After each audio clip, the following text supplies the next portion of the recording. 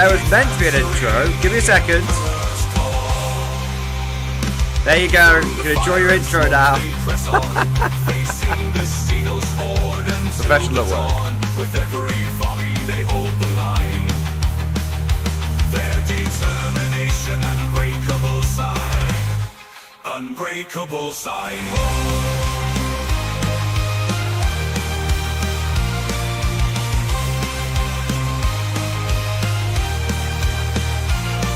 For Mordian and Satan, they raise, he may be advanced. The Mordian spirit will never be chance. With faith in the Emperor, they fight as one, their bravery shone. Their bravery shining brighter than the sun. The night shining brighter than the sun.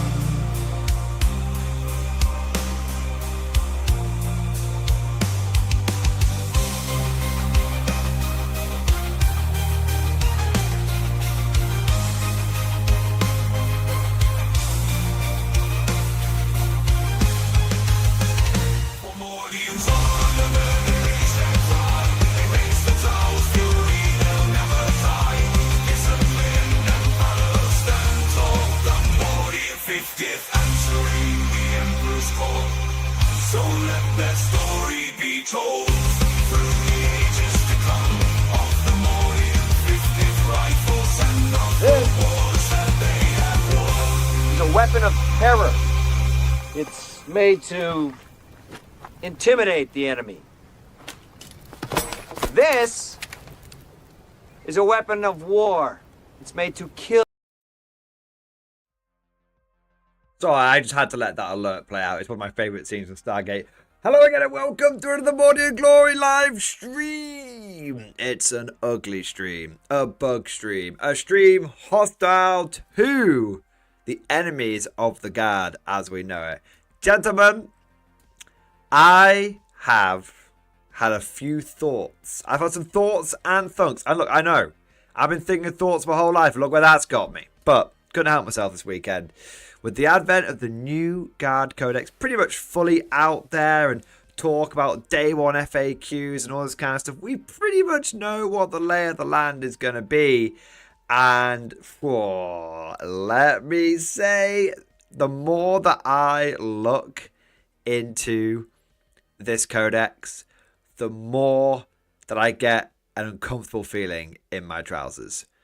Cadian command blobs, crazy like recon detachment ideas, mechanized assault waves, infantry, sir. Just everything and anything is going through my head, boys. So today, what I want to do is just that bone and implants are working overtime. It's been working overtime.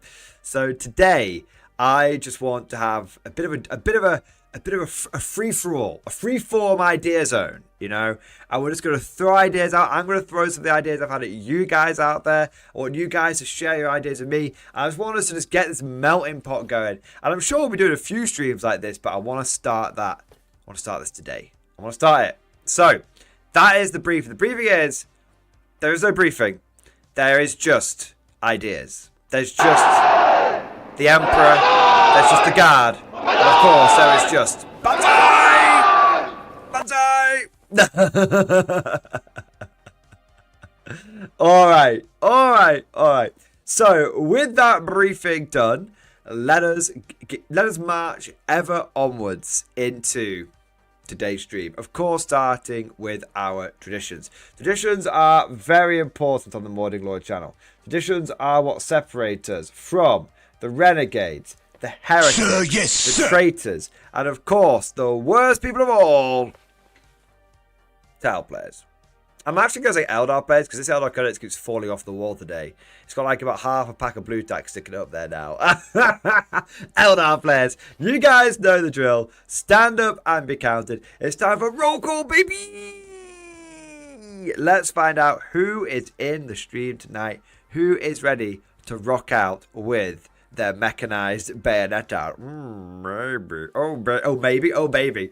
Let's see. We've got Saviour Wilson, Airborne 342, L11 TriStar. Bro, We've got Leland Saunders, Mark Land, Sam and the Motorcycle Man, Coda Snake, Sky Ranger, The Whispering Monk, Raw Dog T, JP Greer, Sam and the Motorcycle Man, Daryl Tolhurst, Butterpunk, R Dog, Taunts of the Q, Joshua Ryan, Mayo Nation, Chrissy Team Camp, Hexy Gaming, Joe Campbell, Squidfist, Zark969, Wanga Whimsies, Sino Bellado, Fatmoss Actual, Deanne Steed, Hunter404, Kaifus Cade, Roach, Jarwat, Catharth Jason, Matt, Axe Sharpener, Nightmare 40k, Amwood Radio, Troubadour 202, CJ, Toast, Random Idiot, RCI Raider, Michael, Mecca, we've got Rockpin, we've got Lee Wiles, we've got Mostly Harmless, we've got Aiden Hubby, we've got No Name, we've got Daryl, we've got Daniel, we've got Cheese, Mostly Harmless, Joseph Wrigley, Brandon, Kevin, Chris, A Free Man, Godlike Poet, Michael Harvey, Creed, and Jeffrey! My name is Jeff. Wanga Whimsies sneaking in here as well. Wanga Whimsies. Random account here. Gaming Stuka. I think I always said Sam the Motorcycle Man, but you can have another one. Sam the Motorcycle Man. Freedox. Freedox, good to have you here, man. Mild the Knife, as always. Good to have you.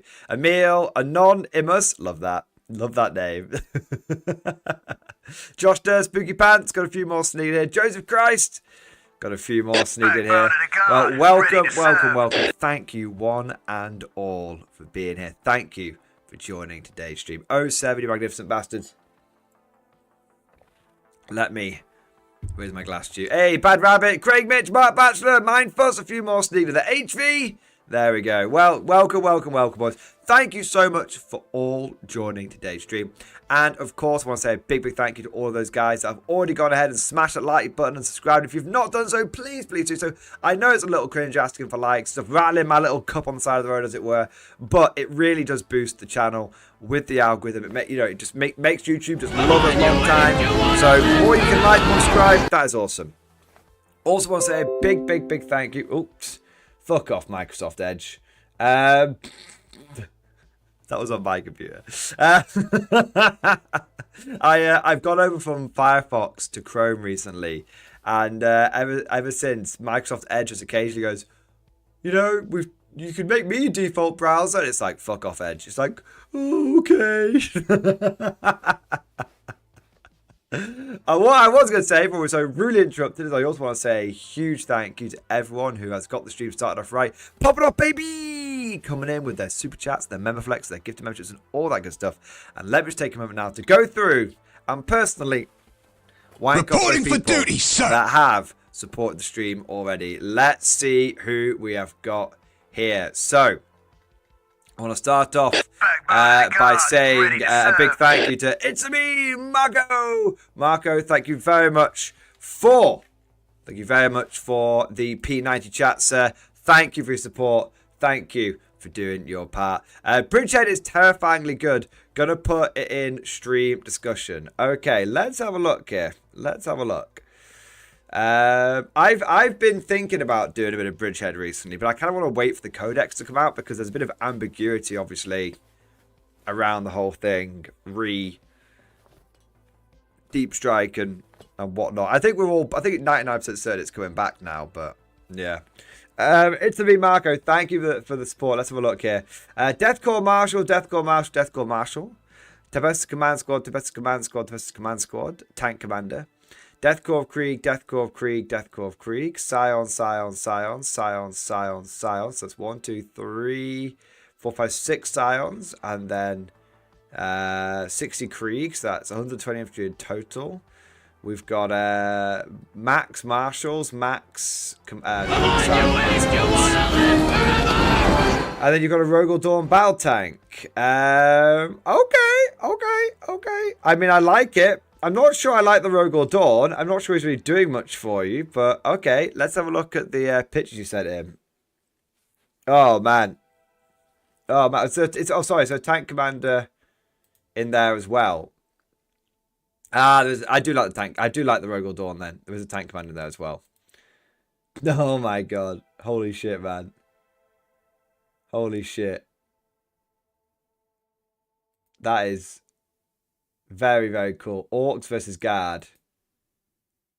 You just like running the Death Corps up the board and then having the Scions come in as and where they're needed. Oh my god. guard, ready to serve. The orcs are just getting decimated. They're getting cut up from every side. Oh, just sweeping them clear. Sweep and clear, boy. Look at that flank. Look at that flank. Sweep and clear, boys. Sweep and clear. Holy shit. By turn 3. Nary an orc left on the battlefield. Very, very few of them, man. Very, very few of them. Yeah, I think that bridgehead can be extremely powerful as well. I thought bridgehead with 2 tanks. If I played better, it would have ended better for the guard, but I still won 16-25 with the greenskins. It's a close back and forth game where we killed each other's objectives, but the +1 to win on the drop and picking up and redropping them kept the orcs off balance, and we were dropping bodies. Yeah. I didn't use the firing hot because the rerolls I was getting, the hot rolls was enough. I used first rank, second rank most of the game, my plasmas and hot shot volley guns. Throughout the game, I just put out bugs damage, wiping full squads to dregs in single volley. I used air extraction and bellicose a few times, and it was perfect. Yeah. Yeah, so I've been thinking about doing some bridgehead myself, and your list is pretty much exactly the same as my list. Yeah, your list is pretty much exactly the same as my list. Now, I was actually going to sign up to a tournament with Bridgehead. It was going to be next weekend. Now, I'm still going to the tournament next week because it was a team tournament, but I'm taking Tyranids instead. Now, I know what some of you are thinking. And Marco, I know what some of you are thinking, all right? But the reason that I've done that is because I was going to take Bridgehead and I was sort of playing around the list, but I realized that Bridgehead is going to play significantly differently with the codex. Even if they keep deep strike, it's still going to play significantly differently because the amount of orders you can get for tanks and stuff is quite different. The fact that you get reroll wounds rather than hits is quite different. And I didn't want to basically, considering the schedule, I didn't want to basically do a tournament, do an after action report, and then it to be already out of date by the time it drops. So what I've done is I'm going to a tournament and I'm taking 261 Tyranids. And then the moment that I can take the codex to a tournament, that's when I'll be hitting the tournament scene hard with the new guard codes. Of course, we'll be using it for battle reports and stuff, but yeah, there we go. So Marco, dude, I'm actually living. The reason I mentioned that is I'm kind of living my Bridgehead life vicariously through you and through other people in chat as well right now. And I'm feeling I'm seeing lots of very, very good things. Marco, the Rogue Door has taken out something and whittled down an orc blob over 10. Yeah, the Dawn could be pretty good. Yeah. So, dude, that's really interesting. And thank you for sharing that because it's definitely given me some ideas for the old brain. I can see chats get reacting to the 200 plus bugs. 200 plus bugs. So yeah, I wanted to bring something that I knew wouldn't be immediately irrelevant, but also that you guys would actually enjoy me taking. And I figured that I hadn't taken the Flores bugs. I hadn't taken the big swarm out in a while because obviously it had been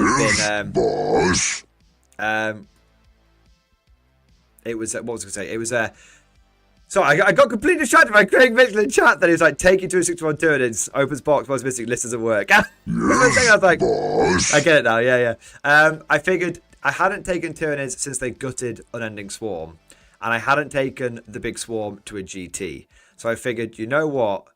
I should take them out again now that I've adapted my list, and I should take them to a big event, a big competitive event. So that's exactly what I'll be doing next weekend. But we're not here to talk about bugs, but I just thought I'd give you guys the heads up on that one. Okay, I know you guys were like Mordian take guard to tournaments. I've actually had a whole bunch of comments on that already from like today's Titan list video. I assure you guys there will be a lot of guard codex tournament content coming your way for sure. Just got to wait for the FAQ to drop. But we'll circle back around to the day one FAQ because a lot of people are complaining about the day one FAQ. Me personally, I am sat here fully erect, ready for the day one FAQ because it basically makes us tournament ready from day one. We don't have to wait days and days and days. And that's a really, really big deal. It's a really big deal. But anyway, we'll circle back around to that. All right, I want to say a big thank you next to Russell W. Russell W, thank you for the Banzai. Banzai! Thank you for the Banzai, mate. Thank you for your support, sir. Thank you for doing your part. I also want to say a huge thank you to Maril tonight. Yes, Maril, thank you for the gifted membership. Yeah, buddy. Yeah, buddy. Yeah, buddy. Thank you for the gifted membership, sir. Thank you for keeping us fresh stocked, as always. Also say a huge thank you to the Whispering Monk. Thank you for Super Chat, man. Will the stream survive? Don't say it. Don't say it. Don't say it. There is, I mean, I'm hoping so. I'm hoping. I'm not tempting fate. I'm hoping so. Heads up, we did have a bit of technical, after my new system worked flawlessly for like all week. I had a bit of a palaver on Friday when it just kept blue screen of death thing. And I have no idea why, because it had worked perfectly up until that point. And it had worked perfectly in the stream. I had like 1,000 people in it, so who knows? I think I resolved things, but then you never know. So I'm taking it a little easier in today's stream. Heads up, if there is, because we've got loads of people in the stream right now. If there is any issues, if the stream crashes, I will immediately go back live because I do have a backup system. I can do the mobile, and I even have like a stand and everything for it. So it's not a problem. It's not a problem. So if it does go a bit squiffy, we can sort it out literally within like a minute. So don't worry. All right. But hopefully that's why we're not on Twitch today. We're just taking it easy. How many streams did we get up to on Friday? 6? I think it was 5. Yeah. 4 or 5. Yeah. I want to say a big thank you next to CJ. CJ, thank you so much for the super chat, man. Thank you for the Giga Chat. Yes. GW changing engineer points the day of pre-release after it sells out is chef's kiss. It is pretty scummy. It is pretty scummy. But you kind of have to understand that there was no way they were going to stay 35 points. If you saw them at 35 points, you know, and you thought they were going to stay there, then honestly, that's your problem, motherfucker. Like that's on you. That's on you. You know, like I don't want to hear any excuses. I don't want to hear any reasons. I don't want to hear any goddamn thing. If you saw 35 point, if you're this far into 10th edition, I don't care if even if you're brand new, okay? If you're this far in 10th edition, or even if you're brand new to the edition, you saw that unit at 35 points, like, nah. It's it's crazy. It is maddening though, because they had shown it off at 35 points in their like Warhammer community. So yeah. But you know, rarely do I and Mad Larkin agree. Although worryingly, we've been agreeing more and more recently. Who knows? Maybe we'll just need to fuck to get out of our system. But anyone, as Mad Larkin says, anyone who thought Engineers stayed at 35 points for all they did, get the fuck out. Yeah, exactly. Like, I'm sorry, I'm not trying to be sat here like king shit in my high tower, but honestly, yeah, come on. But I actually really like the way they've done it. For those of you that don't know, they've done it 70 points for 5, but only like 90 points. Sir, yes, sir. And I really like that. I really like that. I think that's very, very good, very clever, because the problem wasn't. The problem was like how many mortal wounds they could put out for 35 points. It was the minimum buy-in. It was the minimum buy-in that was the problem. But if you make them 70 points / 140 points, then no one buys them, because there's no huge advantage to those extra 5 guys that you get in the engineer squad. They're not worth double. This. You don't get double the special weapons or anything. Is a weapon of terror. Being able to spend, less than 33%, intimidate the enemy. upgrade from 70 to 90. This you is a weapon absolutely of war would do that for 5 extra made to wounds, because that's all they are. You kill spend your a few extra points for 5 extra wounds.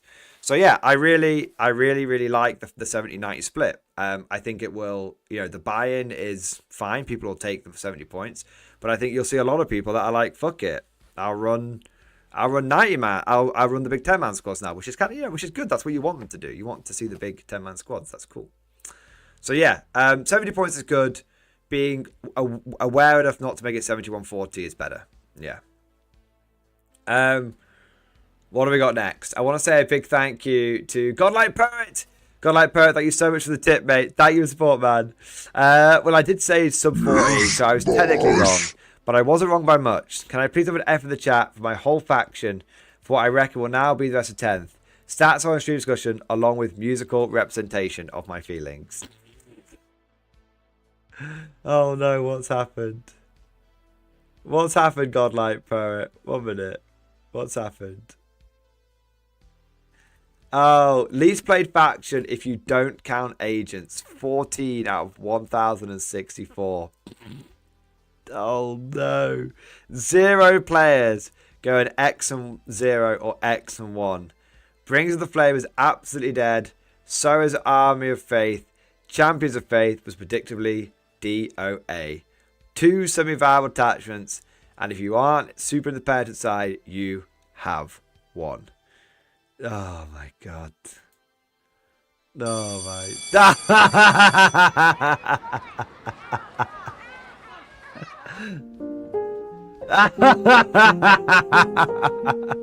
Oh no, man. Oh no. Oh no. Oh, dude. Yeah, Godlike Poet, man. Godlike Poet. Clearly, GW felt like they've sold enough boxes of Sister Battle, right? Clearly. Yeah, I feel for you, man. I feel for you. Emil Davy, hey, I'm here. We count agents in this household. I'm a competitive agents player. No. Emil, you are the competitive agents player. You're not a, because there's not more than one. You're the competitive agents player. Amazing. Yeah, F in the chat, boys. F in the chat for the Sisters of Battle. They're going on sabbatical. They're going on a gap year until 11th comes around, I think. Yeah. Angelo, what's a good comp list now? God, so many. Honestly, I'm struggling to come up with one single competitive list just because I want to take all of it. But I genuinely think just being like, I genuinely believe going combined arms, sticking 80 infantry in there, like 6 Leman Russes and the rest in artillery. Yeah, and that you can fit all of that in. You can really fit all of that in. It's yeah, I got some crazy combos for you guys. Do you guys like 24-inch range tank orders for about 45, 50 points? Do you like 2 of them? Do you like 3 of them? These are the combos that I'm talking about. Combined arms is wild. Also, yeah, I feel like mass las cannon from las cannon heavy weapon teams all the way up to field orders batteries. I feel like mass las cannon recon attachment is wild. Absolutely wild. Yeah. What I have to do though, Basic is dead. You'll have the siege gun's fine.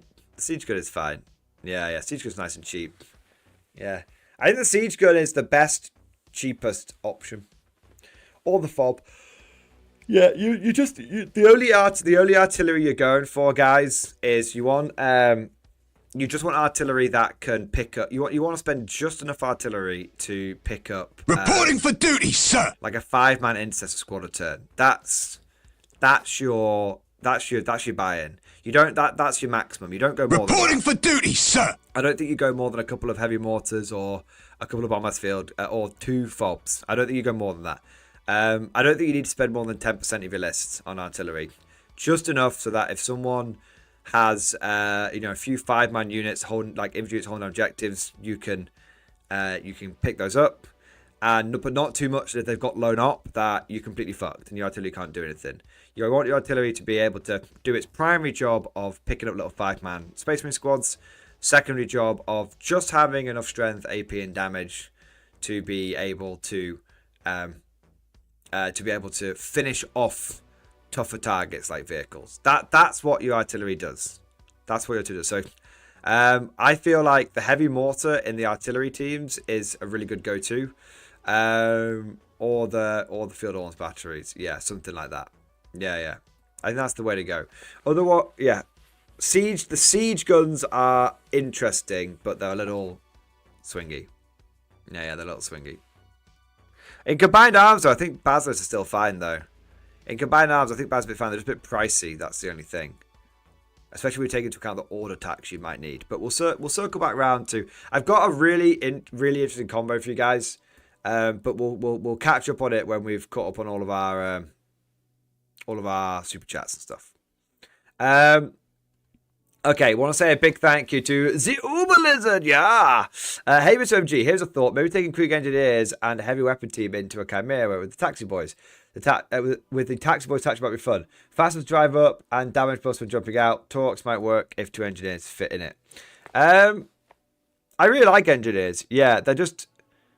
I really like engineers, and I really like the mechanized attachment. And I really like Toroxes now, and I really like Chimeras now. So yeah, I like all of that, to be honest. I like all of that.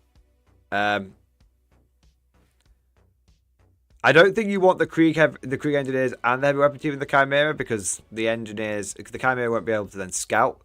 But on the heavy weapon teams, only one guy can shoot out the top. That's the big thing with the heavy weapon teams. Although I do quite like the idea of having, really leaning into the pseudo Hellhound by having a Krieg weapon team plus a Chimera with 2 Hellhounds there. And then basically like driving up, and when you're inside, you get to fire 1 flamer out the top. And then when you jump out, you can fire all 3 flamers, and you can be like burning. Burn. I quite like that. It's niche, but I quite like it. Yeah. Joseph Christ, thank you for the 14 with Member Flex. Xbox, baby! Thank you, mate. 07 to you too, bud. 07. Thank you for your support, man. Thank you for supporting the channel, being part of the community for over a year. You absolute giga chad. Also want to say a huge thank you to Samuel the Motorcycle Man. Thank you for the 5 gifted memberships. Yes, 5 more conscripts for the front lines. And we're going to need every conscript we can get, because truly the guard community is popping off at the moment. We've got loads and loads of fresh blood coming into the community, loads and loads of returning veterans being called back up, and loads of people that are coming over for the first time from veterans of the factions, and it's really, really cool. So, Sam Motorcycle Man, thank you so much for gifting memberships, and welcome to all of you new guard players. You are most welcome here on the MG channel. I want to say a big thank you to Ike. Thank you for becoming a channel member. Thank you for doing your part, mate. And I also want to say a huge thank you to Lord Biscuit the Tossable. Yes, Tossable as in you can throw him, or Tossable as in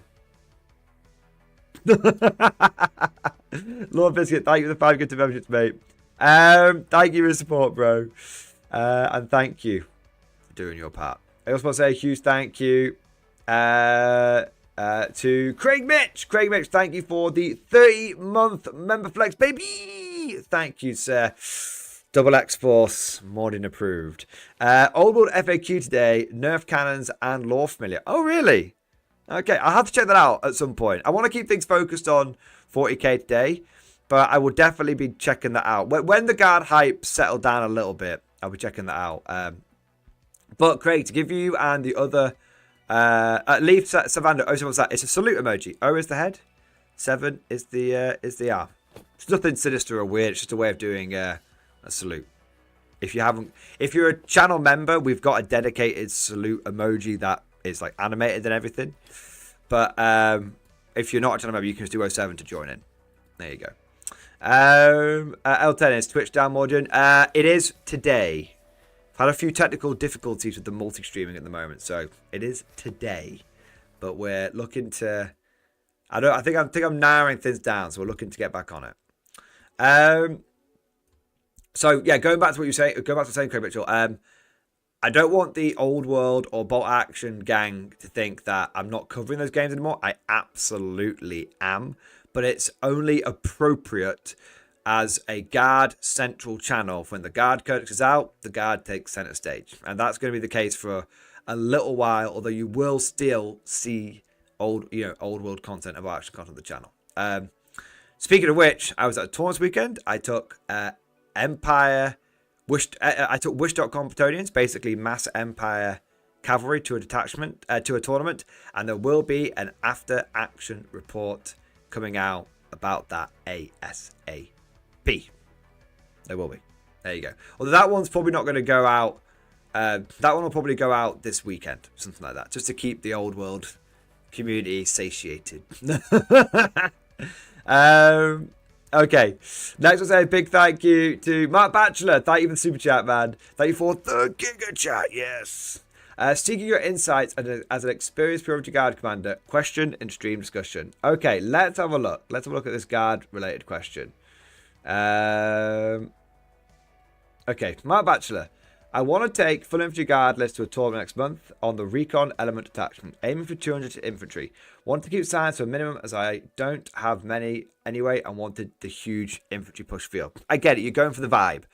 You know that pure infantry science is very, very powerful, but you're going for the vibe. I get it. Gonna take some ratlings to infiltrate and catchings to forward push early. Lots of weapons with lads cannons or 9 rapes that survive the cull. And the new artillery piece with the big gun. What's your thought on the 2 new infantry squads, including command squads? Who's best offensively and defensively? I'm really struggling to work it out. Cadians will get covered on objectives in the open, leaving order free to move and move or take aim, which will make them more flexible, I think. Get 2 plasma rifles, 2 melter, regen D3, retain the objectives with sticky if shot off it are cheaper, 7 points for my hero ratlings to join. Deathcore Krieg might well have to use their order to take cover if in the open. Lose the chance to take aim or move and move. We'll get 2 plasma pistols, 2 plasma rifles, but no melter. The grenade launcher being a poor second. Regen D3 +1. Have grim demeanor. I don't care if I lose a match tournament. I just don't want to get too fucked up every game. Okay. Great question. It's a fantastic question. So, I got a little bit of a... I'm going to piss off the Catachan community right now, but the Canadian community may fillet me. But I actually think that, and I might be pissing off the Cree community a little bit here, but I genuinely believe that overall, I think Cadians are big picture, not in every use case scenario, but big picture, I really feel like Cadians are the best infantry right now. Not the Cadians themselves, not the Cadian shock troops themselves, but the stuff that can join them, their officer corps. It's the Cadian officer corps which I think tips it in their favour. Now, what's such a big deal about this? Well, it's the fact that Castellans do 2 orders and Creed does 3 orders. Now, unless there's a day 1 FAQ correcting that, that is absolutely wildly powerful. Especially the pure infantry guard army when I believe we lost Strack and I go shut this more, bro. I was using Strack. I used after action report coming out tomorrow covers my last use of Strachan. Big sad. But yeah, the what I think makes Cadian so powerful is the overwhelming amount of orders you can do. One of the biggest problems that infantry guards used to have is that for every blob of infantry, you had to take an officer, and this massively inflated the cost of your blobs. You went from it basically made it 50% more expensive again, because you go from 120 points like 185 points, something like that. So I really feel like Cadians is like, okay, well, I can take Creed and do 3 orders for like roughly 60 points according to the day 1 leak, day 1 FAQ. Reporting for duty, sir. So I mean, that's wild. And each Castellan could do 2 orders. So if you were to take just, let's say you took 3 blobs of Cadians, okay, and you had a command squad in each one, but then you also put a Castellan in each one, or Castellan in 2 and Creed in the 3rd. Well, you now have just spare floating around 7 orders. So you've got 3 command blobs that can put out 7 orders. And the reason that's so powerful is because the Castellans can use the Master Vox. So you might think, well, why wouldn't you put the Castellan in one of the other units? You put the Castellan with the as a next with the command squad, so you've got Master Vox. So you could have one Cadian blob ordering itself and 2 other infantry units around it. Now that could be that could just straight up be you're just taking 10 blobs of infantry, because you'd have 10 orders. You'd have 9 or 10 orders there. That's 200 infantry in the bank right there. Even if you went 180 infantry, you didn't have like Creed.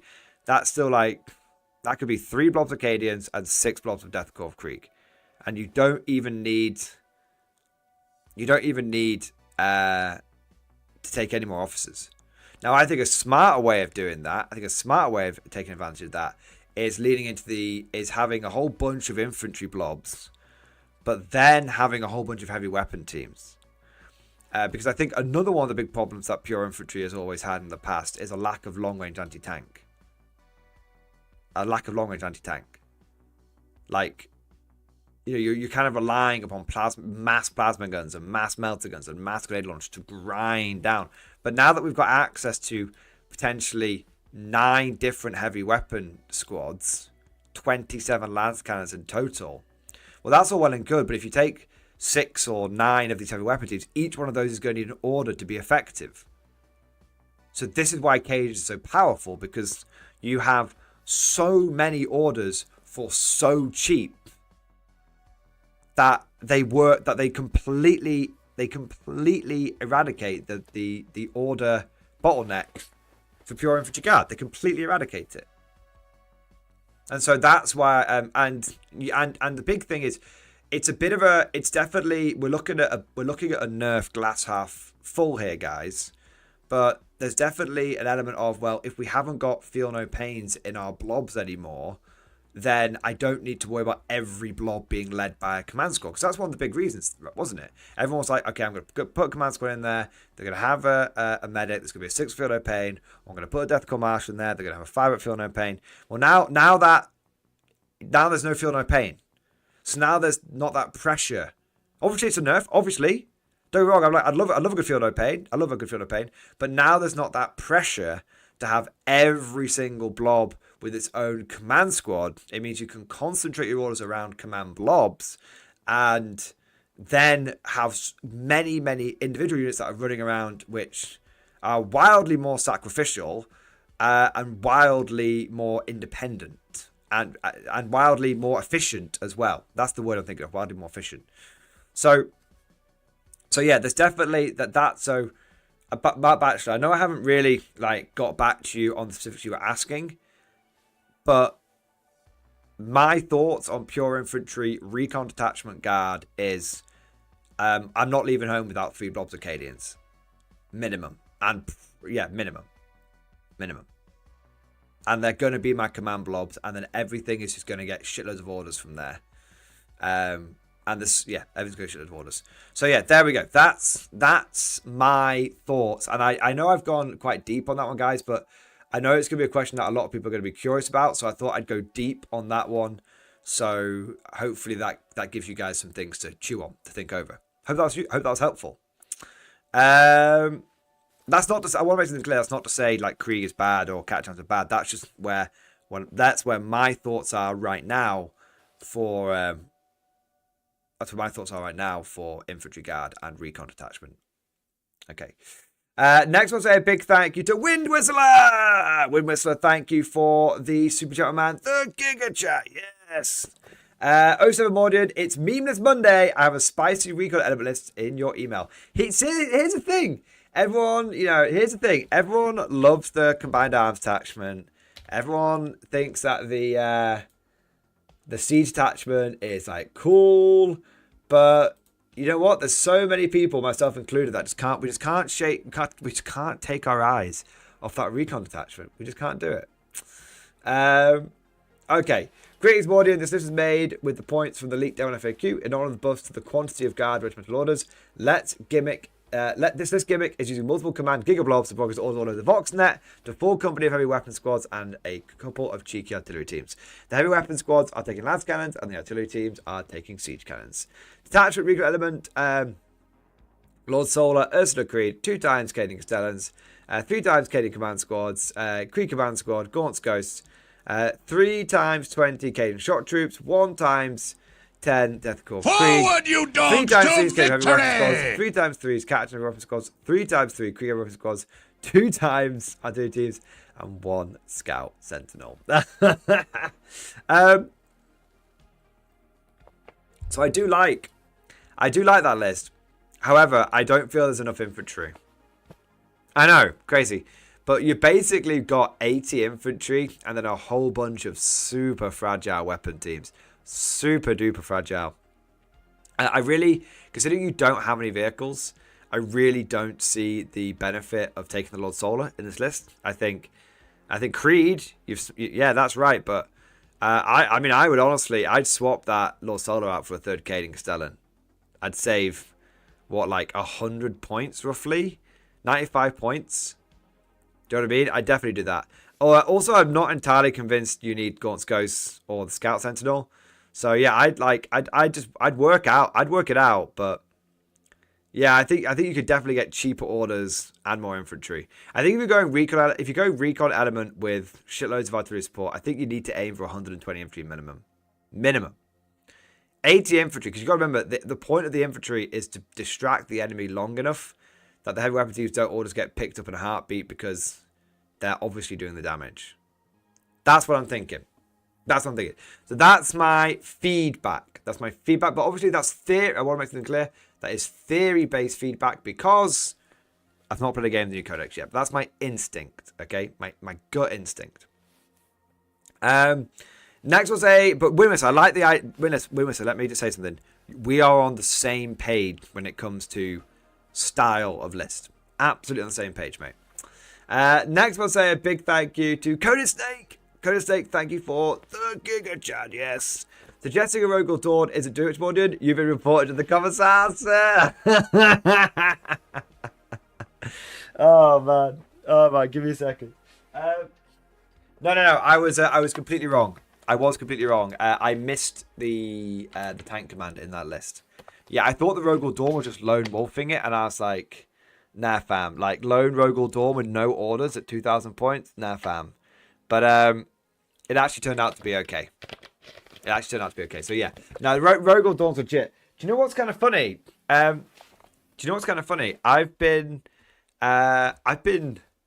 so excited for the Lehman Russ tank commanders to get here with 2 orders, and the Rogal Dawn commanders to get here with 2 orders. I've been so excited for that, and then I've basically I'm struggling to write lists just to find them. Really struggling to write lists just to find them. And do you know why? It's because that goddamn Caden Castellan.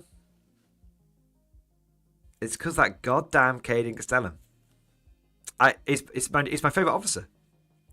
My new favorite go-to officer is the Caden Castellan. Because let me hit you with something here, right? The tank commanders can order themselves, of course, and then they can order one of those their fellows, which is great and all. But I really quite strongly feel like it is significantly cheaper, rather than being like, oh, I'm going to take 3 tank commanders, and rather than being like, I'm going to take 2 tank commanders and 2 other Russes. I really feel quite strongly that you're better off taking because obviously no one's sure what the best tank commander weapon is right now. But I really feel quite strongly that it's well, what if I just put a Caden Castellan in the blobs of infantry that I'm already taking? Why wouldn't I take a Caden Castellan? Okay, because hear me out. Okay, this is the biggie. Okay, here's the biggie. If I take, let's say, a Lehman Russ Vanquisher and a Lehman Russ tank commander, then that's going to cost me, it's 225 points for the tank commander? I think it's something like that. Plus 145 for the Vanquisher. So we're looking at 370 points. 370 points. Okay. And those tanks need to stay near each other. Like 12 inches is still kind of restrictive. And even if I take, and one of those tanks has actually got an ability. If I take them both with Luminous Vanquishers, one of those tanks has got an ability that I want, but the other one I'm not so bothered. I mean, I am a bit, but I'm not super bothered about death befitting an officer when it's not on a demolisher cannon. It's nice, but I'm not like super bothered about it. Or I could take a Cading Stellan, and I could take 2 Luminous Vanquishers. Now, if I take 2 Luminous Vanquishers and a Cading Stellan, I'm going to come out at 345 points. I'm going to 345 points. I'm going to have a 24-inch range on those orders, which is much further than 12 inches.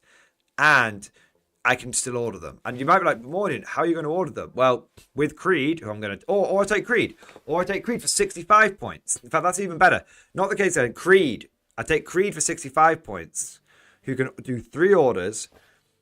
That's like 20 and a bit points per order. I can order all 3 Luminous Vanquishers, and they've all got the ability, the reroll damage ability, which is really important to me with a Vanquish cannon. So it's like, okay, I could take literally like I can save fucking points and spend 1 CP and have as many officers as I want do orders to vehicles. So like bang, 1 CP. 3 orders, 24-inch range. On an infantry blob, I was already taking. Bang. Yeah, like, it's like, that's all my vank. I can get, before this codex, I had to spend 240 points. 240 points to order 3 Luminous Vanquishers. Think about that. That was the Lord Solar command blob. Do you know what I spend now? 65. And a CP, which, considering I'm now actually giving a shit about Voxcasters, I'll probably get back at some point. That's the thing. So I know we've gone off on one there, but that's one of the big combos that's been going through my head right now. Just combined arms, and just and then it's like at that point, why am I taking a Luminous Tank Commander? Spend 1 CP and maybe refund on a 4+. Yeah. 235 points for us Tank Commander. 265 points for Dawn Tank Commander. Exactly. And then, I know, GW must be absolutely seething right now. Must be absolutely seething. They've finally given us Tank Commanders with 2 orders. And I'm like, yeah, I don't want it. I mean, to be fair, I'm not saying that Tank Commanders are bad at all. And that this is very much looking at it from like one perspective. Because, on the other hand, if you go death befitting an officer on a big fuck off executioner plasma cannon with lethal hits, sweet as. Do you know what I mean? That's good shit. But yeah, being able to do it. But if I'm just looking purely. I'm always like a numbers guy. The cheat, like I like quantity over quality, and the way you do that is by having things as combos that are as cheap as possible that focus on seriously being like tight on those points. And that, going through my head, I'm like 65 points. Yeah. John H, but you still need a command squad and Cadence squad to dish those Creed orders out, right? Yes, that's true. But I don't. This might look like some pretty wacky government economics, but I don't count those units towards my points cost. I mean, I do pay for them in my list, don't get me wrong, but when I'm working out how much it costs for me to do XYZ combo, I don't take that into account because I'm already taking that blob. I'm a guy that never leaves home without 4 blobs of infantry. Like I always leave, and those blobs of infantry always have a command squad. Like that's my first thing that goes to every list in 10th edition. 80 infantry, bang. Unless I'm running like a mechanized list, I'm running hybrid, bang. So if I'm already taking 3 blobs of infantry, I don't need to then take that infantry's points cost into account when I'm looking at how much it's going to cost me to get orders on my tanks. So that's why I can be like, okay, I'm not taking a dedicated Creed command blob. I'm taking infantry I was already taking, and I'm going to fucking utilize it. And I'm going to use it to get me long range orders on my tanks. So you're absolutely right. I still need to take those units, but it's, you know, and I'm not being like, I'm not being dishonest in this comparison either, because I'm not being dishonest in this comparison either, because I'm comparing the difference between taking a dedicated command unit like a Lord Solar, who's going to cost me 240 points, who I was only in my list to do orders. That was his one job, to order my tanks. I'm comparing what is fundamentally needed to what is fundamentally needed. Yeah. So yeah, I really like Creed, Castellans, Combined Arms Attachment. I love that, man. Fucking love that. All right, what do we got next? I want to say a big thank you to Chris K. Chris K, thank you for the super chat, bro. What tanks would work best with the new Krieg set? Oh, are we going vibes or are we going power? Because well, they're not that different. Honestly, when it comes to tanks, you can never go wrong with Lehman Rusters. Never. The new Krieg set, Dawns are great as well. I fucking love Dawns. I love Dawns. I think if I was going full vibes, what I would probably do is embrace. Sir, yes, sir. I'd embrace the Mars Alpha pattern, Lehman Russ kind of thing from Vrax. Now, obviously, buying the Mars Alpha Rust can be a little bit. I don't even think GW sells it anymore, and you have to risk like going to like dodgy, you know, forgery world over in China, right? But I think that the best way of like basically getting near as damn it Mars Alpha pattern Russes is using the Solar Auxilia Russ. So yeah, I love the idea of having a whole bunch, because they've got the trench rails and everything, right? Yeah. So I really like the idea of going, you know, Solar Auxilia Russes, but doing them up, obviously painting them Krieg style and embracing that sort of Mars Alpha pattern vibe. Obviously, you can 3D print things as well if you've got that. From a power point of view, I do agree with Ava in chat. I really like the look of the... I love the idea of a couple of Dawns, Tank Commander and a regular Dawn. That's really sweet. Yeah.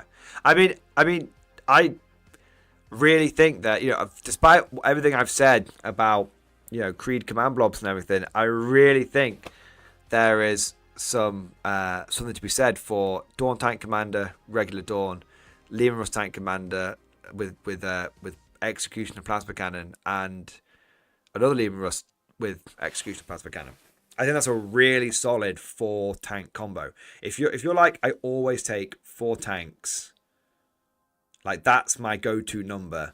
What is the go-to now? I'm like, well, I think double Dawn, double Russ. Yeah. I think that's the way to go. You can, if you start running out of points, you can make the regular Russ a Vanquisher, because that's still a good choice. Yeah. I think Quad Dawn is too expensive. I think 4 Lehman Russes is the bare minimum, because Russes aren't that hard to kill. I think when it comes to picking tanks for your guard, it's like I'm either looking at Triple Dawn, which I think Grand Strategist still gives you an extra order. So you could take 1 Dawn Tank Commander with 3 orders and have him order 3 Dawns. That's, you know, himself and 2 others. I think Triple Dawn, double Russ, or I'm thinking 5 Russ. I think that's... But some of those Russes are going to be cheaper ones. Yeah, some of those Russes. So you'd have like 2 Tank Commanders, 3... I think you'd have 2 Tank Commanders, 1 Grand Strategist, and 3 Lehman Russ Vanquishers. And I think that's how you get the 5 Russes in there. Everyone in chat's like, 6 Dawns! The Hexadawn! The Hexadawn, I love that. Yeah, 6 Dawns is... You can fit 6 Dawns in. I think it comes out to about 1,600 points. So you'd have 400 points for screening. Yeah.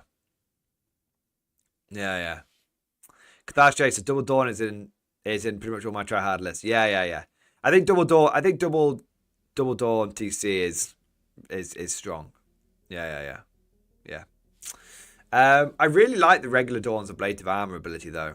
I really like that. So yeah, Chris K, hope that helps you with some of your tank thoughts in general. Regarding the new Krieg set, you do get a lot of cavalry in the new Krieg set. I actually think I would have preferred it maybe getting 10 engineers, but the new Krieg set is great because it gives you that Lord Commander Dreer combo. 10 cavalry plus Dreer. Go out there, smash fuck. Yeah. Alright, I want to say a big thank you to Hunter404. Thank you for becoming a channel member. Dude, I'm pretty certain you're already a channel member, so thank you for going from conscript to volunteer. Thank you for doing your part. I want to say a big thank you to It's Me, Marco. Thank you for the super chat, dude. Rethink of my bridgehead list going into stream discussion. Okay, let's have a look. Deathcore Marshal, commands, Sound Command, Double Tank Commander, Deathcore of Krieg, Scions, then 2 small Scion squads, and then 1 Lewis Vanquisher. Okay. I mean, do you have Grand Strategist? No, you don't have Grand Strategist. I don't think the Vanquisher is doing much for you in that list. I actually think the other list is better. Yeah, I think the other list is better. I only poo-pooed your last list because I didn't see the Tank Commander at first, but I think the other list is better. You're not really gaining much in the way of firepower, but you're losing a lot in the way of durability for your tanks. And one of your tanks doesn't even have an order. So, Marco, genuinely think, disregard any comments I had on your last list. I think I didn't see the Tank Commander. I think that the previous list was better. Yeah. Because you had the Dawn with an order, which I missed the first time. Yeah. There you go. Yeah. I still like the list, don't get me wrong. I still like it. I just think the other list was better. Alright. Okay. I want to say a big thank you to Lich Fighter General. Thank you for the Giga Chat.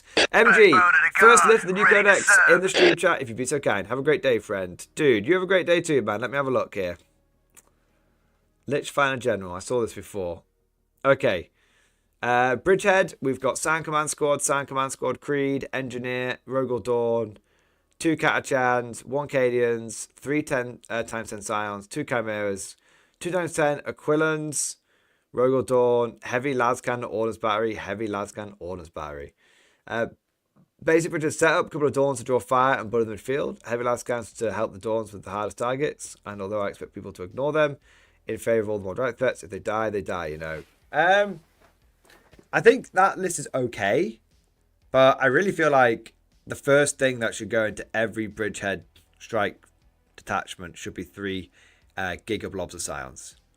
That's the first thing that should go in. I honestly wouldn't bother with... I like the Catachans in the... I'd go for Catachans and Tauruxes now, because their one job is to scout forward and do like early objectives and stuff. I don't really get what Cadians and Creed are doing. Because it's like 1 10-man squad running around the Creed. I don't know if she's got anyone to order. Yeah. Like, I get what you're going for. But I think you should have 3 Giga Blobs of Science. Because they're getting Deep Strike back. That's been confirmed. They're getting Deep Strike back. So yeah, first thing that should go into every Bridgehead list should be basically 45 Scions. After that, it's dealer's choice. Yeah. So that's my number 1 feedback. I think the list overall is decent, but I think you've spent too much on regular infantry, not enough on Scion infantry, and I don't really think Creed is doing much for you here, apart from maybe, I guess she's ordering the heavy las cannons, I guess. But yeah, I mean, honestly, bro, if you want my advice on Bridgehead, it comes in at just under 1,000 points. Maybe it's just over in the codex, but it comes in at around 1,000 points, 75 Scions. Yeah, 75 Scions. I mean, yeah. You genuinely could like. I mean, you could have 3 Giga Blobs deep striking down, and then have 3 squads of Scions in Torx Primes, man, and that's should go do something. That's good. Backbone of the That's guard, gonna do something. ready to serve. Yeah. And so I like that. I like that, and then you know what? I like having like because remember you can put regular officers in Torx Primes, so just can't join the Scions. So I quite like that, and then the idea of like having like Creed riding along or like a Castellan riding along, just jumping out but lone wolfing it and just like ordering the Scions he jumps out with and giving them orders. Yeah. I tell you what, boys, though, I've got a real fucking hard on for mech Scions and Bridgehead. Real fucking hard on. I know the 3 gigablobs is so good, but I just can't get this idea in my head of like 6 Torx is because I like Bridgehead, but I'm worried that it can often lead to too much going in reserve and not enough turn 1 board presence. Although I think you can get around that quite easily. Yeah. But yeah, I just like the idea of like 60 Scions in Torx Primes, and then like like three Regal Dawns. I think there's something to that. I think there's something to that a lot. Because you're getting all the benefits of jumping out +1 to wound, with also actually being on the board, which I think is quite interesting. So yeah, let's find a general. Long story short, I think you need I know I've been all over the place there, so to sort of condense my thoughts, I think that I like the concept of your list. I think that the Aquilans aren't really doing much for you. And I think that you would be better off with more Scions. That would be that. I'd start the list building approach with lots of Scions, and then the heavy Lascan Ores battery, and then see what's left over after that. Yeah. Kirito, I'm doing similar, but I'm deep tracking all Scions and running 3 Kazakhin and Chimeras. Warhammer 75 so much when you can run under 5. Yeah, it's a good point. I keep wanting to make Aquilans work in Bridgehead, because Aquilans can go in Torx Primes, and Aquilans benefit from the detachment rule because they are Militant Tempestus infantry. So I really like the idea of like Aquilans jumping out and being like 4 rerolls to hit, 4 rerolls to hit, +1 to wound. But then I'm just like, oh, it's a bunch of las rifles. And then I get sad and decide that I don't like that idea. Okay, what do we got next? I want to say a big thank you to Ike. Ike, thank you for the 17-month member flex. X-Force, baby. Thank you very much, good sir. Really considering the talks of the armor detachment. Yeah, man. See, everyone's poo-pooing the armor detachment, but I'm really, really quite hard for armor detachment with like 6 regular Tauroxes in it. And I'm not sure what infantry I'm putting in those Tauroxes. Maybe Kazakhin? Maybe Scions? Maybe like 3 Tauroxes with Kazakhin in, 3, not even Torx Primes, like maybe Torx Primes. Let's say not Torx. Yeah, let's say Torx Primes. Like 3 Tauroxes with Scions in, 3 Torx Primes with like with Kazakhin, 3 with Scions in, and then basically having like 3 Caden Castellans with the Kazakhin or with the Scions, and just being like zooming around. Or even having everyone in regular Tauroxes. Everyone in regular Tauroxes. And just being like, auto advance 6. Turn 1.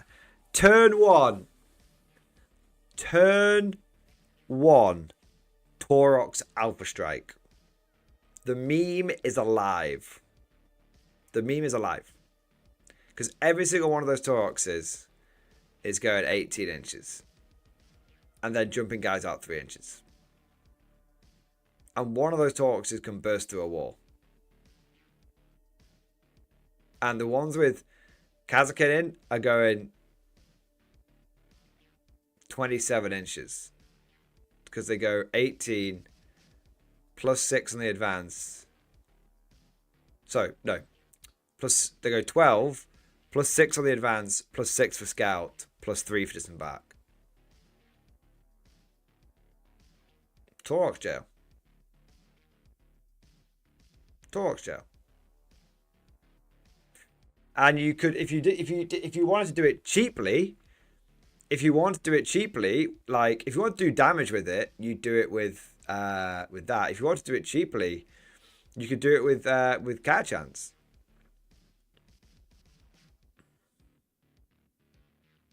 You could do it with cat chance. Six was a cat chance. The Torx is just up you go.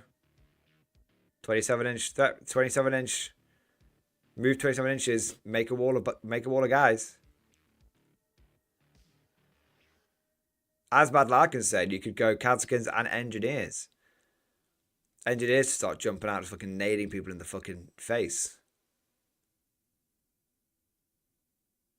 Boy, think about this Torx with Deathcore Flame, heavy team, move, auto advance 6, 3-inch exit, and 18-inch range with flamers will kill. That's true. That's true. Yeah, I like that. I really like that. Yeah. The Torx. I think Guard has essentially got 3 mechanized attacks now. We've got the actual mechanized one. We've got the Bridgehead one, which is mechanized but with Scion flavor, but probably also a lot of deep strike. And then we've got the tank attachment, which ironically is best suited for one of our lightest vehicles. I hadn't even thought about move. You could quite easily move those Torxes and add another 3 inches onto the whole thing. 30-inch threat range. 30-inch, not threat range, 30-inch jail range.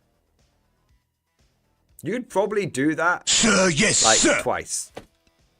You could probably go first 3 Torxes, go, jail. 30 infantry, 3 Torxes, jail. And then you could go, and the enemy finally clears those, and then you go, next wave, go. I've no idea how competitive it would be. I'm just saying it is technically possible. There you are. Cosmic Drew, I want to say a huge thank you for the super chat, bro. Love me Krieg engineers. Can't wait to run 30 of them. If only you had 30 engineer with shotgun units. Oh wait, you do. I do. Thanks to Cosmic. Thank you very much, sir. How did that happen? You have a badass Krieg officer with a spiked power fist. I do. Cosmic, thank you so much for your generous support, and thank you for all of your Krieg models over the about 2 years ago, man, that I finally pretty much got them all painted. I am in a perfect position. You heard me? To spam dem engineers. Perfect. Yes, perfect. boss. There we go. Cosmic, thank you, mate, for all your support on and off the stream. 07, you magnificent bastard. I also want to say a huge thank you to X. Thank you, Super Jet Man. Bridgehead is where it's at, in my opinion. Yeah, okay. So,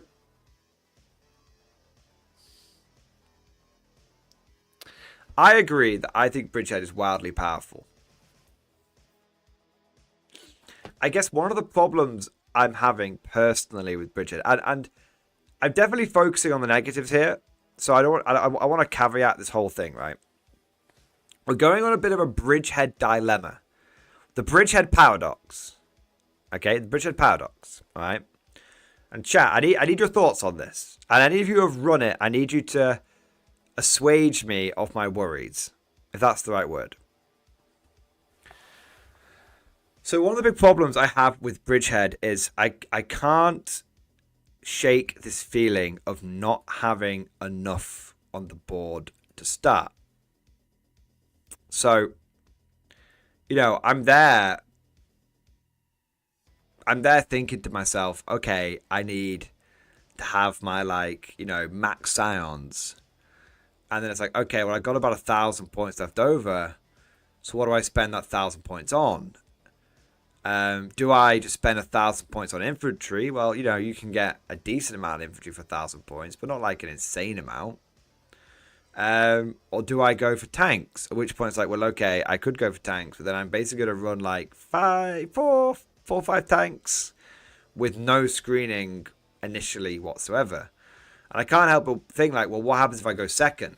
Because if I go second, sure, I have like 1 or 2 units that can start doing some screening and stuff. But if you go second with 0 screening against World Eaters, that's it. Like it's over, motherfucker. Do you know what I mean? So I'm struggling to. I'm personally struggling. I sort of get about 75% way to the list, and I'm like, I haven't got enough points left over for what I want. And then I'm like, okay, we'll do. And then I keep thinking, well, do I put even a single vehicle in there, because then I haven't got lethal hits. I'm taking units which in no way at all benefit from my detachment rule, and that just feels wrong. That just feels wrong. I feel like I don't want to put units in my army which won't benefit from the detachment rule. Maybe I've just become too used to suckling on the teat of lethal hits, but that's my conundrum right now. That's my conundrum. Doc Watt, Mordian, I was running 2 tank commanders, 2 hits of Krieg, 2 cannons, Kazakin, and 1 prime with a cycle, and a command 5-man sword. Well, just to start on the board with. Okay. Fair enough. Duke Brown, Rampage with 4 types. She did single tank commander in there and 40 Krieg with Marshall, at least pre-codex. Okay. Krito, someone who plays Blood Angels, I can tell you it works, but you need to drop in fast and alpha strike hard. You can hold a little back, but you need to deep strike in most of your stuff ASAP. Yeah. Backbone of the guard, ready to serve. Rocket Man, I'll get to your list in a little bit, man, because I see you've done a super chat on it. Because, like, I've run Bridgehead once, and it was wildly unoptimized. Because it's actually in a battle report that's coming out on Wednesday. You might be like, Mordian, why having a battle report on Wednesday? It's the last one I'm going to have pre-codex. So I thought, might as well get it out there. Do you know what I mean? And I just ran like 200 infantry. And it was like a lot of scions and then just loads of bodies. Yeah. But it was like Deathcore. It was like Deathcore with Feel No Pain a lot of the time. So yeah, but I think that's the way I have to do it. I think what's going through my head right now. What's going through my head right now is I take. What's going through my head right now is I take max scions, and then I take just bodies. And what I do is I have one of the scion units. I have the Giga Blob in Deep Strike. But then I have another 10-man squad. I have the Giga Blob with the turn 1 Deep Strike ability, obviously in reserve. Most times are going to be in reserve, except for 1 unit, which is going to start on the board. And then if I get first turn, I could. If I go second, I can at the end of my opponent's first turn pick up that scion unit using the aerial pickup stratagem. And then I can have 2 units deep striking turn 1. That's kind of what's going through my head with Bridgehead. And so I start on the board with like just over like 100 regular bozos. And then the idea is basically I just from the get-go, I'm just swarming objectives. I'm not fucking about. I'm just swarming objectives. Take cover on pretty much all the infantry. Just waves. Yeah. And then hopefully the idea is like basically whilst the enemy gets put in a bit of a pickle because they either go for the waves of infantry that are single objectives, or they just let themselves get fisted by the scions, or they go for the scions and the waves of infantry just camp out with like a million OC on the objectives. Yeah. Like I'm thinking Cadians with the command squads with the benefit of cover just on objectives. Yeah. With take cover as well. Yeah. That's kind of what's going through my head. Okay. Next, we'll say a big thank you to Louis. Louis, thank you so much for becoming a channel member, mate. Thank you for support. Thank you for doing your part. I also want to say a big thank you to Kevin. Kevin, thank you for the Beyblade. Yes, it is the Beyblade. Day 1 for me joining the channel and first ever super chat. Hey, great to have you here, man. Thank you, bro. Building the sounds of my first 1,000 point army. I love the ODST vibe. Nice. Yeah, me too, man. I'm a big Halo fan. Big ODST fan. Always loved protecting the Marines. Always loved hanging out with the ODST. Watch all your streams and videos on Bridgehead. Best combos to start practicing / learning. Okay, so the number 1 combo. So firstly, thank you so much for your support. And secondly, thank you for your generous support as well, sir. And welcome to the community, man.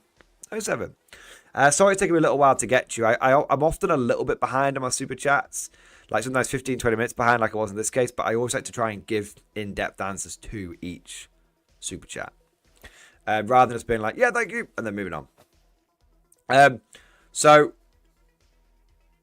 the number 1 combo that you need in Bridgehead is a 10-man squad of Scions led by a Scion command squad. That's the number 1 thing. Okay, don't even question that.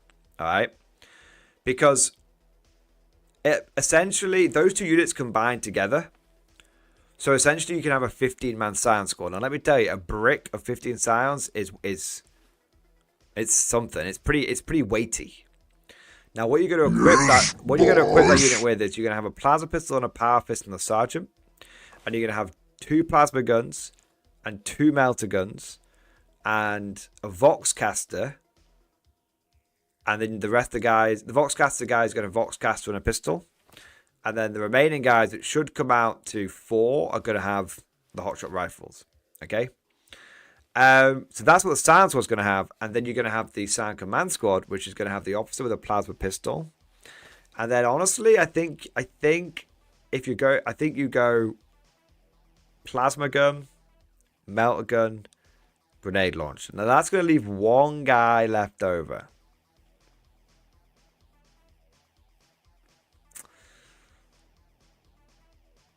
That last guy, there's a lot of good options for him. There's a lot of good options. You could just go more firepower. Backbone of the guard, ready to serve. Cheeky hotshot volley gun puts out a lot of extra shots. You could go for the Medipack, which lets you bring back D3 guys a turn. That's really good if your plasma overheats, because your plasma could overheat and kill your guys. Or you go for the flag, which gives you extra OC, which can be good. Just so you've got each one of you guys is like 3 objective control. Personally, I'm leaning towards the medic. Being able to regrow Scions is, I think, the way to go. Yeah, Doc, what I think medic. Yeah, medic is solid. So that's what you would do, and then honestly, mate, you take that's 1 combo, and you could take that like 3 times. Now you're talking 1,000 points. I'm sort of talking 2,000 points here, but if 3 of those blobs is phenomenally powerful, because the turn that they deep strike in, they can always basically every turn they can give themselves an order. So when they deep strike in, they give themselves an order, and you're basically going to go for like first rank fire, second rank fire, which means all of your plasma guns get an extra shot, all of your las guns get an extra shot. So you've got like 11 plasma shots coming out of like 1 unit. 3 from each plasma gun, 1 from each plasma pistol. Then you've got 2 metal guns on top of that. Then you've got a grenade launcher on top of that. It's all got sustained hits from the command squad. It's just wild. It's wild. Just if you just go through and add up like all of these things that stack up on it, it's wild. It's got +1 to wound. If you shoot something on an objective, you got 4 rerolls to wound. It's hitting on 3s. It's rerolling 1s. So that's pretty accurate. Yeah, it's really, I think it's really good. So that's like just 1 basic combo, but it's really, really powerful. Another good combo for Scions, and one that I think is at the moment being slightly overshadowed by just being able to deep strike a shitload of stuff and just like blast people from reserve. But I really like the Torx Prime with Scions. just because it ends up giving you 4 rolls to hit, 4 rolls to wound with +1 to wound when you jump out of it in Bridgehead. Yeah. That's what I really like about that. I really like about that. You could put a Primaire Psycho in there. I'm not as bothered by the Primaire Psycho anymore now that his number of wounds his number of shots has gone down a bit. But yeah. The important thing to remember is that you don't need Scion commanders for all of your Scions. Your Scions will receive orders from any officer. So, and any officer can go in a Torx Prime. They can't lead the Scion unit, but they can go in the same transport and lone wolf it. So if you're like, oh yeah, but I won't have orders for my Scions, you can be like, well, one Caden Castellan can order 2 units. You can drive up, jump 2 Scion squads out, jump a Caden Castellan out. He orders both units because he orders on the turn he jumps out. Bang, you're sorted. 55 points. So yeah. So that's what's going. So Kevin, that's kind of what's going through my head. Re-Scions in general and re-Bridgehead in general. For a standard 1,000-point army, you are going to have to accept. You can only put 500 points in reserve. So I think the way you do 1,000 points at Bridgehead is I think you go 2 big blobs of Scions. One with the enhancement lets them come in turn 1. And then I think the rest of it you have with Scions in transport. Forward, you dogs, to officers. victory! Probably Scions. If I was to build a quick 1,000-point army, just off the top of my head, I'd take like very roughly, 2 big blobs of Scions, 1 with the turn 1 deep strike, 3 Tauroxes with 2 with 10-man squads in, 1 with 1 5-man squad with a command squad joined to it, and the command squad's got the bombast field array, so it can do 3 orders. Master Vox on that one, so it can do 3 orders long range. Instead of medic, I have Master Vox. Or instead of grenade launch, I have Master Vox on that command squad. And then that will you start one of the Giga Blobs in reserve. You start the other Giga Blob on the board, but behind line of sight, so it's protected. And then turn 1, if you go second at the end of your opponent's turn, you can put that second Giga Blob in reserve using a stratagem, and then both can deep strike down in your turn 1. That's a hell of an alpha strike for a 1,000-point game. Or if you go second, you still do it at the end of. If you go first, you still do it at the end of your opponent's turn. You're just coming in turn 2 instead.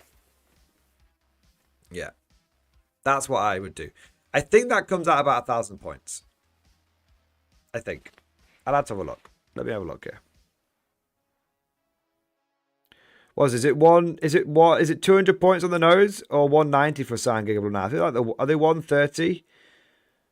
How much is the Scion Command Squad now?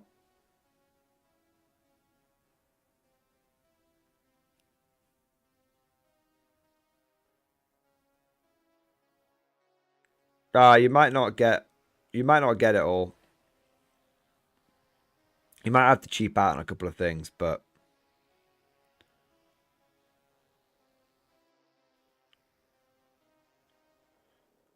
yeah. Something like that. Nearish.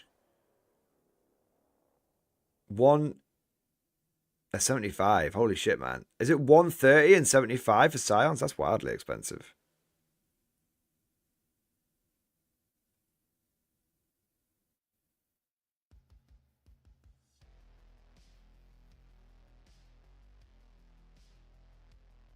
Whoa, 205 points.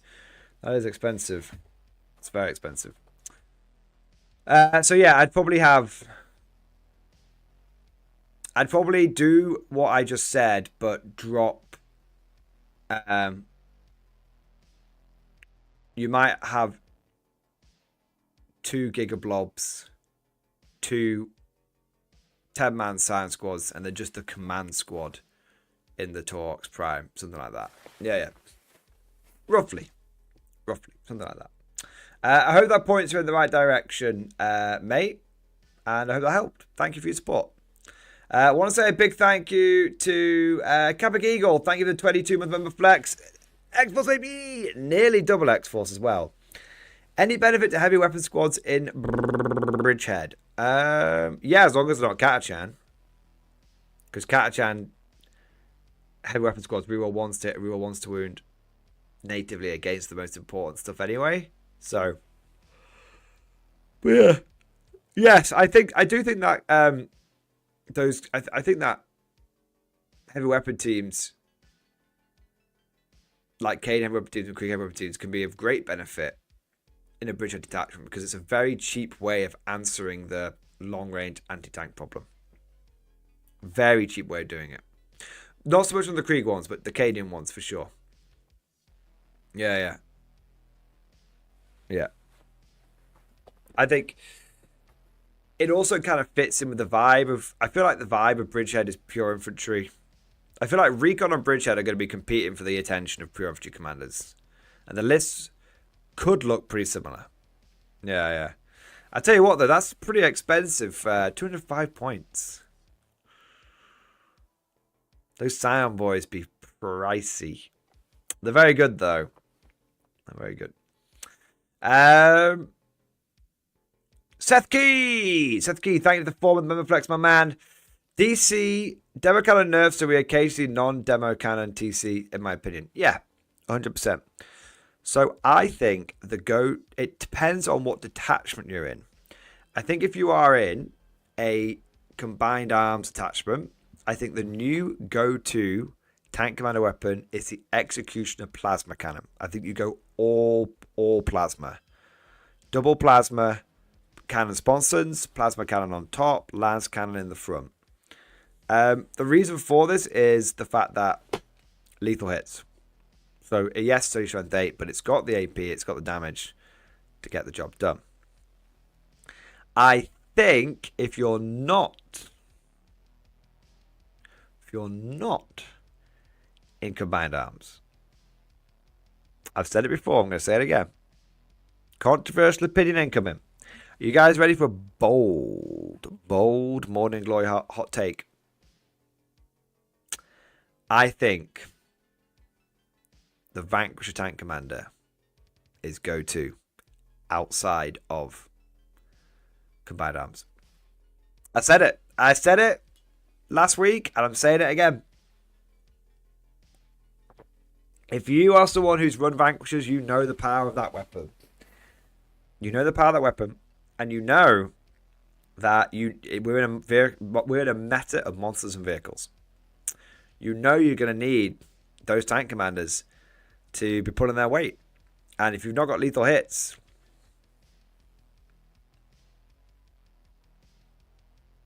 no bueno. No bueno. No bueno. I think I am of the personal opinion.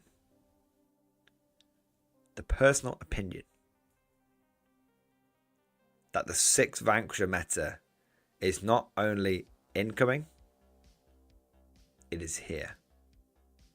It's here to stay. If you're not in combined arms. Through combined arms, it's a very, very, very, very, very, very, very, very, very, very, very, very, very different story. But if you're not in combined arms, the Vanky tank is ready to spank.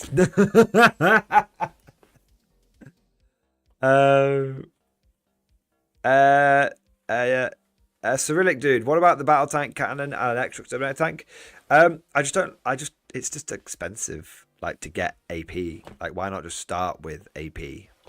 AP4 even. Windwhistle, or you could run the March Academy with Strength of 15. It didn't get nerfed that hard. Irredeemable. What? Okay, Windwhistle, you're going to say that right up to the point where you're firing 2 Demarch cannon shots every turn, and I'm firing 1 Vanquish cannon shot, and I'm just looking at you like, oh wow, 2 whole Demarch cannon shots. Do you know what I mean? I mean, how is it? 235? I'm listing it. I'm working it out. You can't stop me. You can't stop me. Okay? You can't stop me. 235 times 3 plus 145 times 3.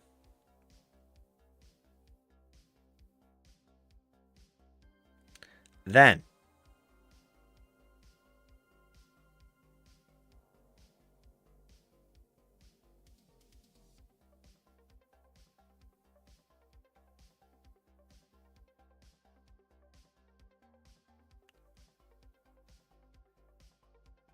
1 minute.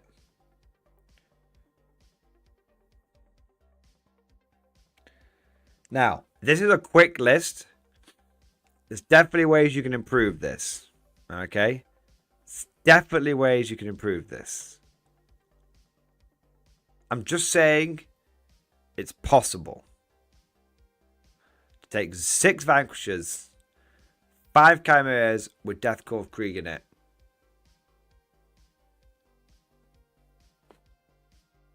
And a unit for doing secondaries. 110 points left over. I'm just saying it's possible. The science is possible. The science is possible. The science is possible. Do you know what I think the real? Do you know what I think that? Do you know what I think the real treat is though?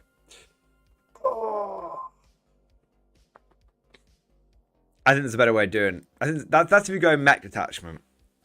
I think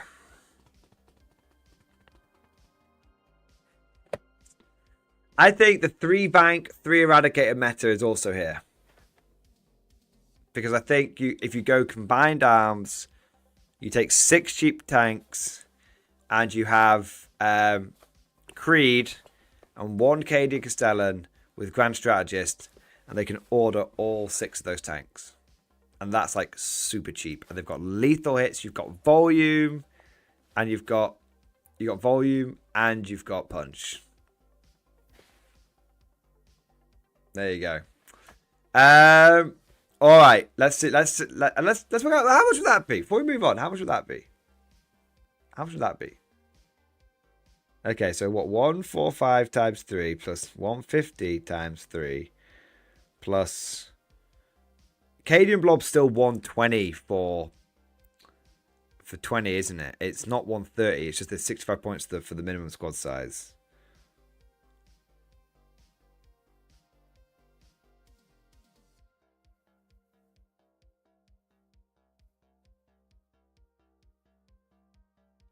That comes in 6 Russes, 2 big blobs of infantry, and all of the orders to get those tanks doing as they're told. 1,385 points. That gives you plenty of points left over. Plenty of points over for a couple more big blobs. A couple more big blobs, and probably some artillery as well. I mean, let's just see what I can cook here. Let me cook.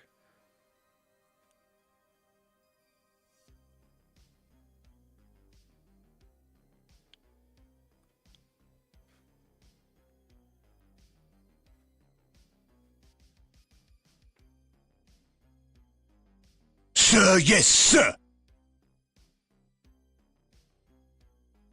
1 minute. 1 minute. 1 minute. I'm cooking. I'm cooking. I'm cooking. Ah, yes. Yes. I am the master of my own domain.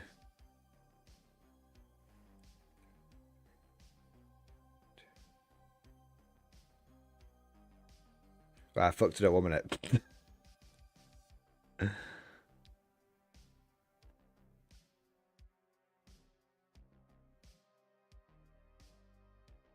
Did the KD Command Squad say it's 60? The Eradicator's 170 now. Are you guys looking at the Codex, or are you looking at the Day 1 FAQ? Because I feel like the points, people are saying like the Vanquisher is 155, when I think it's still 145 in the Day 1 FAQ, but we'll see.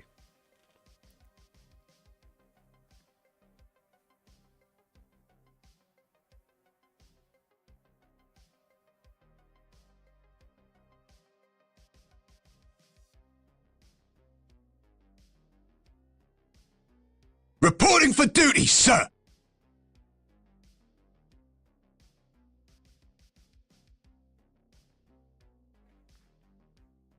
I'm a genius sometimes, if I do say so myself.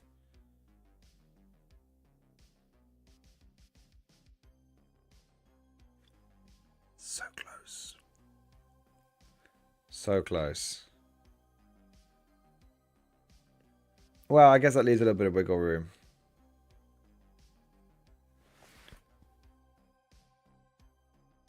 Okay, Vanquisher's a little bit more in the codex, is it?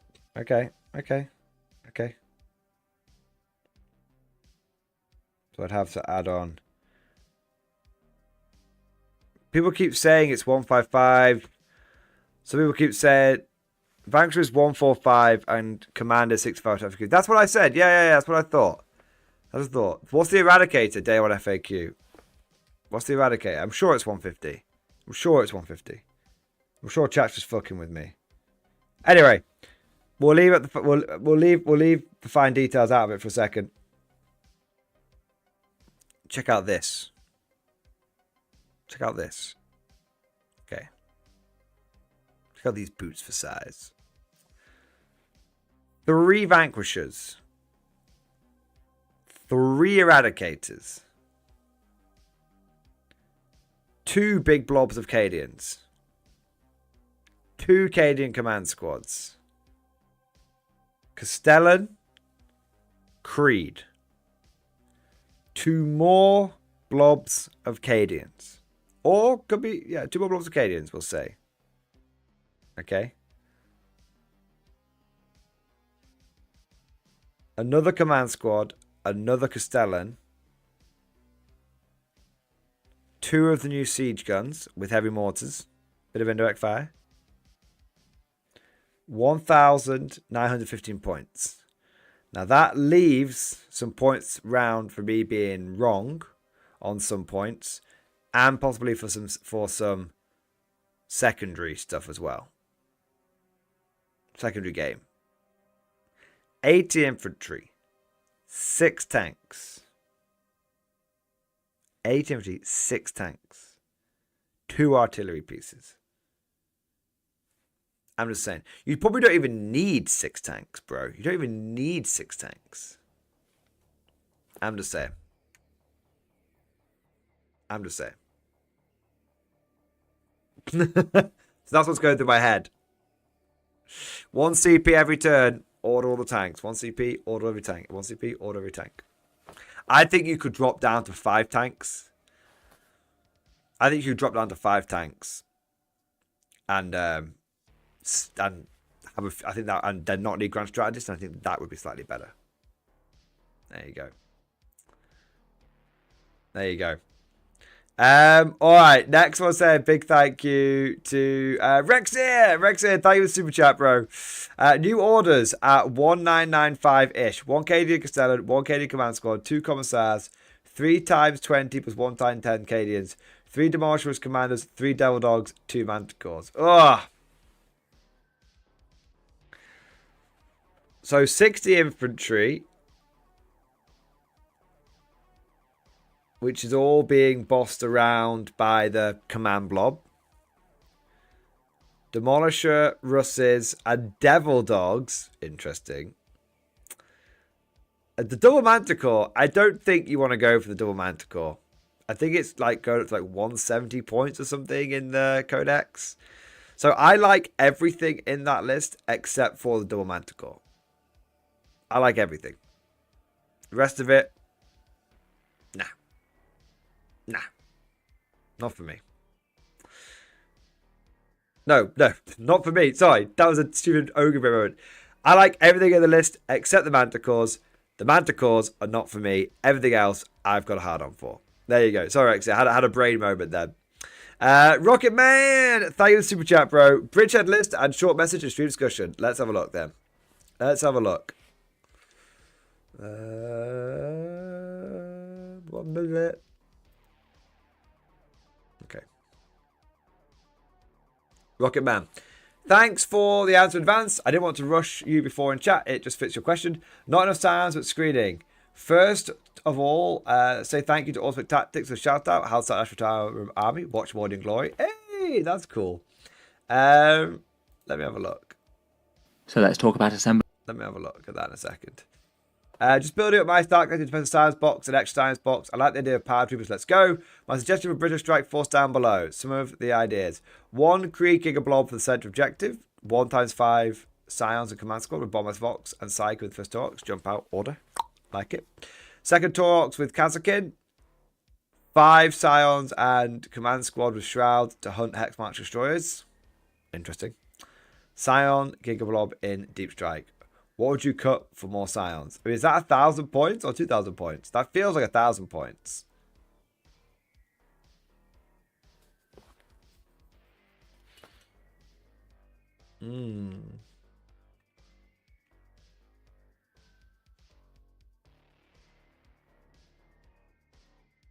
That's got to be 1,000 points, right? There's no way. 3 Gigablobs. No. 1 Gigablob.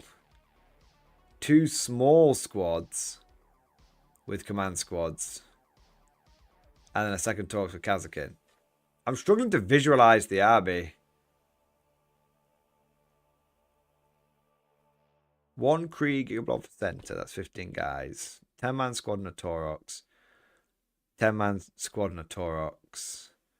10-man squad in reserve.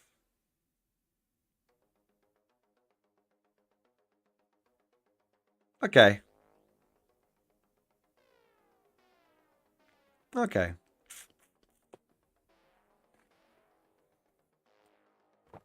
I think it's decent. At 1,000 points, things are going to get pretty floppy and pretty close early on. I do think that you're probably best swapping the Kazakin out for another Scion squad, though. Should be a nearly straight swap. Oh, 1 minute. Next post. Oh! Oh, so there's going to be like a 30-second delay, so, okay. Yeah, this makes so much more sense now. Deathcore Marshal with Advanced Augury, Gaunt's Ghost, Scion Command Squad, Scion Command Squad, Scion Command Squad, Primaris Psycho, Tank Commander, Deathcore of Krieg, Scions, Torx Prime, Bulgrin, Fjordor's Battery, Kazakin, Rogodor Battle Tank. Okay, I feel like the problem is you're taking everything but fucking Scions in the detachment that's literally designed for fucking Scions.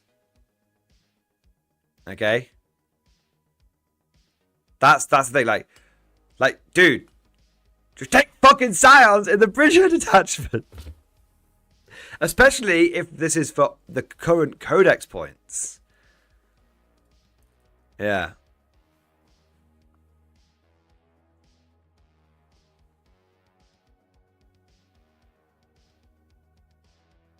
Yeah, I think, I know you might be like, but Mordian, I wanted to take less Scions. It's like, we'll take a different detachment, motherfucker.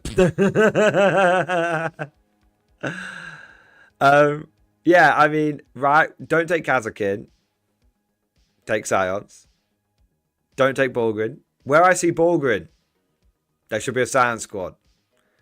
Where I see Kazakin, there should be Scion squads. That's where I see Fjordor's batteries, there should be a Scion squad. Do you know what I mean? That's like what's going through my head, because like you don't need the FOBs because your indirect fire is your deep strike. You don't need the Bulgrins because 3 Bulgrins are going to do fuck all. You don't need rather than Kazakin, why not have basically the same infantry? Sure, they don't have scout, but they've got deep strike. Basically the same infantry, but that benefits from the +1 to wound. Yeah. I think the first thing you should do when building a Bridgehead army is max out all of your Scions. And then if you have to like make a 10-man squad, a 5-man squad and all that kind of stuff, that's what I would do. Titans and Glory, Scion points are going so high. That's true, but this list is based on what we've got right now. Because there's like a Deathcore Marshal in there and everything. That's the thing. That's the thing. Yeah. Yeah. I think the best way you do Bridgehead is you take... This is my Bridgehead list. with like current points. Okay, I think I actually made it the other day on New Recruit. Let me have a look. Let me have a look.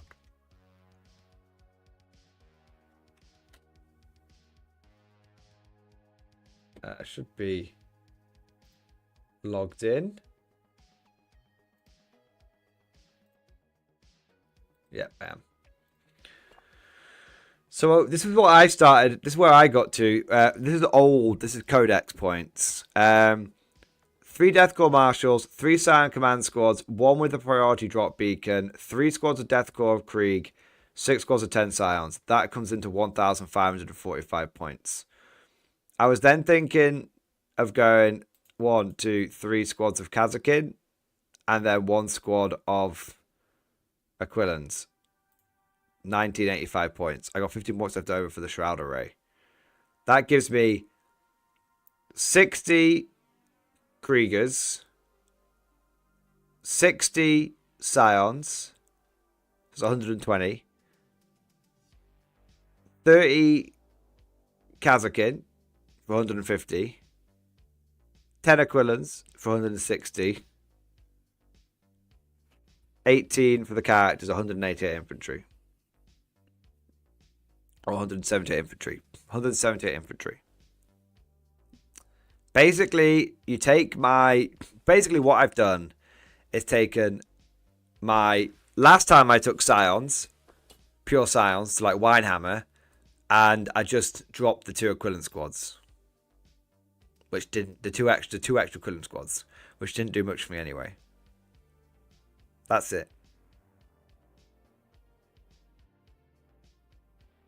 That's that is, I think, my favorite bridgehead army right now. That makes my little... I've already paid for the Shroud Projector, so actually I've got 50 points left over to spend on whatever I want. Which could be the Advanced Augury, which I don't know what that does. Oh, I can redeploy 3 units of Strategic Reserve. I can redeploy 3 units. Yeah, I'll spend that. That's cool. There you go. Boom. Boom. There you are. That's what I'm thinking. Alright, let's have a look at it. Now, Allspec Tactics is apparently very nice. An army of infantry, tanks, and artillery, and putting the tenacious ranks of the Emperor's mortal soldiers on the top, and whether or not you enjoy that. What did he say about me? Did Allspecs wank me off? What did he say? 835. That playstyle, reviews, in-day guides, and lore videos. It's really not hard to find stuff with a whole bunch of searches. I certainly recommend checking out Mordian Glory if you're new to the guard as well. We've made it. We've made it. That's it, boys. We've made it. No, but so seriously though, big shout out, big thank you to Allspecs, because he's a big channel, and any shout, especially with loads of new people coming into the community. I think that actually is a big deal. So thank you, Allspecs. I have liked your video, you fucking hero, and I'm going to do a little comment as well. Engage. Thanks for the shout out, dude. Sir, yes, sir. There we go. Bang. There we go. There we go. All right. That was pretty chill. He's a good lad, that Allspecs, isn't he? Where are we up to next? I want to say I'm well far behind, man. All right. That was Rocket Man. I want to say big thank you to Torn88. Thank you for the super chat, bro. Hey, Mordian, I threw up a list idea in stream chat. Let's have a look, bro. How do we think about the Combined Arms Regiment along the lines of this? Generally having a hard time figuring out which of all the cool routes to take my PDF. Dude, me too. There's so many good options. Castellan, Command Squad, Rogue or Dawn. 20 Cadians, 20 Cadians, 20 Cadians. Well, Rogue or Dawn tank, I should say. 20 Cadians, 20 Cadians, 20 Cadians. 10 Captains, 6 Ogrins. Vank. 9 Cade heavy weapon teams. 9 Catachan heavy weapon teams and Lance Cannons. Amazing. So, let's look at how many orders we got here. We got 6 infantry. You got Nork. Okay, so I definitely wouldn't take Nork because he's tragically shite. But that's like 65 points saved right there. 60 points right there. Oh, and you got Creed in there as well. Shit, man. So that's like 9, 10 orders. So the Katachans with Flamers. Aren't Katachans with Flamers 65 points now? Chat. Correct me if I'm wrong there. But I'm pretty certain Katachans with Flamers are... Katachans in general are 65 points for 10. So my point to you, Torn, is this. Why take the 2 10-man Katachan units, which are clearly there for cheap scout, when you could take for only 5 points more? And bear in mind that you have these points available. Krieg Engineers, which can not only scout, but can also make people quit the hobby with the amount of mortal wounds they can put out.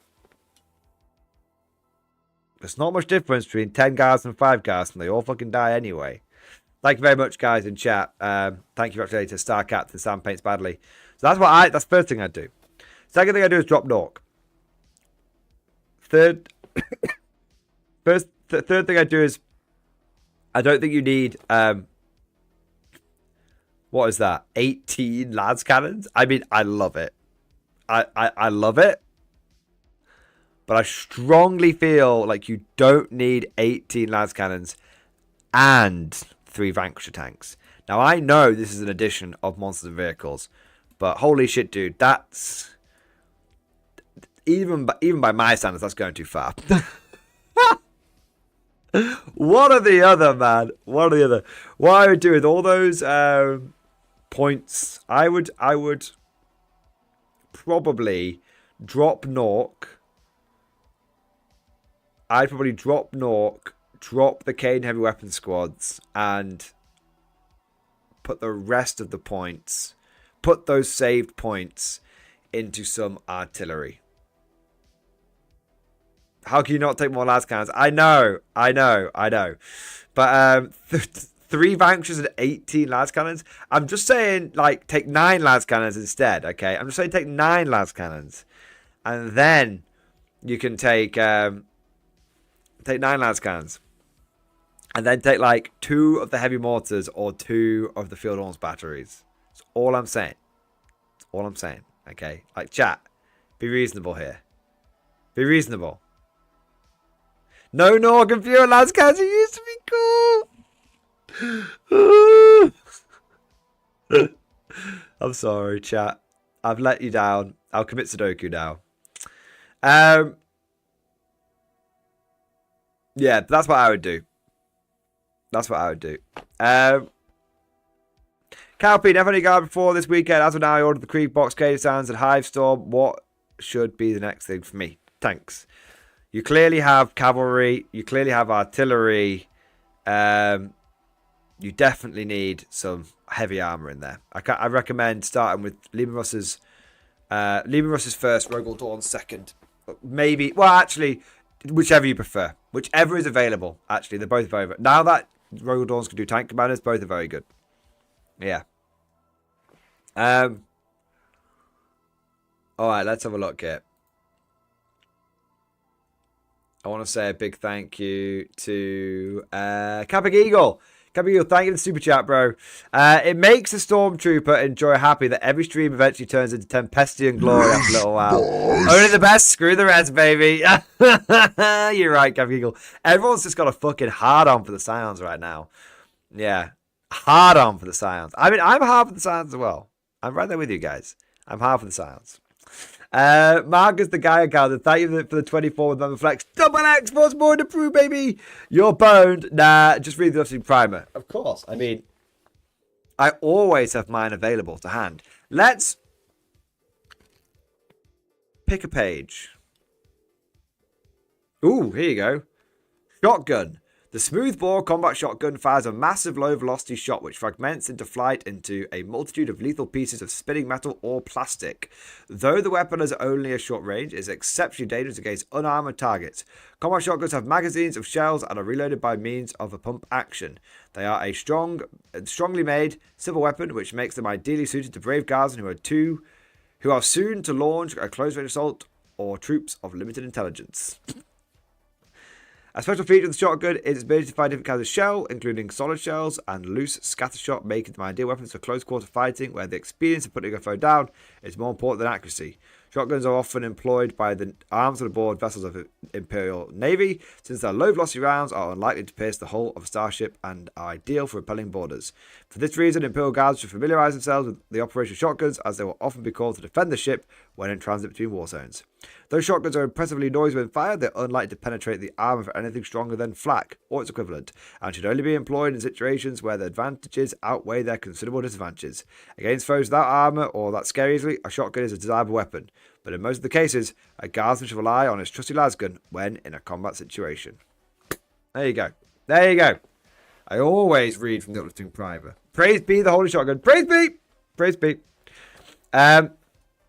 Alright, I want to say a big thank you next to Nigel Thornberry. Nigel Thornberry, thank you so much for the 11-month member flex. Nearly at 12. Kriegsmas progress pictures in stream discussion. Let's have a look, man. Let's have a look. Hey, coming along nicely, bro. Coming along real nicely. got some Cadians getting paid up. Bro, I'm loving... Everyone's just been like powering through all of their guard recently. With the announcement of the Codex, there's a real energy in the community, and I love that. I fucking love that. We've got people paying up Cadians, Kriegers. It's just fun. This is the fun time. And what I love about the Codex coming out is no one has yet like nailed down exactly what is like the best thing or what the most competitive thing is. And I think with this Codex, there's actually enough variety of playstyle that we can take a bit of everything. Yeah. Hey, those Valhallans, man. Very, very cool. Very cool Valhalla conversions. I love how you've done the wraparounds as well. That's cool, man. Very, very nicely done. Hey, you got some Aquilans as well. Bro, it just keeps getting better and better, man. I love that. Hey, nice. Cheeky Demon Hunter there as well. Tight. And we got a Commissar. Or, well, Baneblade Commander, technically. And then we've got Creed. Nice. Converted Creed. Very good. Nice.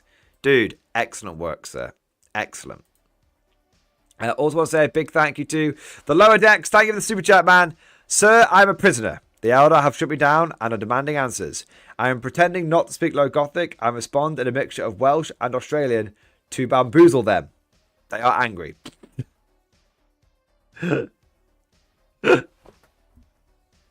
Sir, yes, sir. Speaking Welsh in an Australian accent would really fuck with them.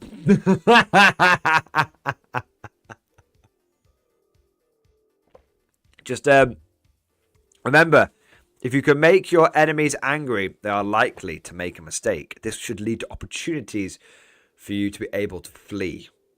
There you go. There you go, Lower Decks. There you go, man. Dude, thank you for the support. And I can't believe the Elder have captured you. Hopefully, the Penal Legion will succeed in the boarding of the Necron Pyramid ship and come and rescue you. Hopefully. We'll see. Leaf, thank you so much for becoming a member. Dude, thank you for becoming a member. Thank you for support. Welcome to his Imperial Guard, the Emperor's true finest. I want to say a huge thank you to Lord Prayer. Lord Prayer, thank you for the super chat. My man. Herr General, almost finished my Avaland army. Next up is Norn. What do you think for a paint scheme for them? Is there a blue as amazing as Zealot Yellow for Avaland, please? And thanks. Avaland, Zealot Yellow, bro. Zealot Yellow. It's just like, it's the best at speed paint. It's the best speed paint. If you want what I think is the best looking speed paint after Zealot Yellow, I do have to say I think Slaughter Red is the best, but I know that's not a blue, it's a red, but actually that's very good. As for a blue, the only experience I have with blue, with speed paints, is Beowulf Blue, and Tidal Wave. Now, Tidal Wave is far too light, in my opinion. It's like a baby blue. I think Beowulf Blue is your best bet. But it will be... It's very, very good. But I think it will not be as spicy as Zealot Yellow. Okay? I think it will be a... Yes, this is great. This is doing its purpose. It's doing its job. It's looking decent. It's looking tasty. But nothing is on the same. Every paint after Zealot Yellow, it tastes like ash in your mouth. I know I shouldn't be eating it, but it does. But yeah, I agree with Squidfist. Beowulf Blue is pretty good. It's pretty good. I've seen Squidfist use it on some of his Tomb Kings, and it's come out really nicely. Yeah. What have we got next? I want to say a big thank you to... Oh, by the way, Lord Prayer, my Avaland army was at a tournament this weekend. I ran a lot of cavalry. I don't mean to alarm you, gentlemen, but Empire Cavalry versus Bretonnian Cavalry. It's, everyone gave me shit for saying that Empire Cavalry was as good as or better than Bretonnian Cavalry. They're going to have to eat some humble pie is what I'm going to say. Because Empire, they may have the blessing of the lady, but Empire Cavalry is backed up by guns. And it turns out that guns beat simps. That's all I'm going to say. Guns and cavalry beat cavalry and simps. There we go. I want to say a big thank you to Lord Costello. Thank you for the super chat, man. I can't wait to try out the combat engineers. I'm going to run a 10-man unit as a former combat engineer from my army days. I cannot not take them. Dude, the combat engineers are so cool. They're so cool. Like, everyone's like, oh, I'm going to take, like, little 5-man squads and do, like, do mortal wounds to them. Nah, fuck that. I'm taking 30. I'm taking 30 of them. I'm pushing forward. I'm ready to rock and cack. Yeah, I know the last 5 guys are wildly inefficient. I know. But it's cool. It's very cool. I just wish that they were like... I wish they had the carcass shells and were anti-infantry 4+. Because, like, really making a bunch of AP dash weapons anti-infantry 4+ isn't such a big deal. Do you know what I mean? Yeah. And yeah, I'm going to spam the dungeon as much as I can. Yeah, me too, man. Me too. I fucking love them. They're cool as fuck. Dude, I'm on... Yeah, Lord Costello. Hashtag Team Combat Engineers, for sure. Trooper number 202. Thank you for the super chat, bro. Could you spitball a list for the siege detachment? Ooh, yes. So, the siege detachment, I think, pretty much runs parallel to combined arms. The difference is where I think combined arms you can basically get away with using cheap infantry officers to order your tanks. I think in siege detachment you of course need to have your tank officers. Now my thinking, like I said, I think with siege detachment, I really think just going I think there's a temptation to be like, I'm going to take a bunch of AP-1 weapons and then use the incendiary shells. I'm less of a fan of that because a lot of the AP-1 weapons are like battle cannons, which are decent, but strength 10 like really isn't enough. So I'm thinking you lean into that vibe of, I think Rogal Dawns and Vanquishers is kind of a cool vibe. Basically, your anti-tank needs to be rocking. Your anti-tank needs to be rocking either big AP, minimum strength 12. And Rogal Dawns are strength 12 with the big guns. And the Vanquishers, obviously, their strength, like 18. So yeah, I really think that you want to go siege detachment. I think you go hybrid with it. You go like 80 guardsmen. You go your couple of artillery pieces for just getting rid of those little 5-man bastards. You go for sort of 4 or 5 tanks. I think that's the way you run it. The temptation with siege detachment is to like embrace the memes and go like full like banzai charge and everything.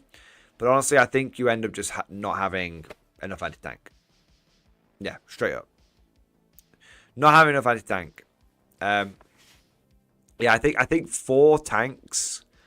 Being able to smoke shell 4 tanks is really good. Being able to smoke a bunch of infantry on the front lines is really good. Yeah. So that's my thoughts with siege detachment. Take a hybrid guard army and just leverage the smoke shells. Leverage the smoke shells. Forward, you dogs, to victory! That's my thinking on siege. Yeah, on siege.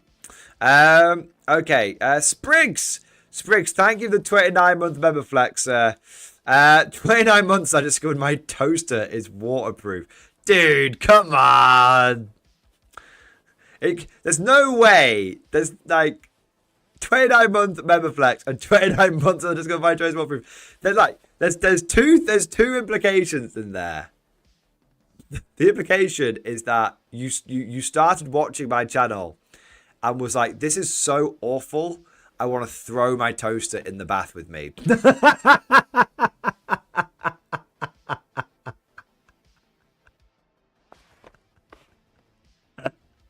Luke's like, fuck this guy. Luke, on a serious note, man, I hope you are doing all right, dude. I hope that is just a bit of dark humour. If there's ever any issues, man, you know you can always talk to me, bro. There we go. I know Luke in real life, man, so I hope that is just a joke on the chin, as it were. Next, I want to say a big double X Force, baby, double X Force, morning approved. Next, I'll say a big thank you to Lord Castellan. Lord Castellan, thank you so much for the for the super chat. I put a potential list in the Discord. Let's have a look, man. Let's have a look. Thor, who was it? Sorry, it was Thor Castellan. There we go.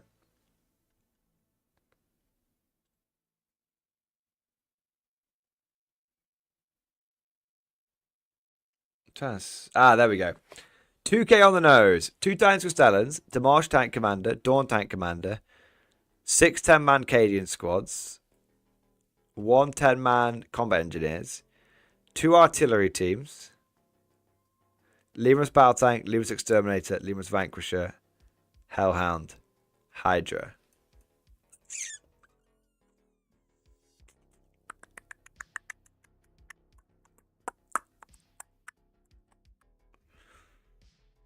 Okay. I guess the big question is what detachment this is in. That's my big question.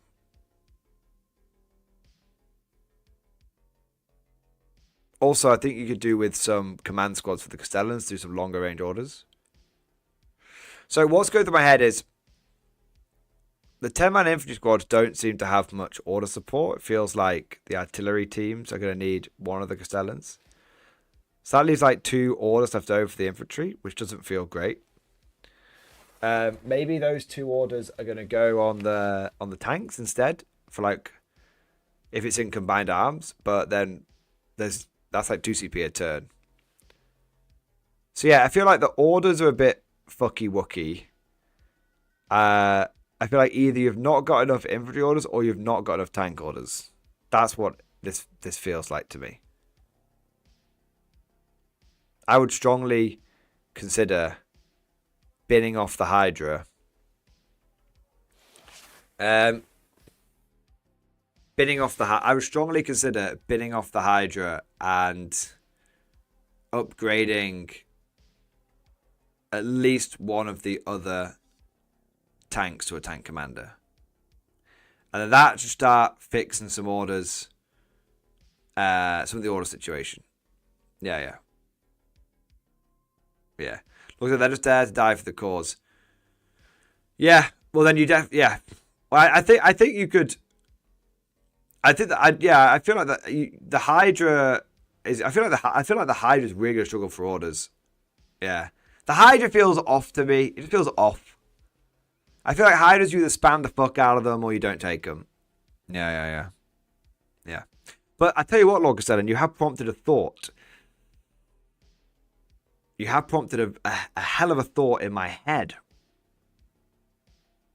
You know how we were talking before about cheap infantry orders being able to affect tanks in the combined arms attachment? Well, think about think about this, gentlemen. Creed, for 1 CP, can order all 3 of your Hydras. So, all of the really cheap, nasty armor choices, like Hydras and Hellhounds, like Melter Cannons and stuff. The Light Armor Brigade. All the light armor. It can now be ordered for dirt cheap. There you go. Creed and 3 Hydras? Creed and 3... Just hang on a second. Hang on a second here. Lord Castellan, you prompted something here. You prompted. Okay. Let's explore that for a second. So previously, I wasn't a huge fan of the Hydra because I felt like it ate up those viable tank orders. And bear in mind, we only had, 3 tank orders from the Lord Solar, or like a few tank, and maybe like 1 Grand Strategist. Just like, traditionally over the last 18 months, we had like 1 Grand Strat tank commander and the Lord Castellan. Okay? So it's like, well, I can't fucking afford to fuck around bring 3 Hydras. I can't fuck around doing that.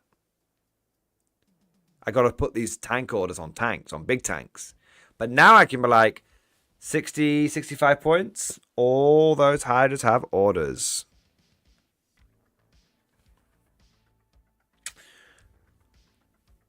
Lord Castellan, thank you for prompting that thought.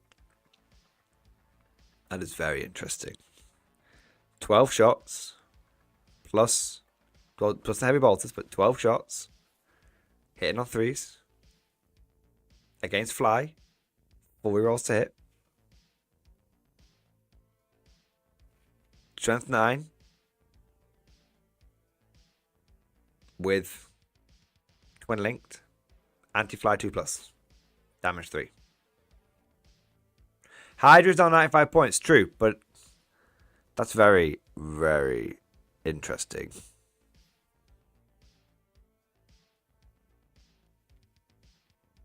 Really?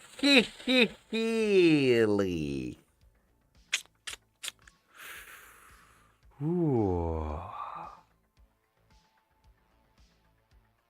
I'm very, very interested now. I'm very, very interested. I'm really like... I'll tell you what's going through my head. 3 Hydras, 3 Devil Dogs,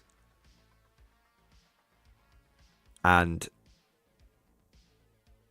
like 3 Lemurus Exterminators.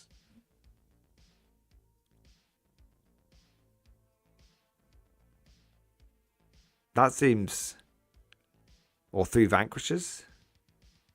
I like the idea of the Exterminators because we're boosting AP and stuff, I'm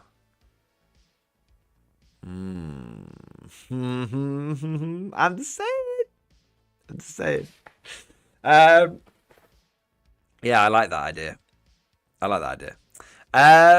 right. The storyboard guy. Thank you for the super chat, my man. Thank you for the super chat, bro.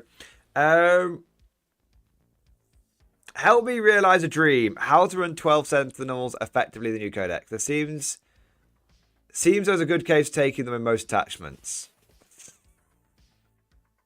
Okay. There's a really easy way of taking 12 Sentinels and running them effectively in the new codex. Take them all with las cannons. That's it. That's your solution. Right there. As long as Sentinels have las cannons, they're viable. Whether they're one man, whether they're on their own, in big squads, taken on mass, taken as individuals, as long as you got a las cannon there, you're fine. That's the #1 thing to make them viable, because you just need that fucking punch. You just need it. I think the best way you do it is, as we've sort of been touching on all night tonight, but you don't even need to spend CP on this. I really like the idea of having put it this way, you could have a platoon of Cadians, so 20 Cadians plus Castellan plus platoon command squad. You could have that, and that Castellan could order those Sentinels from 24 inches away, because you can use the Master Box, the command squad. And you can order 2 units of them. So that lets you do that 3 times. That's maxed out.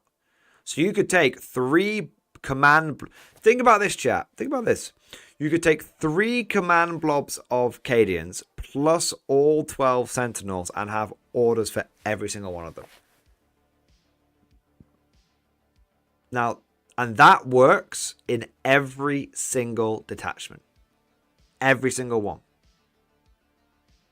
Apart from maybe Bridgehead, but even then you're getting real ones. That's something there. There's anti-tank there. There's bodies there. There's objective play there. There's something there. I'm just saying. I'm just saying something there. Should we point that up? What are the points on Sentinels? Day 1 FAQ. I should just fucking find these fucking Art of War points, shouldn't I? Is it on their community post? Sir,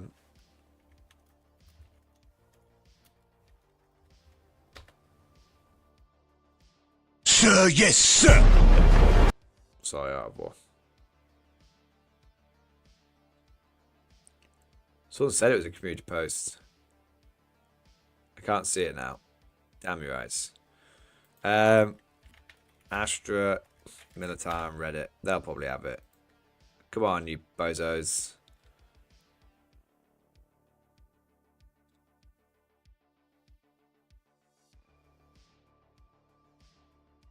How the fuck do they not have it? Jesus wept.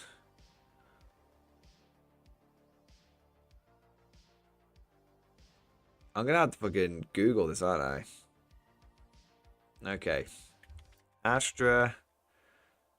65 and 55 up to 130. Is that for Scout and... One armor says it's 65 times 2. Armor says it's 130. One Scout says 55. It's, okay, 130. So they're both 130 at the big end? Dumb, but whatever. Okay. So 130 times 6 plus 120 times 3 plus 65 times 3 plus 55 times 3. That comes in at bang on 1,500 points. Bang on. Or 2 times scouted will be 110. Okay, so I can minus 60 points. That comes in at bang on 1440. 1440. Interessant. Interessant, as they say on the continent. That's a lot of 560 points left over. All your armor covered. All your infantry covered.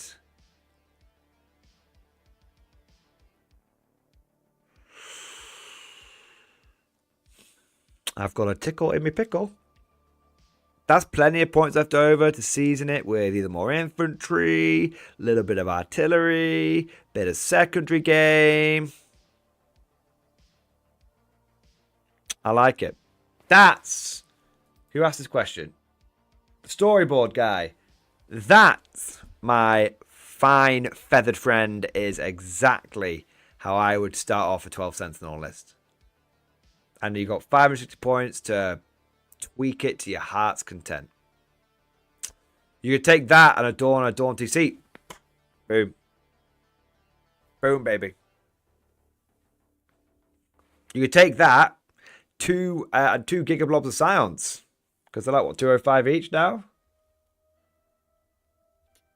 That leaves you 1,500 points left over for purely for doing secondaries. Purely. I mean, you could take a squad of Aquilans, you could take Gaunt's Ghosts and still have like 40 points left over. Commissar, maybe? Just to stick in reserve. Aquilans and a Commissar. There's a few options there.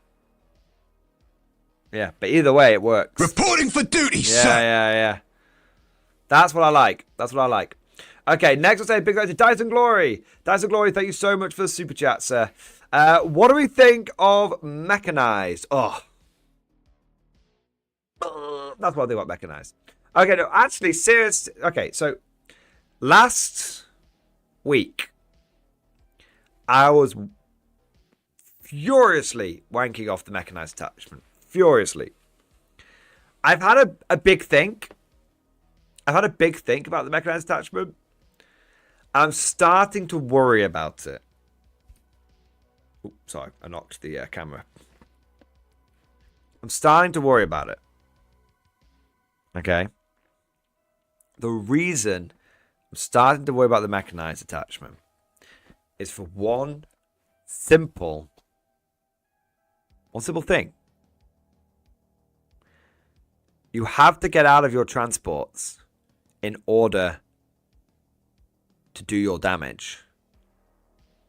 And the golden rule of Met Guard is, and this has been true for like a decade at this point, is if you are still in your transports by the start of battle round 3, you've probably won the game. If you're in your transports by the end of battle round 3, you've almost certainly won the game. If you're still inside them. If you've been blown out of your transports, or you've got out of your transports too early, you're probably going to lose the game. Because basically you just throw away all of your objective control and just struggle to do primary, struggle to do actions and everything. Like, that's my thinking.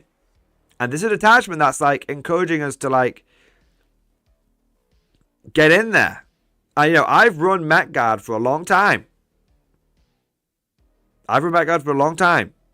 And I rarely get my infantry out of my transports voluntarily. Rarely. So it's a real, like, I really, the +1 to wound is so strong. And to be fair, we've never had that buff before in Met Guard. So it's very different. It's like, okay, we're encouraged to get out, but they have given us a tool to make it work. But it vexes me. It vexes me. I'm terribly vexed. What do we think? Chat, what do we think? As a glory, I'll get to your list in a second. But what do we think? Am I right? Am I wrong? Am I insane in the membrane? Or am I onto something?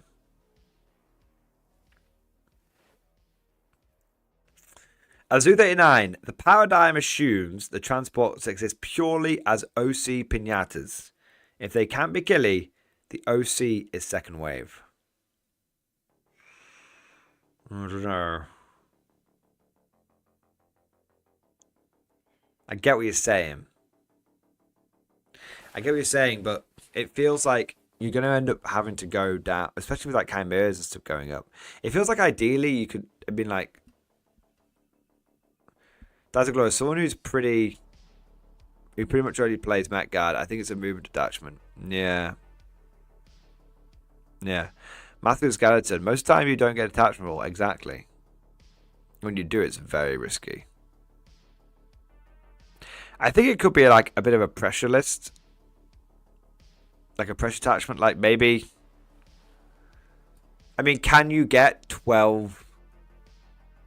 Can you get 12 dedicated transports with all the infantry you want?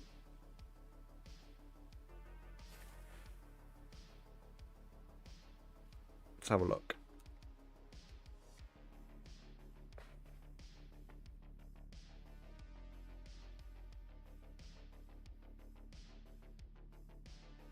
I don't think it's not looking good.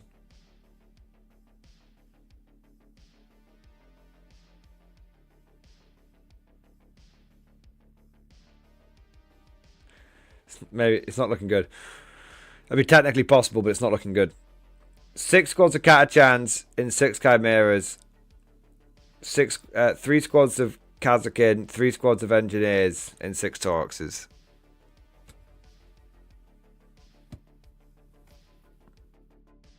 That's if you go, and that leaves you with like enough points left over for 2 Castellans.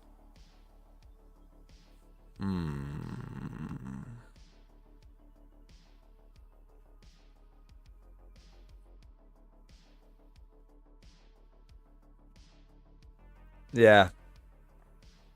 I don't know, man. Like, I think it looks really good.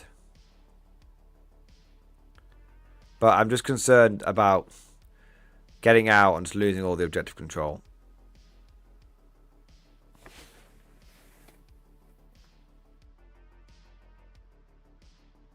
A swarm of things turning up. The stratagems are very good. The enhancements are very good. I'm just not sure about the damage, I guess. I think you could use fewer catch as a transport, scout the cover, yes, and come up behind the transports, bombs on foot. Yeah. Yeah.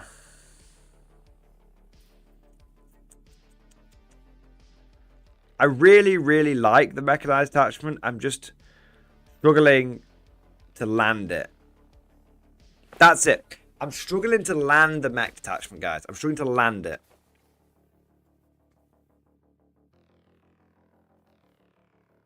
I think maybe it's a list with like.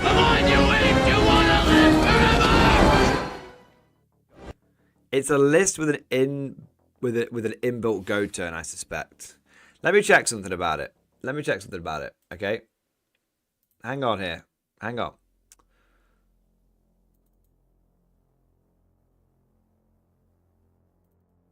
Let me check something.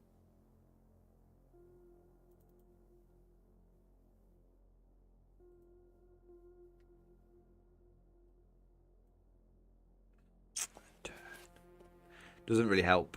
I was hoping it would say bat around, which you did to bat with transports. If you got blown out your transports, it would help. But no, it's only in your turn.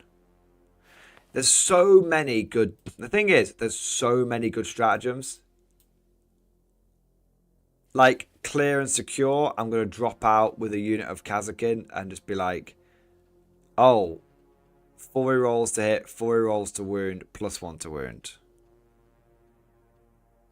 Like, I really like the idea of that, Kazakin and a Taurox. Do you know what I mean? It's like, bang. Just, first turn, scout. First turn, scout. Then move. Maybe move. Then jump out.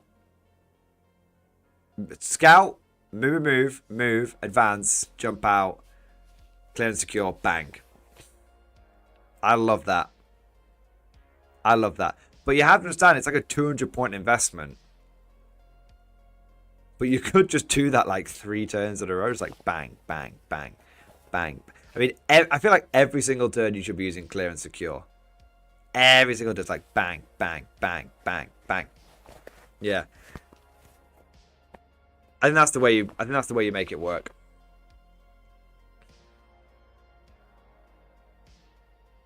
Yeah. Ended is going to be good? Yeah, I think so. But I think Kazakin are the best one.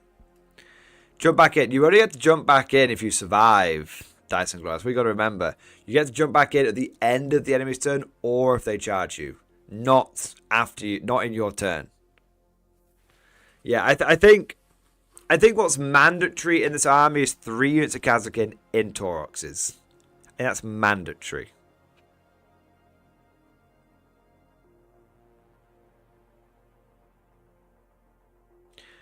The other option is, on top of that, you can have 3 units of Ogrin in Tauroxes as well.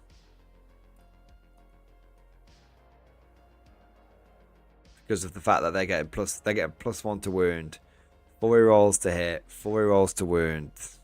Oh, with AP2. Yeah. Eagle's Ridge. I also say Rattlings are going to be very great in that detachment. Yeah, because you can jump in and out. Yeah. I think Rattlings are really. I think Rattlings are. I think 30.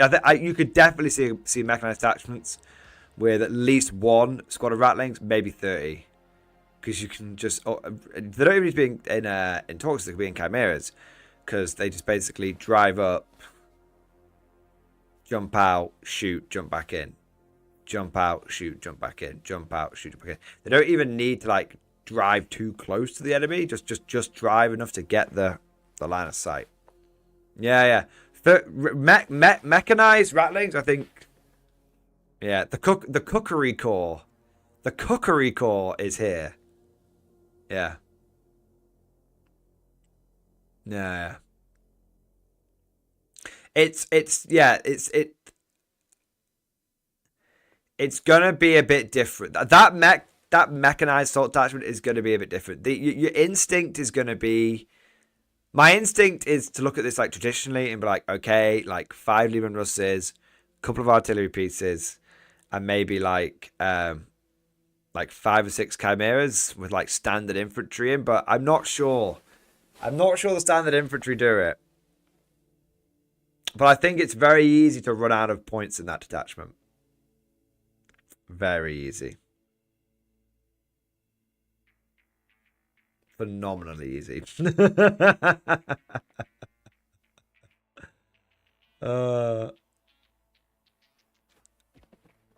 Vox Relay is good though. 1 CP. Creed. Order 3 transports from a transport, I'm guessing.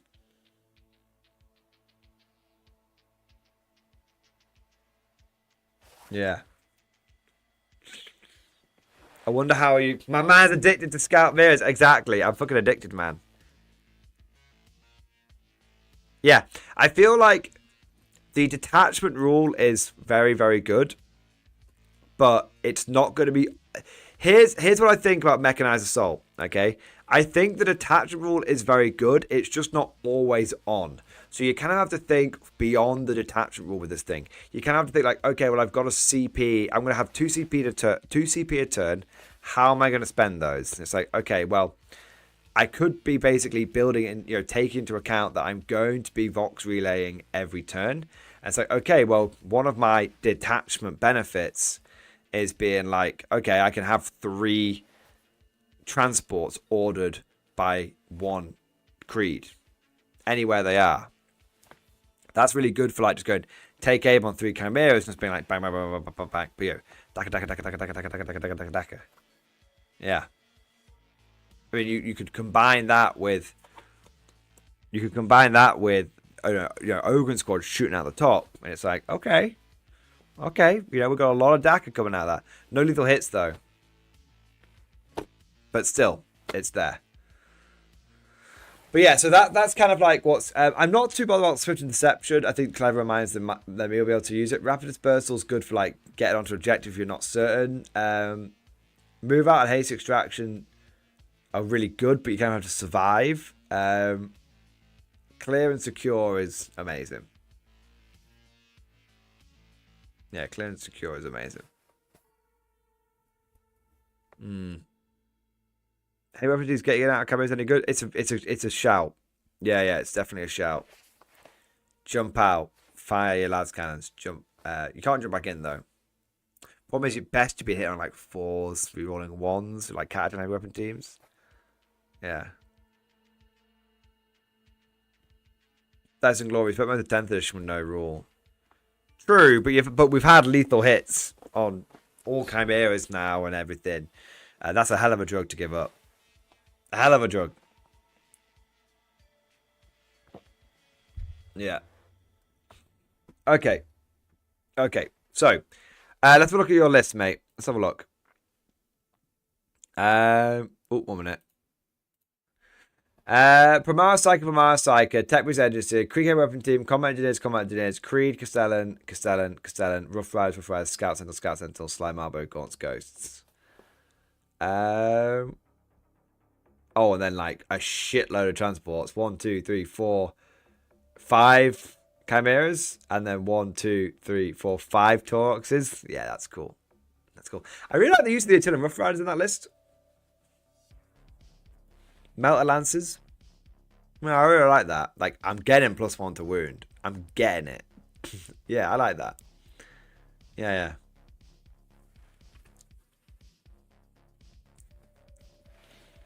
I think Ursula Creed Fine will be very good in mech as well for the XGP. Yeah. Agreed. being able to do one of those stratagems for cheap is very important.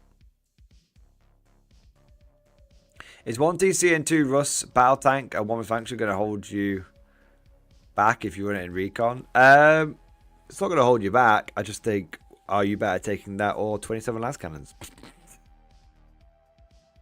I mean, 27 last cannons is what, like? Is it like 50 points, 50 points for the Cadian ones, 50 points for the Catching ones, and 75 points for the Krieg ones, right?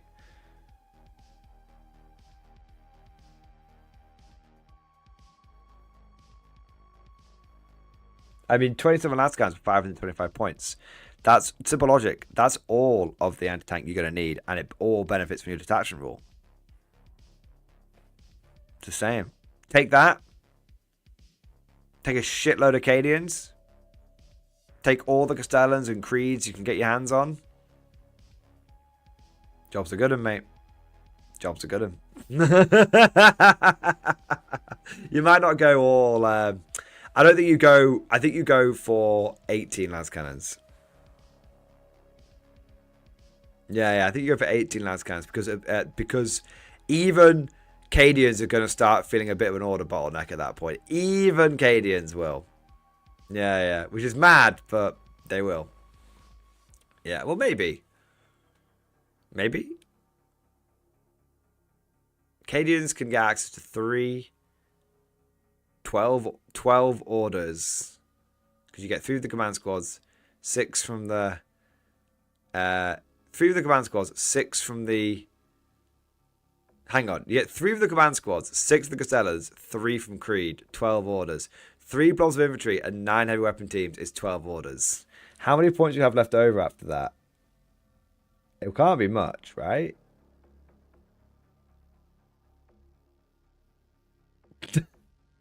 No way. No fucking way. Alright, 1 minute. 1 minute.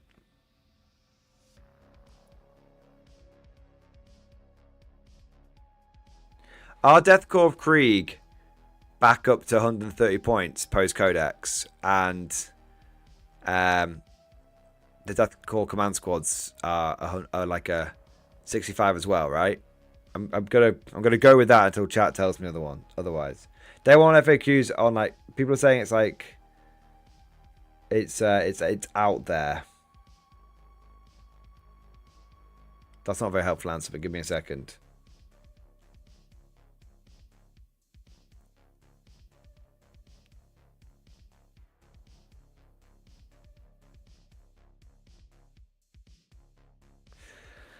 Okay. I know, Dice and Glory, we've kind of got wildly off topic, but let me just, before I forget, say I like your list. I actually really like that. I like the Rough Riders, and I think going down the mass transport route is definitely, yeah, definitely something there. I've just got to rethink my mechy ways. Going to Recon, though, Dice and Glory, and others. So this description, thank you, Capic Eagle. You can take 27 las cannons, 3 Krieg blobs, and 3 death... 1 minute. 27 las cannons, 3 Cadian command blobs, and 3 Death Corps of Krieg blobs led by their own officers. And this will come to 1,895 points. 120 infantry and 27 lance cannons. Actually, it's more than that because you've got all the command squads. So you've got another, like... They count because the command squads you can add on because they're not like little shitty units running around. They're like 5 extra blokes into the squads. So that's another 33 because the Krieg one's a 6-man strong. And then you've got the 3 Castellans, although obviously they don't really bulk the units out. But still, that's up to 120 infantry plus another 36. 156 infantry.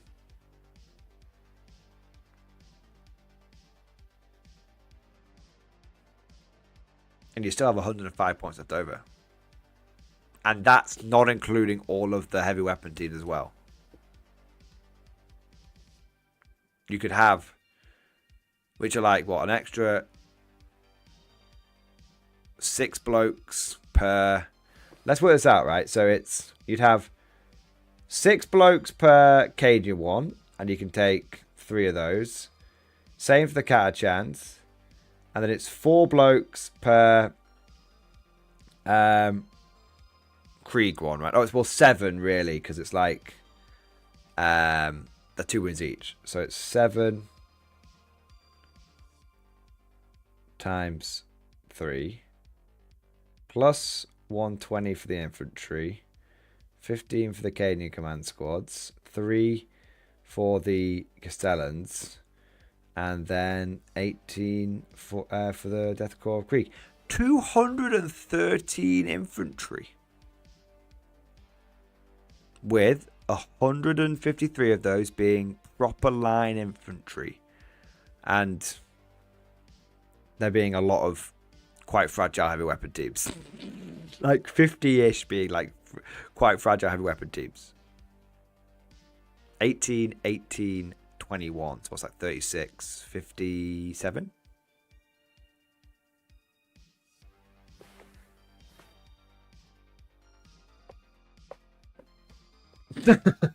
I'm looking at you. I'm looking at you, chat. My God.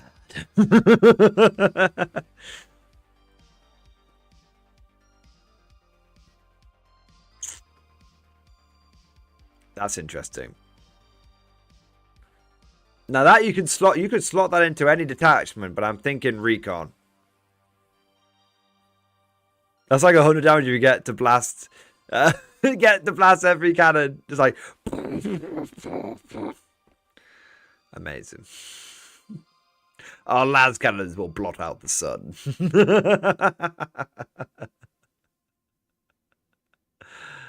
Oh man. Yeah. That's a lot of las cannon shots. I'm just saying. All right, let's have a look at what else we've got here. I want to say a big thank you to Dean. Dean, my boy, thank you for the super chat, bro. Oh, buddy. You know what time it is. It's Death Corps of Krieg time. My pride, my joy. Time to bring out the shovels once more. I picked my scheme. I put my scheme in stream chat. Let me know what you think, mate. Incoming full Death Corps Krieg Army 2025. Let's have a look. Let's have a look.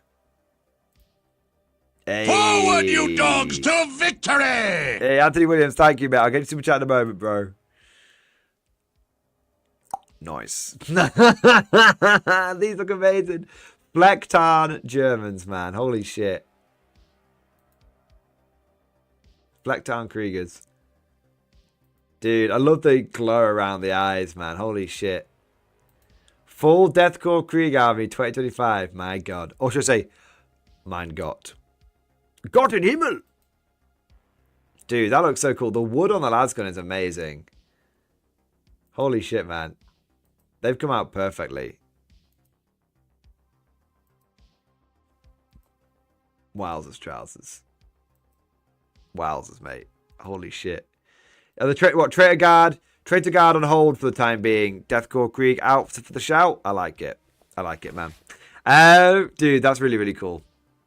I really... They're like... I just keep thinking about how well done the Flecktarn is. How well done the one on the last fireplace, man. Holy shit. Alright, I want to say a big thank you to X. X, thank you for super chat, man. Bridgehead list in stream discussion. Okay. 3 times Scion Command Squad. 1 with priority drop, other with the Bombast. 4 times 10 Scions. 3 join the command squads. 2 times 5 Scions. 1 times 10 Aquilans. 2 times 10 Kazakin. 3 times 5 Rattlings. 3 times 20 Cadians. Creed, and 2 Canadian command squads. So I concede the issue Bridgehead has in initial board presence.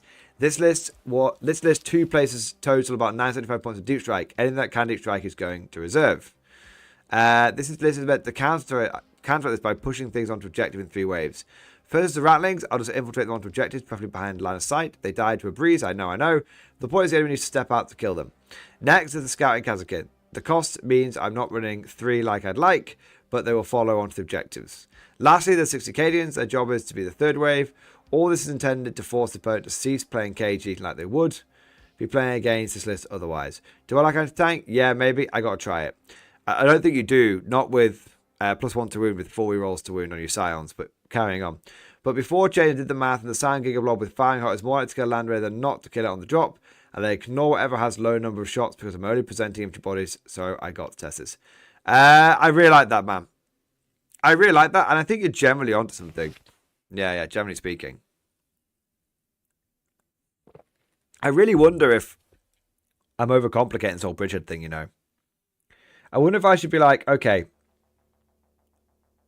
Scions... But I like your list. I like your list, mate. I think it's well thought out, and I don't actually have any feedback for it. I think that's really, really good. Only thing maybe to consider is if you want 3 squads of Kazakin, bung off the Aquilans and just take another squad of Kazakin. If you need to deep strike something in 6 inches, you've got a stratagem for that. Yeah. That's the only thing I'm thinking. The other thing I'm thinking is, do you really need... Do you really need Creed and the 2 command squads? Because I feel like Creed is going to do 3 orders for all 3 of those I guess you want to order the Kazakin, don't you? That makes a lot of sense then. Yeah, because you'll have 5 orders and 5 squads of Kazakin. Yeah, 5 and 3 Cadian blobs and 1 squad of Kazakin. I guess at that point you might be thinking, do I somehow get an extra order in there? And I think it's okay to be 1 order down, because I think it's okay to be 1 order down, because you are gonna have you're gonna have nearly everyone with orders. Yeah.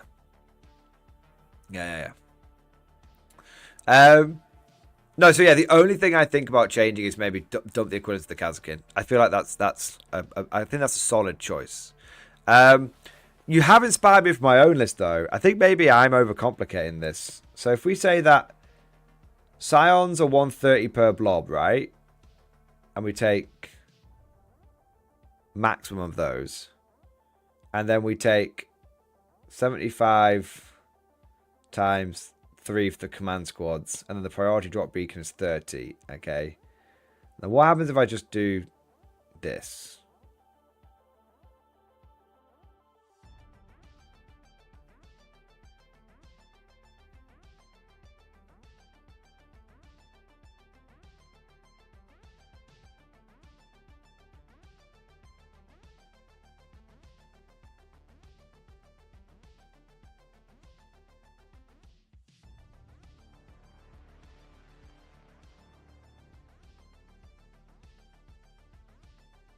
Okay.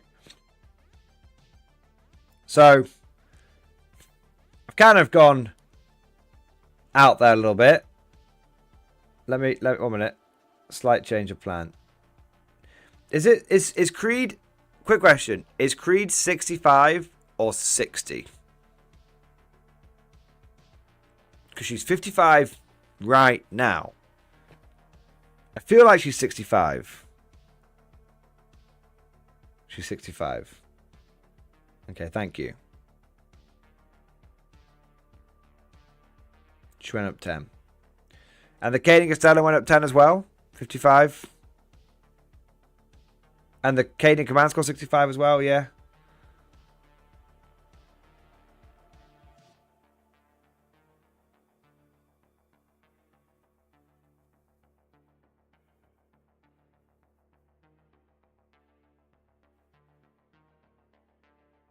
Okay.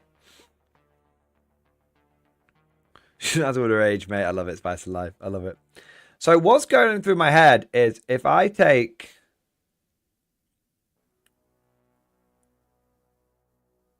I want bodies. Okay? I want bodies. And the idea is that we just fucking, like, swarm this shit. Okay? So I'm thinking max Scions, 75 Scions. Not cut any, no 5-man squads. 1.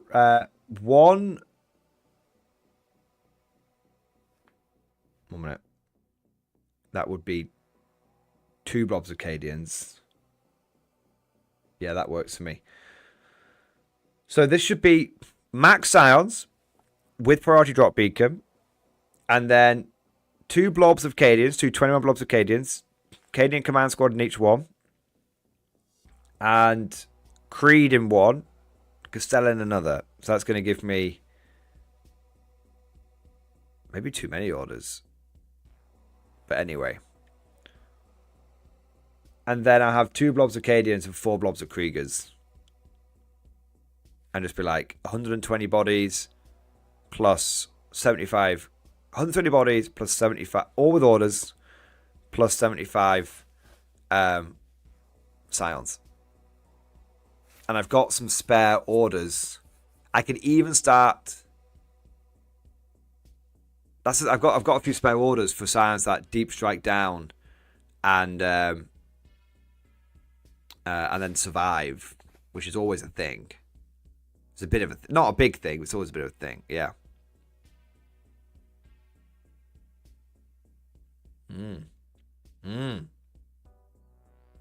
That's an idea. Okay.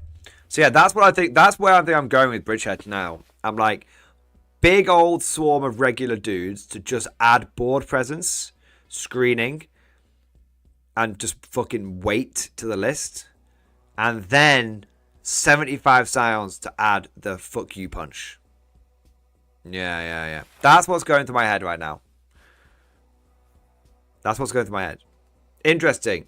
I want to say big thank you to X because his list definitely, your list X definitely sort of stopped me from fucking around with my list. Yeah, I like it. Like you said, just crack on with it. The multiple waves thing. Yeah, bro, that really helped. Thank you, man. Big thank you to Rocket Man. Rocket Man, thank you so much for the super chat, sir. Follow-up question for Bridgehead in stream discussion. Okay, it's all about the Bridgehead. Everyone's got a hard on for the Bridgehead. Everyone's got a hard on for it. Thanks for the advice so far. I follow up on the Bridgehead list. In a Bridgehead force, what unit would you use to screen out deep strikers / guard your objective? I was going for the fob, but I'm open for suggestions. Basic infantry would just be chilling there and do nothing. Alone commissars who fragile in my mind. Also, Bulgars are gone, but Kazakhstan do benefit from the detachment, aren't they? There's about the fire zone purge. That's true. They do. Yeah, that's true. I just feel like Scions benefit from it even more. You know?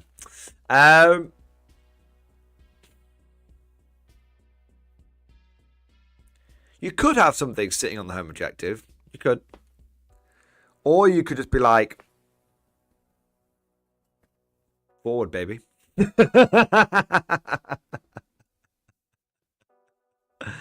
Marbo.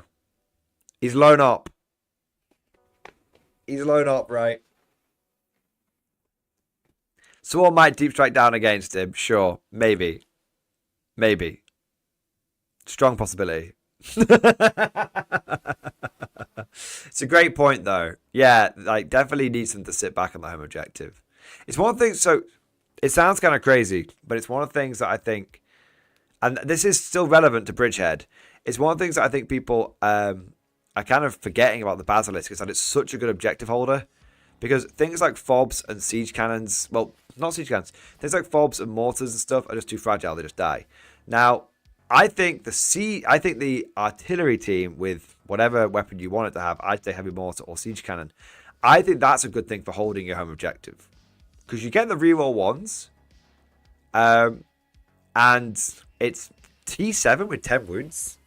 So I would say if you wanted to hold the home objective, I'm thinking a couple of artillery pieces. Yeah. Either a Basilisk or a couple of the siege guns. Yeah. 130 million artillery piece covers the objective. Exactly. Yeah. Exactly. So yeah, that's what I would say, Spectre. You make a good point. We have to hold the home objective. What's going to benefit from holding the home objective, and also what's going to benefit you by holding the home objective, but also benefit from the detachment artillery team, either with heavy mortar or with siege gun. There you go. And if you've got some spare orders flying around, you can even order it as well. Okie Kuroki.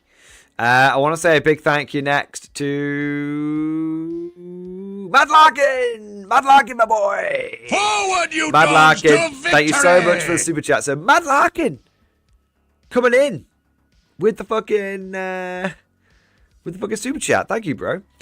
See attachment list for. He's like, Mordian, you act like I never support. Dude, you always support, man. I just thought I'd wank you off a little bit extra tonight because we seem to have been on the same page recently, so I thought I'd show you a bit of love.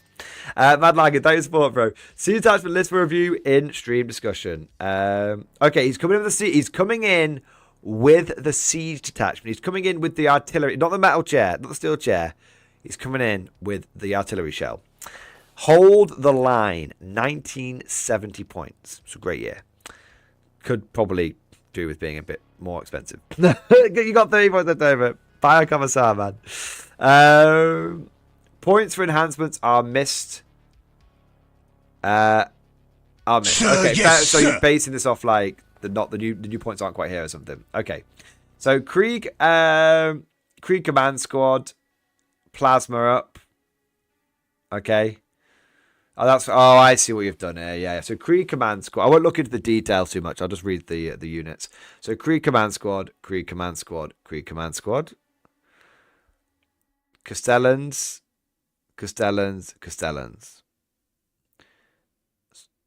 Deathcore Krieg ×3. Double Aegis defense line. Love it. Field orders battery. Heavy weapon squad. Heavy weapon squad.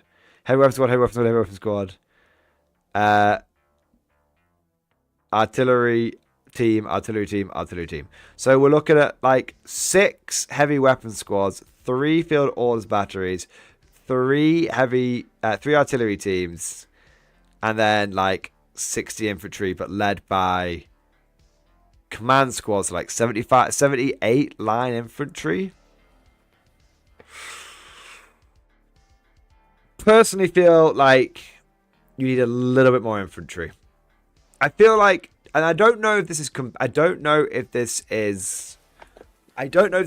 Mad Larkin. I don't know if this is competitive, but I'm talking from a vibes point of view now. I'm talking to the vibes.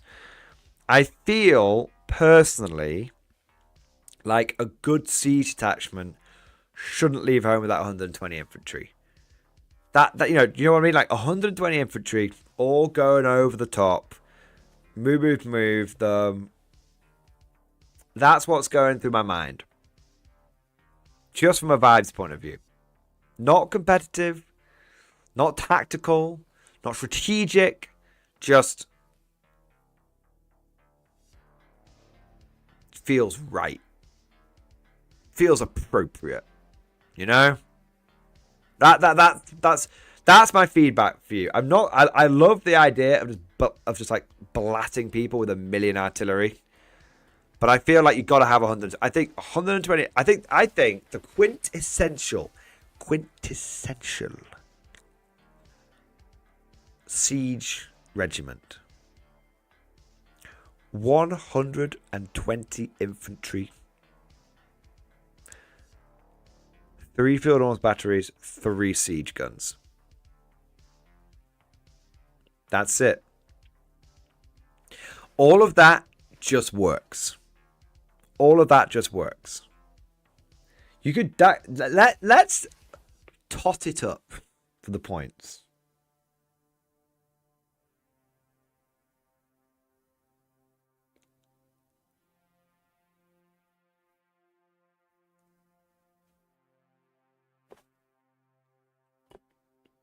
Reporting for duty, sir!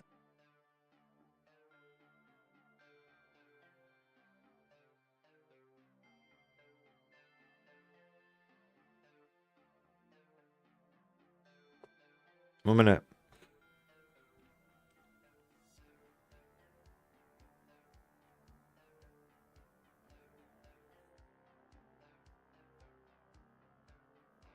Larkin?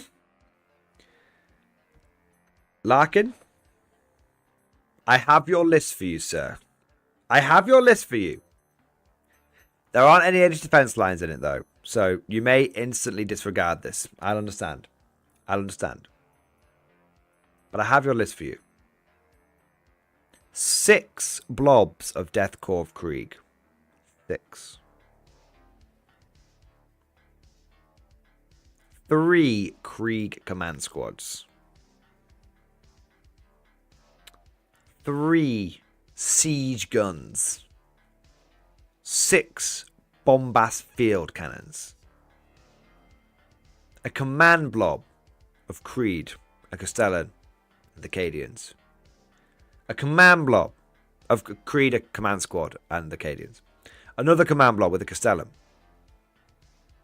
2 commissars.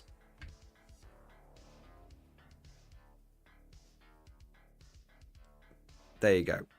Now, if you're very unhappy about the lack of Aegis defense line, you could not have the command blobs, because obviously I'm doing that so you can have orders going out like 24 inches. But you might be like, I'll just have the officer. I'll just risk it. You know, if someone artilleries them off, fuck it. Okay, so if that's the case, that's the vibe.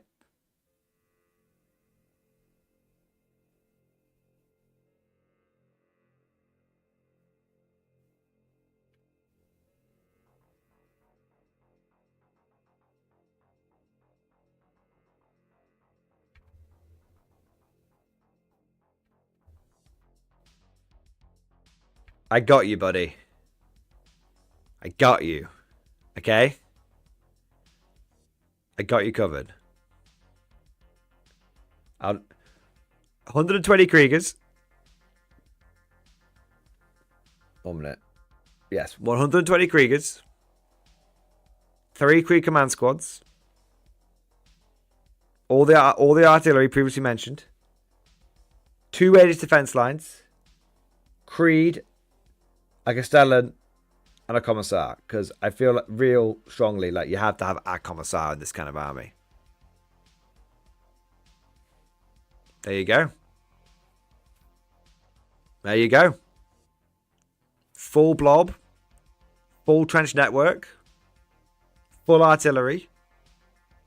Nearly enough orders for all the artillery. Nearly. We are 1 order short. I will admit. We are 1 order short. But there you go. Mordian, I disregard your thoughts on it. That's fair enough. But I've put your aid defense lines back in there, bud. I've put them back in.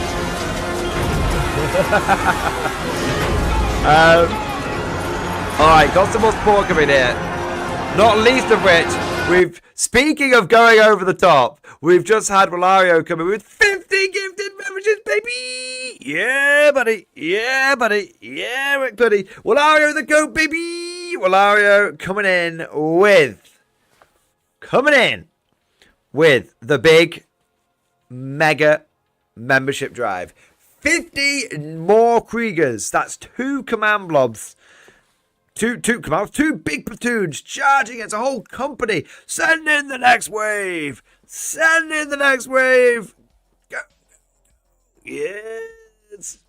Yes. He's out again. Dude, amazing. Everyone in chat right now. How many people we got? How many people we got on the stream? 1 second. How many people we got on the stream? Let's have a look. We got 236. 236 people in the stream right now. Every single one of you. If you are a channel member, spam the conscript emoji. It's the Douglas Haig pointing one, or you can do the Commissar pointing one, or you can do the Uncle Sam pointing one. Your favorite one. If you're not a channel member, do a 0 and a 7, an O and a 7. That's a little salute emoji. Join me in showing our love, our appreciation, our gratitude to the #1 recruitment officer, the leader of Walario's Wildcats. It is Walario, my man. Absolute Giga Chad. For those that are here for the first time, Walario, this is his signature move. Like, this isn't the first time he's done it. This is the manyth time. With so many times we've lost count. Okay? Many people here owe Walario their first Mordian Glory membership. And many have got multiple off him. He's a good lad. Mad respect, pillar of the community, absolute Giga Boss, absolute fucking hero, absolute Mega Chad. Walario, thank you for being the #1 recruitment officer in the segmentum, all the segmentums, frankly. I raise my glass, you sir. You're an officer, a gentleman scholar, a good sir, a kind sir. From the bottom of my heart, thank you for supporting the channel, but most importantly, supporting the community. Thank you, mate, for more than doing your part. Spriggs, what's the Banzai chat amount again? $3. $3 dollars. So, or £3. Yeah. But Walario, thank you, mate. Seriously. I'm a little knackered today, so if I'm a bit low energy, I apologise. But thank you. Thank you. He's a good lad, Walario. He's a good lad. I love the fact that the community, like, recognises his efforts now as well. Because, like, I think so many people have witnessed him do, like, the big 50 members that it's like, yeah. Like, it's legit. It's bona fide. He's bona fide. He's bona fide. Yeah, man. Love the response, guys. Excellent effort. Excellent effort. All right. We've got a few other super chats coming in here. Let's have a look here. I want to say a big... Speaking of gifted memberships, I want to say a big thank you to Margaret Talabekland. Destal. Thank you so much, Margaret Talabekland, for the 5 gifted memberships. Thank you for your support. Thank you for the 5 state troops. Hold the line in the name of Ludwig. There we go, bro. Thank you for doing your part. Also, a huge thank you to Anthony Williams. Anthony Williams, thank you for the super chat, dude. In the process / models in transit operation, Cady and Blob. Infantrymen report highly motivated, sir. Recon element / tripwire. Unanticipated complication. Points over. Please advise. Request revision. Okay, Anthony Williams, I'm going for I'm getting a strong vibe that you want a list review.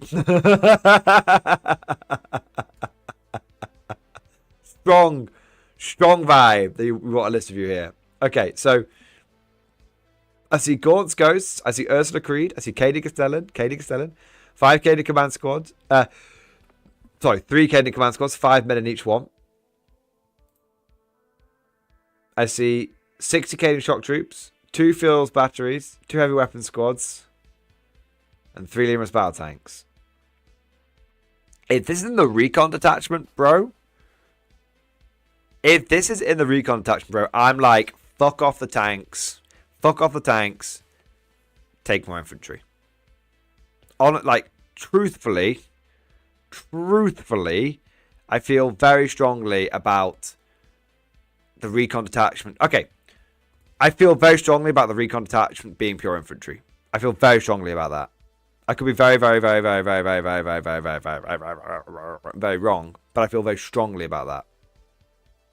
Yeah. So, I just feel like the battle tanks aren't doing anything for you. They don't have the strength. They don't have the AP. They don't have the orders. I think, yeah, they're not, like, in the recon detachment, you shed the armor. Shed the armor. For it is not needed.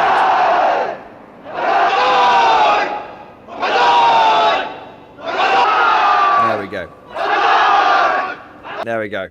So yeah, that's my general feedback, okay? I like everything you've done so far. I like Gaunt's Ghost. I like Ursula Creed. I like the Cady Castellans. I like the Cady Command Squads.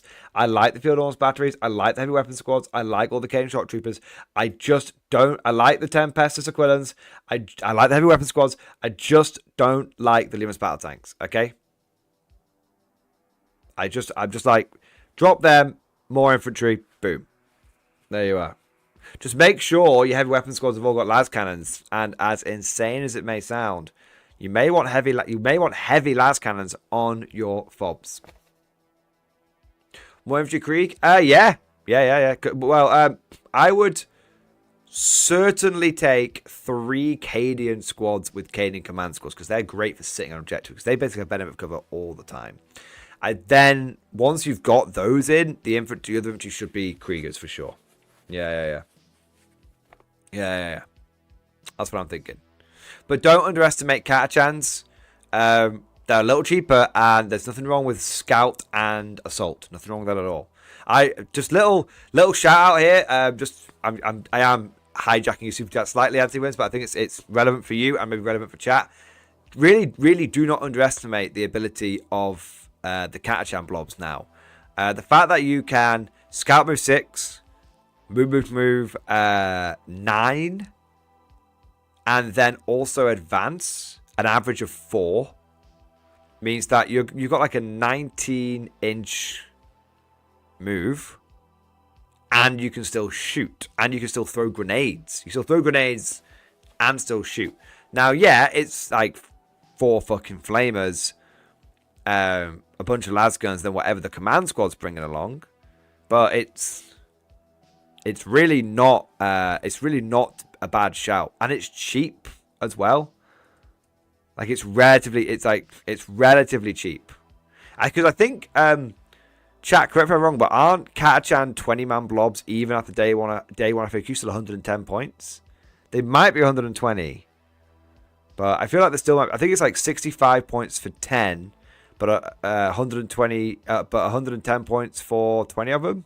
That does make them the cheapest infantry blob, with a hell of a lot of maneuverability. I'm not saying you spam them, but like 1 or 2. Bit cheaper, a few more bodies. When you run out of Acadians? Yeah. If they are 120, you're probably better off with Kriegers. Yes, Probably. boss. They are 120, so you're probably better off with Kriegers. I still like the Scout, move, Assault combination. Yeah. It's potentially very maneuverable. Potentially. But for you, Anthony, yeah, I think basically it's a simple case of swap, drop, roughly drop 1 battle tank. Roughly drop, what would I do? I'd drop 2 battle tanks, upgrade all your Acadians to 20-man blobs, and you'll have 150 points left over with that.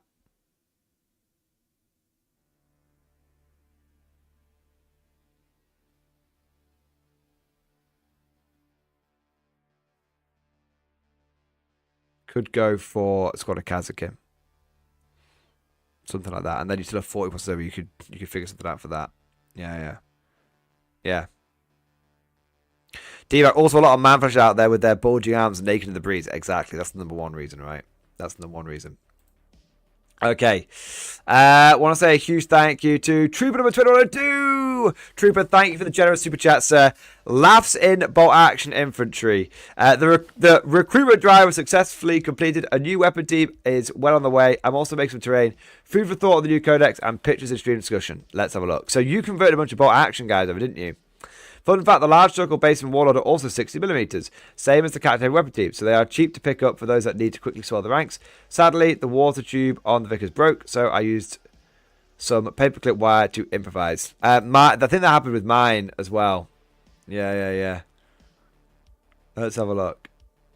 So if you converted your bolt action infantry over to 40k, that's so cool. That's such a good idea, man. Nice. Hey, that's cool. I like the terrain. And there's some more down here. That's really good. Yeah, my Maxim barrel snapped off, but I just didn't worry about it. I was like, Soviets, man. They probably just didn't fucking... Reporting for duty, sir! They put those Maxims out so quickly that some of the barrels are a little shorter than others. Do you know what I mean? Very, very cool, though. And good effort on getting the... the weapons switched over. Big thing is, like... the bolt action, like... You could definitely have some bolt action heavy weapon teams in your guard army for sure. Like machine guns could easily stand in for heavy bolters. Do you know what I mean? Like it's obviously it's an anti-infantry weapon. I quite like the idea of having like medium anti-tank guns count as las cannons. That's kind of cool. The only thing is that they are more expensive than heavy weapon than GW ones, which people are like, oh, I thought bolt action was cheaper. Bolt action is cheaper because you need less. Like you only need like, and also they do great bundles. So basically, no one actually ever pays for an anti-tank gun. No one ever pays for an anti-tank gun because they always chuck them in free with the starter armies. So if you're like, oh, you're thinking, oh, I want to get some like guard reinforcements on the cheap. A great way of doing that is like a bolt action force, and just because the infantry are the same size, the base is the same size, and you've got some decent counts as. Yeah.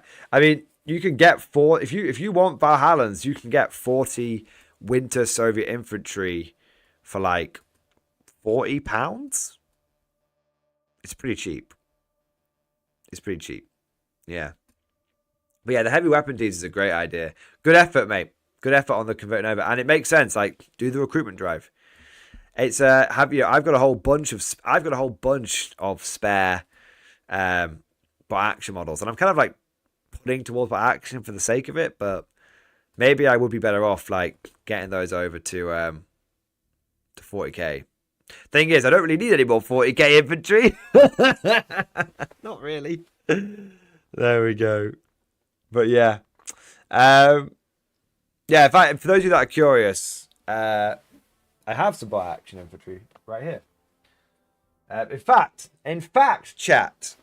Let me show off rather than holding up the camera. Oh yeah. No. Give me a second. This is Mordian Glory 2.0 you're dealing with. Let me get this set up. It's not. It might be a little rough and ready, but no, it's going to be high definition. It's going to be high definition. Okay, give me a second here. Give me a second. Yes, boss. Hang on, it's not going to work yet. It's 1 minute. 1 minute.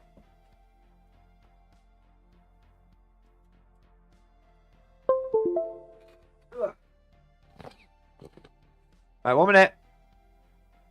It's all coming together. There you go. Look at that. It's all coming together. Okay. So let's compare the size. Let's compare sizes.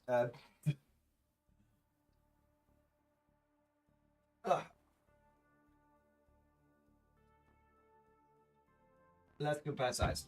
So we've got old plasticated, we've got old metal Mordian, and we've got German. Now, if we lay these down, you can see that the German really isn't that far off. Now, the only real difference in size between these models is, that might look a little better if I turn it like that. The only real size difference, if I'll put them like that, is the fact that the German guy, as you can see, they're all pretty much the same height. The only difference is the bases. So if you put them, it's only a couple of millimeters, but if you put them on the right level, they are basically all the same size.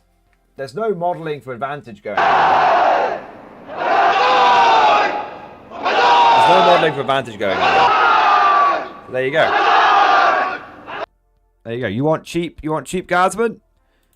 You want cheap guardsmen from a reputable company? High quality plastics? You can do it with bot action. No problem whatsoever. Of course, special weapons. You do. It is actually it is important to mention. It is important to mention actually. If I just go back to paint and chill again, 1 second. Obviously, special weapons could be a problem, but it is important to note that the new German veteran infantry. Oh my god, the Banzai!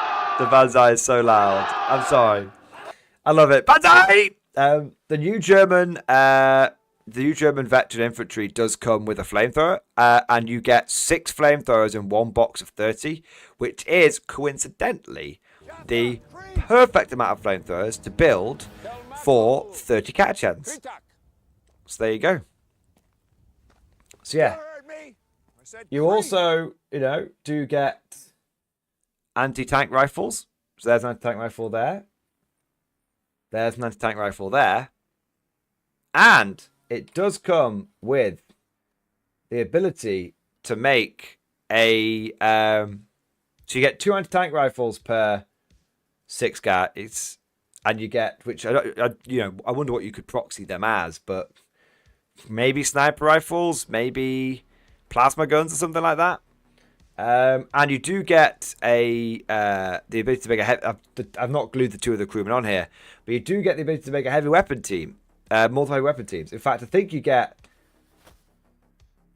like 2 medium machine guns per 6 guys. So just for those of you that are curious about it, how, not about bot action, but where to get cheap infantry from, like, okay, let's think about this. You want to get cheap infantry that's kind of like, Krieg, sort of semi-Krieg themed or Krieg themed. You absolutely could get a bunch of those Germans, and you've got enough flamers there to represent, you've got enough flamers there for all of them. You've got the anti-tank rifles, you've got, and you've got the heavy bolters as well. In fact, you could make from 1 box of grenadiers, you could make, there's 2 medium machine guns per 6 guys. So 12 heavy bolters? You can make 12 heavy bolters and 12 flamers. Yeah. Yeah. Wait, I could use my bot action pill guard? 100%. 100% you can use bot action pill guard. The only thing to bear in mind, of course, is, like I said, you're missing out on some special weapons. Yeah, they're basically they're the same scale. They're 28mm heroic, same scale. One thing to mention as well is the new Cadians are actually a bit slim. They're a bit slimmer than the old Cadians. The old ones have got quite big hands and heads. So the new Cadians are actually closer to the scale of bot action. They're the lasguns, everything's slimmer about them. So yeah, they're very, very compatible. All right, what do we got next? So Trooper, good shout out on the cheap, converting bot action infantry over. It's a very, very effective way. And you want they're going to look like Germans, they're going to look like Kriegers. Yeah, there you go. I want to say a big thank you, and you can literally get like 30 for the price of 10 Cadians. Maybe it's I think it's like 30. It's 30 plus pounds for box bot action, but still you get the point. It's pretty close. I want to say a big thank you to Slapping Shovels. Slapping Shovels, thank you so much for Super Chat, bro. 07, sir. 07, mate. Rogel Dawn question and picture in stream chat. Let's take a look then. Slapping Shovels, about 80% done. Looks amazing, man. Let's put it on screen straight away. Looks amazing. That is that blue has come out just perfectly. And the green glow from the searchlight is just mwah. Mwah, chef's kiss. I love the red and white stripes as well. That's a 10 out of 10 Dawn for me right there, man. That's just tickling. That's ticking all my boxes. About 8% done on my first ever Dawn, a few highlights and a shit ton of money of worthy left to do. What do you think now is the optimum Dawn commander loadout? Personally, I feel the optimum Dawn commander loadout is oppressor cannon, autocannon, lots of heavy stubbers, and then the multi-melters and the pulverizer cannon. I feel like you want I feel like the melter guns are just slightly too short ranged. Just the little nipple melters, I think they're slightly too short ranged. Even in a world of tanks and monsters, I just can't. 12 within 12 inches of the Rogel Dawn is. I'm not feeling it. Do you know what I mean? I think it's rarely going to come up, but we'll see. But yeah, I think you definitely want the pulverizer cannon because of its AP and its damage. And that even though it's only strength 9, you can reroll the wound on it if you need to. And with the multi-melters, likewise, you can reroll the wound on it, but also you can reroll the damage on it. Yeah. So I think, get on them 50s! Get on them 50s! So yeah, for me, the Dawn optimum loadout is Dawn optimum loadout, whether it is Tank Commander or Rogel Dawn, is oppressor cannon with autocannon, multi-melter sponsons, pulverizer cannon in the front, nipple stubbers everywhere else. I think that's your best bet. You could argue that for the regular Dawn, you're better with the nipple melters because of the fact that it's got that ablative armor. It can sort of it can get into the maelstrom and take it. But you've got to remember that if you get tagged in combat, you start being -1 to hit, and that's just no fun. But there's with an abundance of orders available now, there is an argument for it. But I still think standard loadout on all Dawns should be, as I said, pressure cannon, autocannon, all the stubbers, pulverizer cannon, multi-melters. But I could see an argument for the melter guns on the regular Dawn now. Yeah. Okay. But dude, that is a fantastic looking Dawn. Good fucking effort.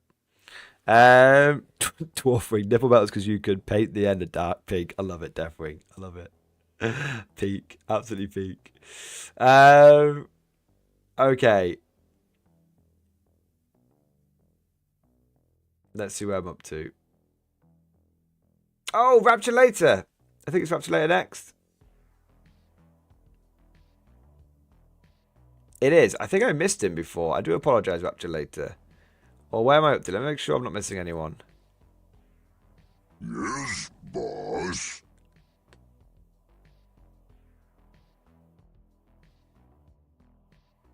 1 second here, guys.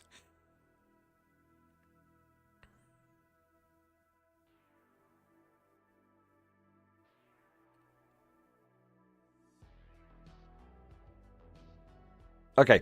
Yeah. Rapture later. Thank you very much, good sir. We had Market Talbot land. Yeah. Rapture later. Thank you very much. Let me just make sure I'm not missing anyone. Give me a second here, guys, because I would hate to miss anyone. No, I think we're okay.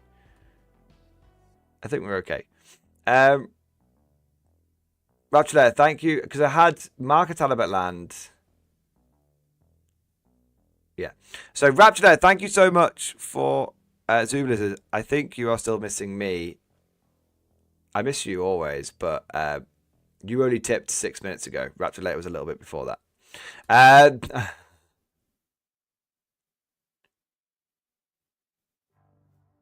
Yeah. Okay. Yeah, okay. Rapture later, thank you for the super chat, bro. Ran an FAQ siege regiment at Death Guard yesterday. Results in stream discussion. Okay, let's have a look. Let's have a look here.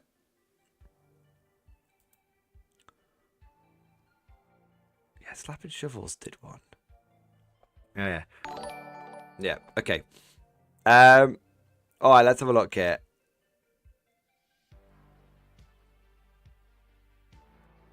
So what? Sorry, I've just been slightly thrown off, but I'm back on it. Okay. What is your name? Are you the 88th Furious Vrax Siege Corps? In the Discord, mate?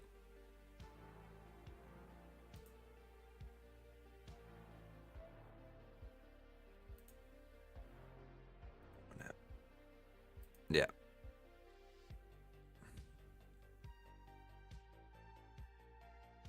Oh, no, was there not one from the very beginning of the stream where I posted 90 about camera stuff? I think I got that one. I got your first one. Yeah. I did get your first one. I went to Uber Lizard, yeah, and all that stuff.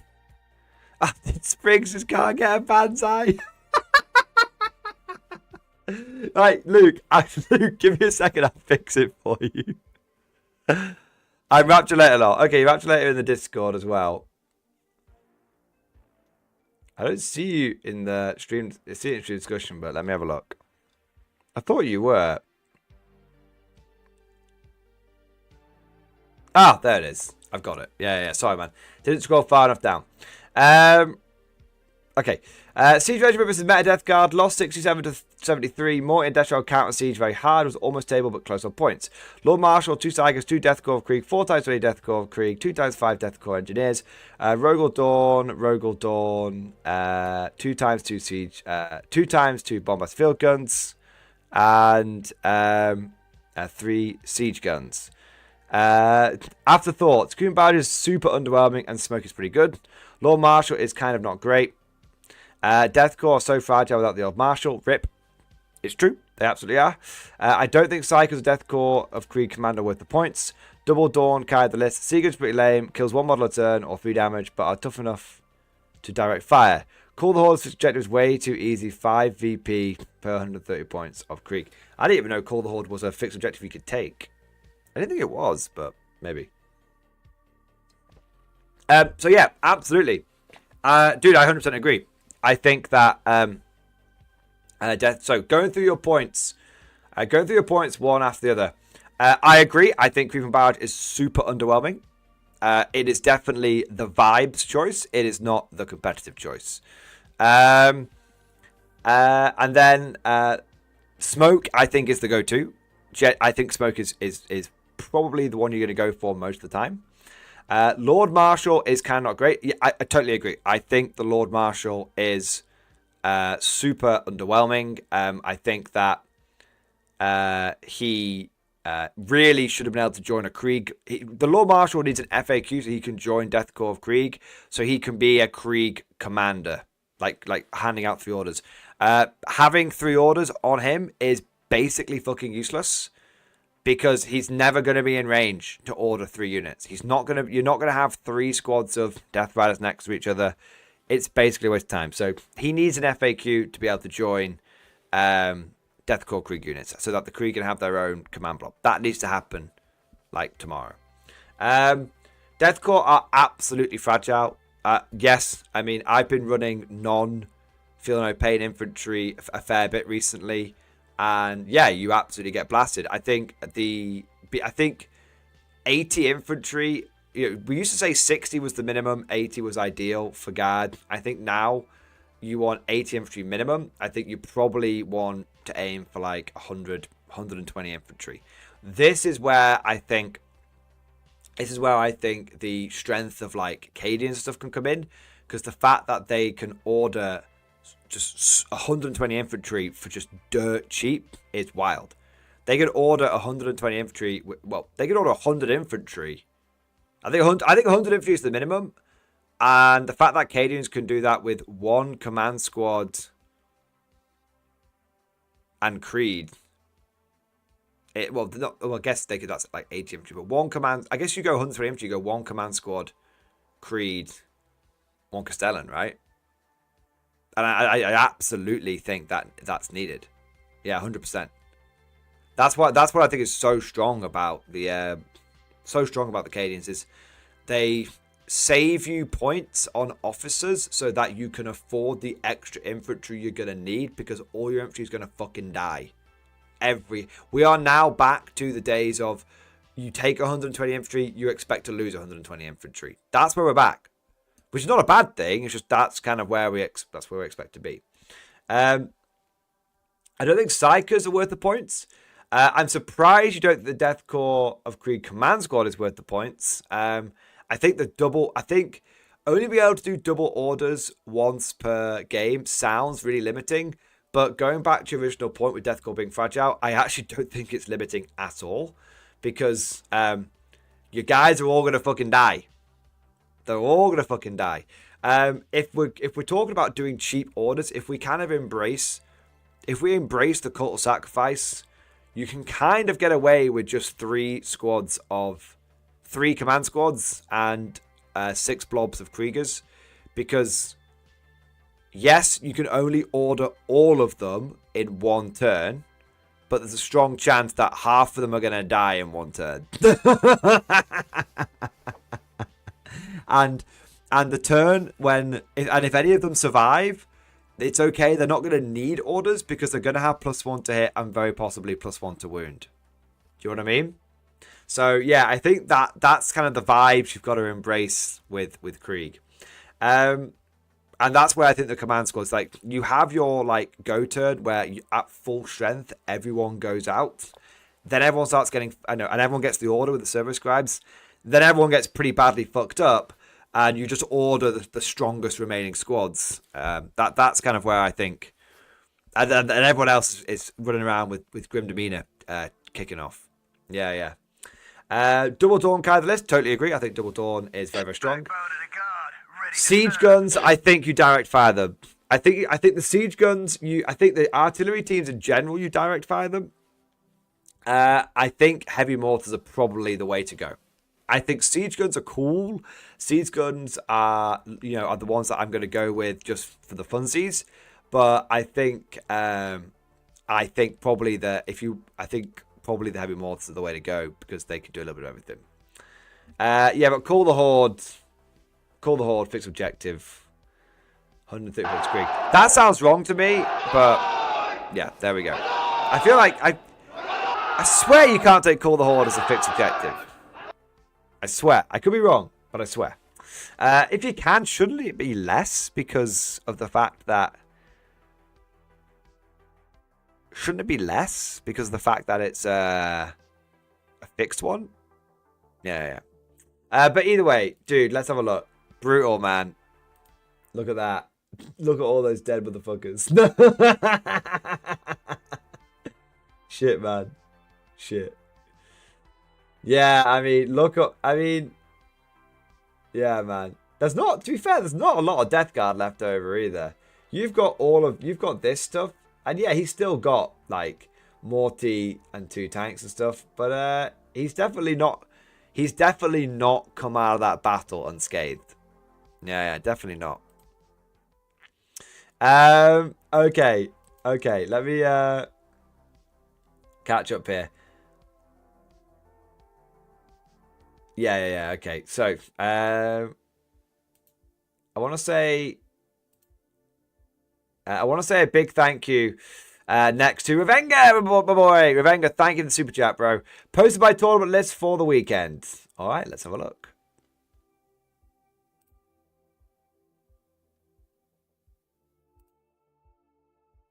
Okay, so we've got Caden Castellan, Deathcore Marshal, Tempest Command Squad, Tank Gunner Grand Strategist, Deathcore Krieg Blob, Ordnance Battery, Kazakin, Scions, Lemus Exterminator, Dawn, Chimera. Okay, I like that. So Kazakin in the Chimeras to scout. Then you've got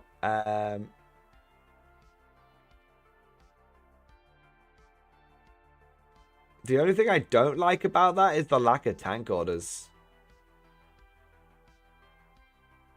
Like the 2 Rogel, like you've got literally orders for 2 out of 4 tanks. That's not buku in my mind. Yeah, I feel like you strongly need the the tank commanders strongly. Let me go through and see what's going on here. The Caden Castellan, I guess, is to order the Field Ordnance Battery. Yeah, I probably wouldn't bother with the single fob. Okay, I like the 2 Deathcore Creed blobs with the 2 Marshals. I like the Scion Giga blob. I like the Kazakin and the Chimeras. That's what I like. The Rogel Dawns. I'm not really feeling the Exterminator. I feel like I strongly feel like you bin off the fobs, spend 55 points getting a Lehman Russ Exterminator up to a Lehman Russ tank commander. That way at least 3 out of 4 tanks have got orders. You get both tank commander and demolisher cannons. And then with the remaining 45, you bin off the remaining 45 points. You can take a tank. You can take a tech priest, and then you swap the cassette out for another tech priest. So both Rogel Dawns have got 4 vulnerable saves. That feels a lot better to me because you've got indirect fire in the form of the Scions. Because you're in combined arms, you drop in. With the Giga Blob, you blast. The Giga Blob dies. You use reinforcements, get 10 of them back. You drop in again. Yeah. That's what I would do. Revenga, it's a good list, but more tank orders and more durable Dawns. That's what feels best to me. Okay, here. Let's have a look. Okay, I want to say next...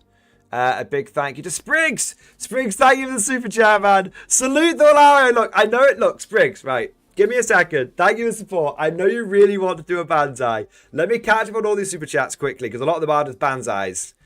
And then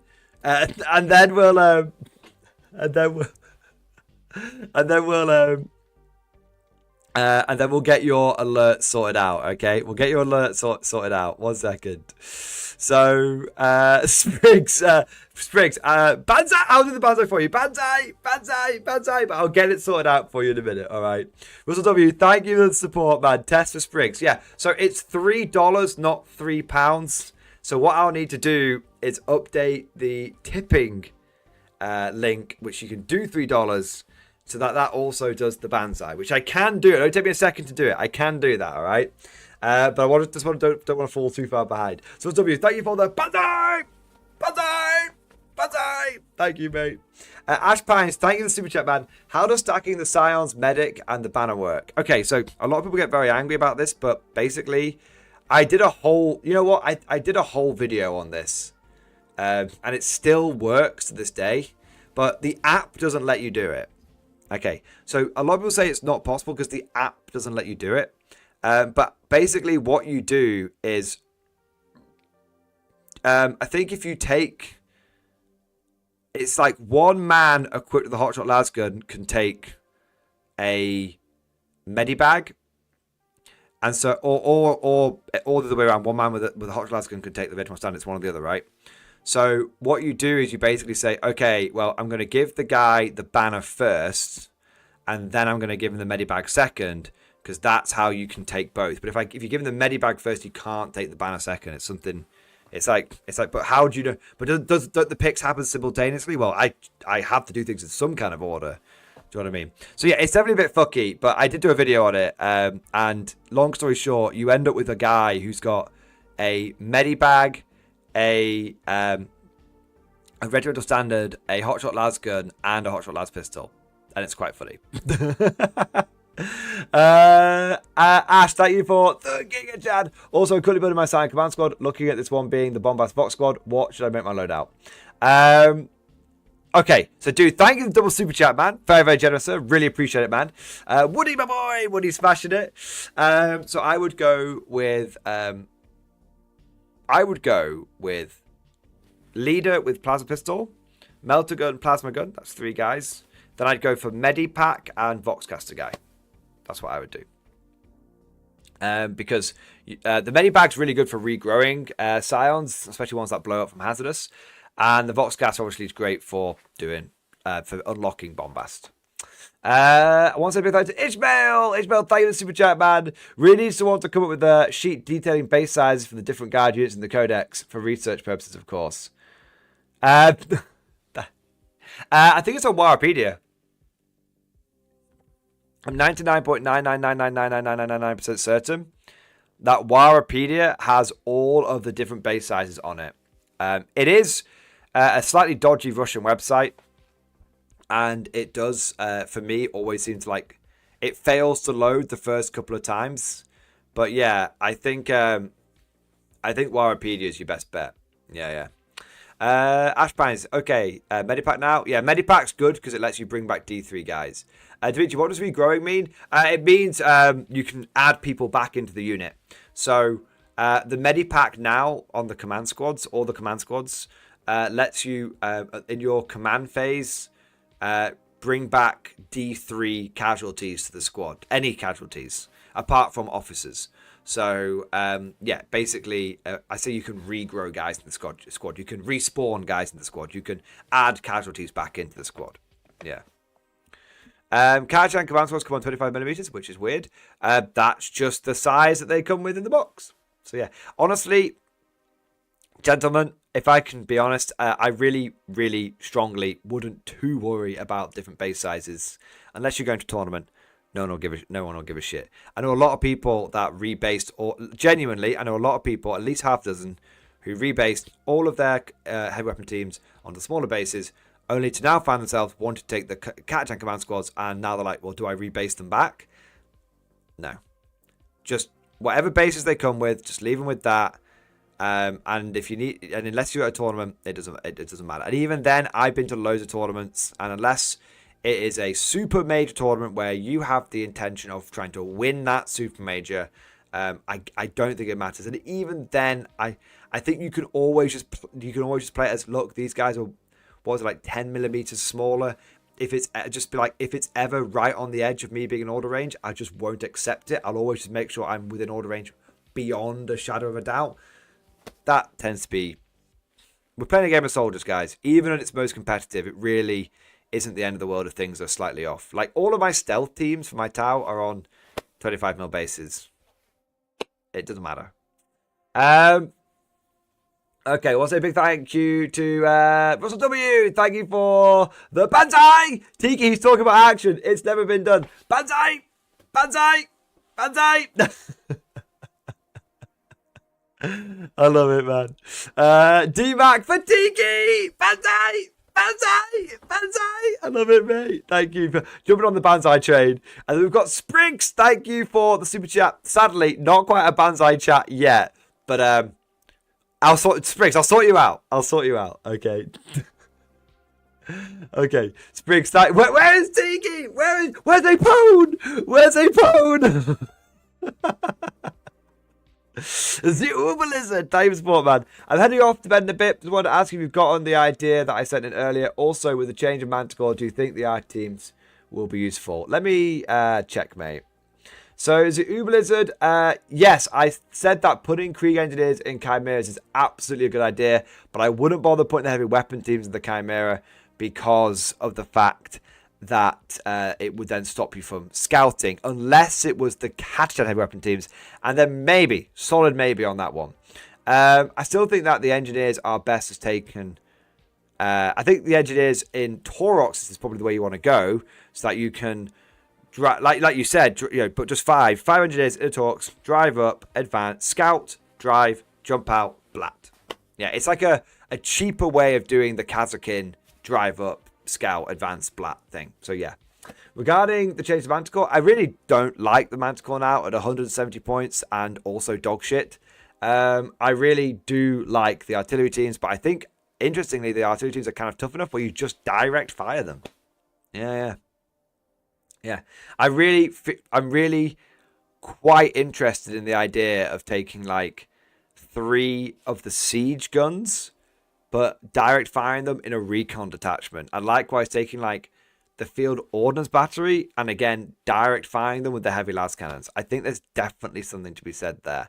It comes out at about 585 points, which is only 60 points more than taking the 27 las cannons, but you are getting a lot more durable firepower. Although to be fair, 27 fragile las cannon shots versus, what is it, 12 field ordnance battery las cannon shots, then an average of another 11 roughly siege cannon shots. So I guess it's 27 fragile las cannon shots versus about 23 durable las cannon shots. Yeah, that's kind of the way of looking at it. Yeah. Don't forget though, your fobs could have sustained hits as well, which could generate an extra 2. So actually, you're kind of looking at 25 versus 27. Yeah, 95 points per siege cannon. So basically, very, very similar number of shots, wildly more durable. Yeah, wildly more durable. John Shepard, thank you for the Giga Chad. Wargames Atlantic Deathfields range are nice 40k proxies. I'm making my guard from the Legrognar's range of all guards and are wearing peak caps. Yes, mate, peak, hey.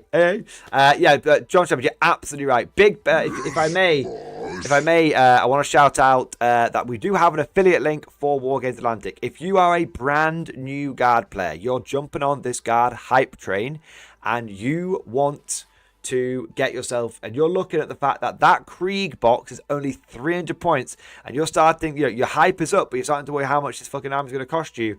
I do have an affiliate link for Wargames Atlantic down in the description below. If you use that affiliate link, it supports the channel, and Wargames Atlantic sell, in my opinion, the cheapest, highest quality proxy guard. They're very, very, very good. So if you give me a second, I'll show you guys what we're looking at here. I am plugging myself a little bit, but honestly, these guys are really strong. Okay, so let's have a look. So these are the these could be your counts as Kriegers. Now obviously those look a little bit more like Destroyers, but bear with me, as there is plenty of examples of them wearing gas masks. So there you go. You've got they look very, very similar to the Kriegers. They've got the longer barrel, they've got the bayonets on the end. You can have them. They've got the French Adrian helmets rather than the Stahl helms, and they've got gas masks, or you can have them without gas masks. You can have them with the Destroyer heads, with gas masks, or without the gas masks. So if you wanted to, a good thing here is if you wanted to have recreate the Krieg Grenadiers of old, which are basically Krieg Kazakin, what you could do is buy these guys and have your regular infantry with the Adrian helmets and have your Kazakin with the bearskin helmets. Also a great way of doing it for your Scions as well. If you wanted Krieg themed Scions, bearskins again. They come with a lot of different options. And the best bit is you can see what comes on the sprues, and you can see we've got, you know, special weapons for days. We've got plasma guns here, we've got flamers here, and we've got melter guns here. No problem whatsoever. Also, you've got plenty of like pistol options and stuff like that as well. Also got another weapon here as well. So grenade launcher there. So point is, I am plugging myself slightly here, but I'm also not only plugging myself. I think doing raising a bit of awareness, because guard can be an insanely expensive army to collect, but it becomes a lot more palatable when you can get 24 guys for £25. That is less expensive. That is like, in comparison to box Acadians, that is £5 less for 14 more models. Last final plug. Is a weapon of terror. They do a bulk buy discount. Intimidate. So £25 for one box, £70 for 3 boxes. Of war. If you went To kill your for 5 boxes, which is pretty much all the infantry you're ever gonna need, that is £105. Now, if we can, that's basically the price of 3 Death Corps of Krieg boxes, except for sort of 30 infantry, you are getting 120. And if you went absolutely bananas for £190, saving £60 overall, you could get 240 infantry. And this is just one of the boxes they do. Last thing to mention, they've got a whole range. So you want Steel Legion, they've got you covered. Mordians, Destroyers, Death Corps of Krieg, they've got you covered. They've got heavy weapon teams covered as well. You want 27 las cannons, cheapest way to do it here. They've got some more simplified guardsmen. So the cannon fodder, you get 6 more guys, but the models are a bit simpler. They've got Praetorians, and they've got the Ura Marines, are actually some of my favourite, because they've got the cavalry as well. 9 cavalry for £30, again bought by discount. These guys look like the alien colonial marines, but also look like Cadians. Again, cheaper. So there you go. I'll stop plugging myself now, guys, but I do think it is important. I'd rather have a tin cup, I know, but I think it's important for people to be aware of that, because unless you're playing at an official GW store or an official GW tournament, you really don't need official GW models. I have been to tournaments with full 3D printed armies. I've been to tournaments with full third-party armies, and it's never been a problem. There you go. All right, so yeah, John Shepard, very, very good point there, mate. Very, very good point. And dude, peak that you're going for the Grognards, the peaked hats. Very, very cool. Okay, want to say a big thank you to Spriggs. Thank you for the $3, man. But it's a $3 tip, so it just went dling. No. Spriggs, more Banzai. Look, we'll get your Banzai in a moment. I just want to. I've got 1, 2, 3, 4, 5, 6 more thank yous, and then we'll do your Banzai. Okay, Spriggs, thank you for the support, man. Thank you, bro. And sorry that I'm blue balling you so hard. I'm blue balling you more. than Mad Larkin. It's what Mad Larkin is like every stream. I also want to say a big thank you to Slappy Shovels. Thank you for becoming a channel member, mate. Thank you for joining his Imperial Guard, the Emperor's true finest. Thank you for doing your part. Also want to say a big thank you to Mark Talibaland. Thank you for the super chat. Close to Val completion, pictures where you belong. Oh, mate. I know, man. I know. I wish I was in the Mordian team this time, but I had to keep an eye on these reprobates in the Penal Legion. Let's have a look. Let's have a look.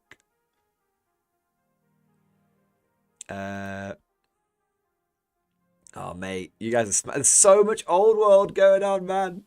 So much old world. Hey, you got shitloads of them, man. Dude, looking good. Let's have a look.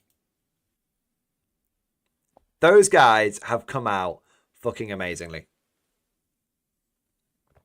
Genuinely, man. Those knights look fucking stunning, and they're not even finished yet. Have you started to get to grips with the speed paints a little bit more?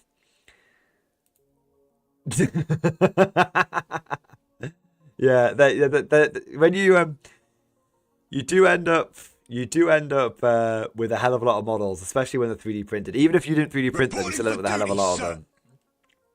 Basically, Touch has to do a lot of room for improvement. Dude, they've come out so well, mate. They've come out so well. Oh my god, they look amazing. They genuinely look amazing, man. So impressive. Holy shit, man. Once the basing is done, those guys are going to look on just a whole nother level.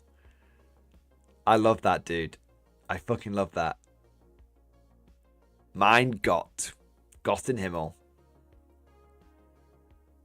Dude, holy shit, man. Holy shit. I'm excited. Yeah, that your cavalry has come out absolutely perfectly. Cavalry is an absolute ball ache to paint. I learned that when painting my Bretonians many years ago. So you've done a good job, man. Strong. But yeah, it speed you will find that you get better. That speed paints, it just starts clicking, and you just start. Yeah, you got to batch paint. You've got to batch paint with them. That's the key. That's the key. You're getting there, man. Look, trust me. They are looking phenomenal. You're learning a new process, and the results you are getting are already staggering. Excellent work, sir. Deus Tal, mate. Deus Tal. Okay, want to say... give me 1 second here. 1 minute, just refreshing. I want to say a big thank you to Akashareka. Akashareka, mate, thank you for the 22-month member flex. Xbox, baby. Hi, Mordian. Do we know the Crusade rule for guard? I might have it. Let me have a look.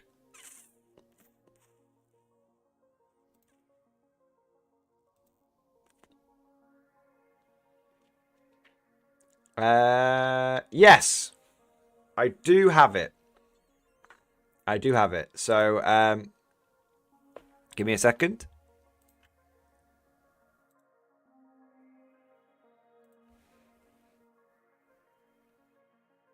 So what I'll do, mate, is I'll download it and I'll just go through it on stream and I'll just flash it up and go, because I don't want to go through it step by step, but I can flash it up on screen so you can pause it and go through it at your leisure.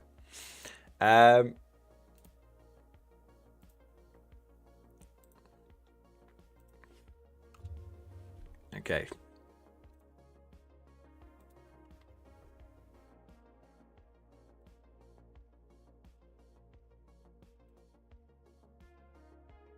Is that in the right order?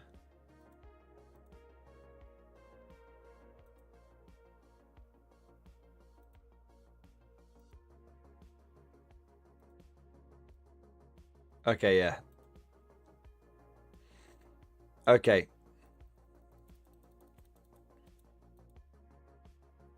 It's order's very slightly squiffy, but here you go. Here we go. So I'll zoom in slightly.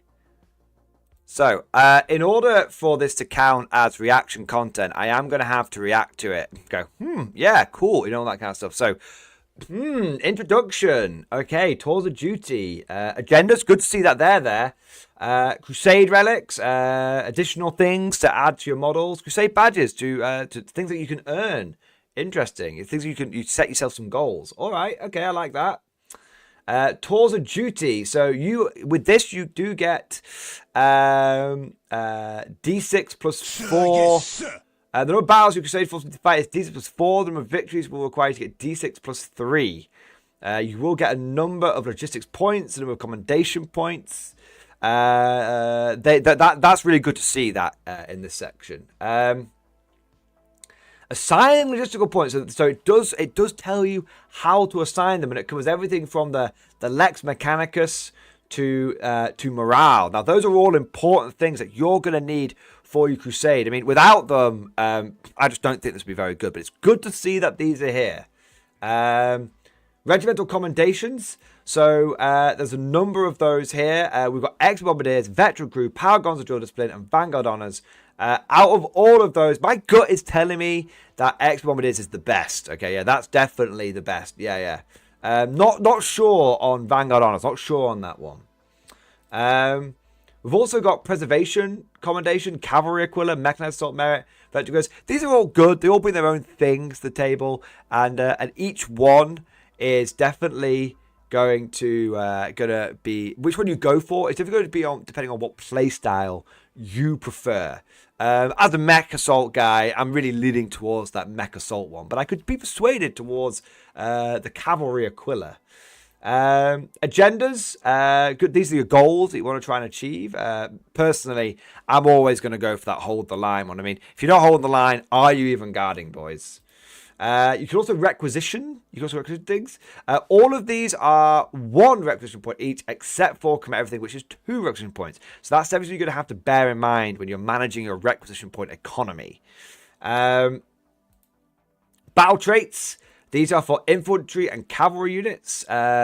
Which one you get depends on what dice that you roll.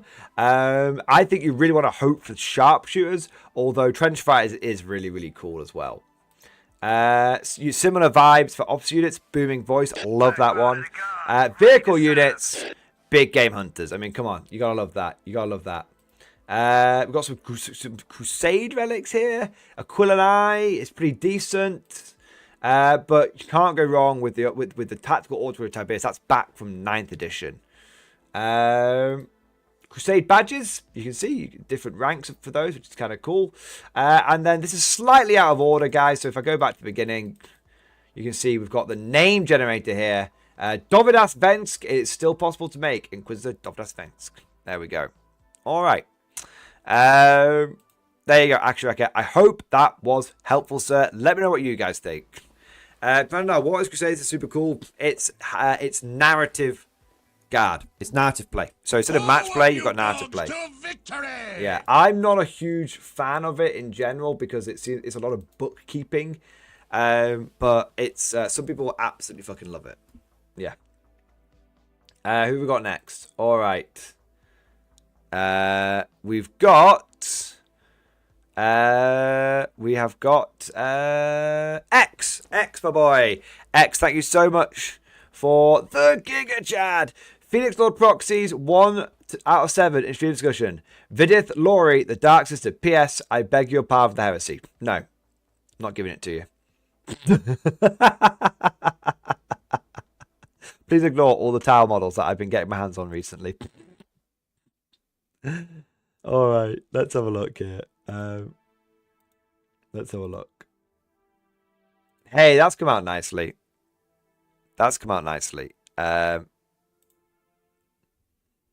Mate, I love that. I love the bone armor with the green. Very, very, very cool. Legally distinct 3D proxy of the leader of the Howling Banshees. Yeah, nice. I mean, I'm not a heretic, but I'd clap them cheeks. Nice. Really, really good paint scheme, man. And I cannot condemn you for your heresy, sir. I cannot condemn you. Okay? Because Eldar are bad, but Tau are worse. And I've got Tau. And I've got Tau and Eldar now. So there you go. All right, Spriggs. Spriggs wants his Banzai. Okay. Give me a second. Give me a second. I'll give you your Banzai. Okay. I'll give you your Banzai. I'll give you your Banzai. Tips. Add variation. Banzai. Add. Delete the default shit.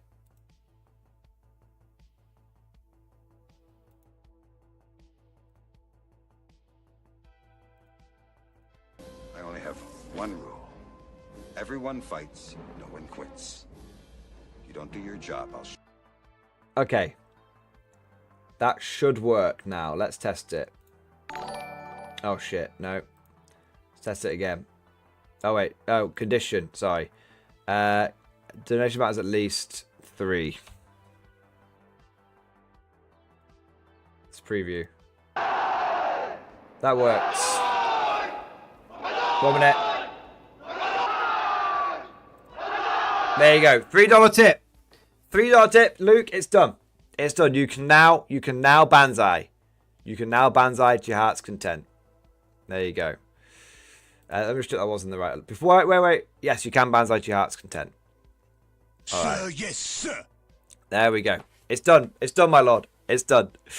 Let's have a look here. Anthony Williams. Anthony Williams, thank you so much for the super chat. My man. Thank you for the super chat, bro. Thank you for the advice. Just ordered those German grenadiers, and wow, they look legit. New total infantryman in Cadian /Katajan's Blob 169. It's going to be epic. Dude, amazing. Dude, that's super cool. Anthony Williams, yeah, the German grenadiers, they come with all 30 Katajans with all the flavors you need. There you go. All right. Did you say you had a list down in here as well? Let me have a look, man. Let me have a look. Let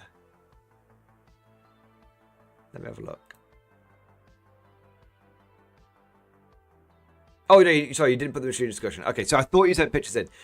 New total infantrymen in case of character blobs is 169. 106, wait, so you're telling me you've got 169 infantry? Amazing. Amazing, man. That's super good.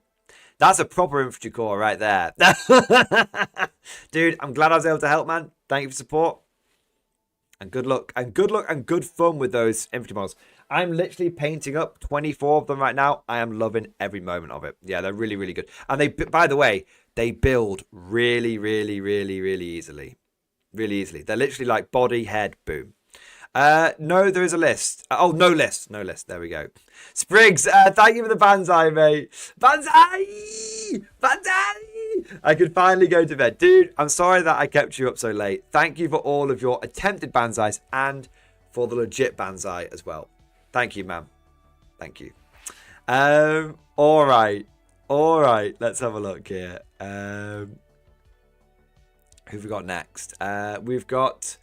it's me, Marco. Marco, thank you for super chat, man. New list for the new edition. Points may change it. And then Marco, you came in again just now. It's me, Marco. Thank you for another super chat, man. Got called away. My list is now in stream discussion. Okay, no worries. So you sort of did the super chat. Then there was no list because you got called away, but now there's a list. Okay, that's good. Good. Yeah, no worries.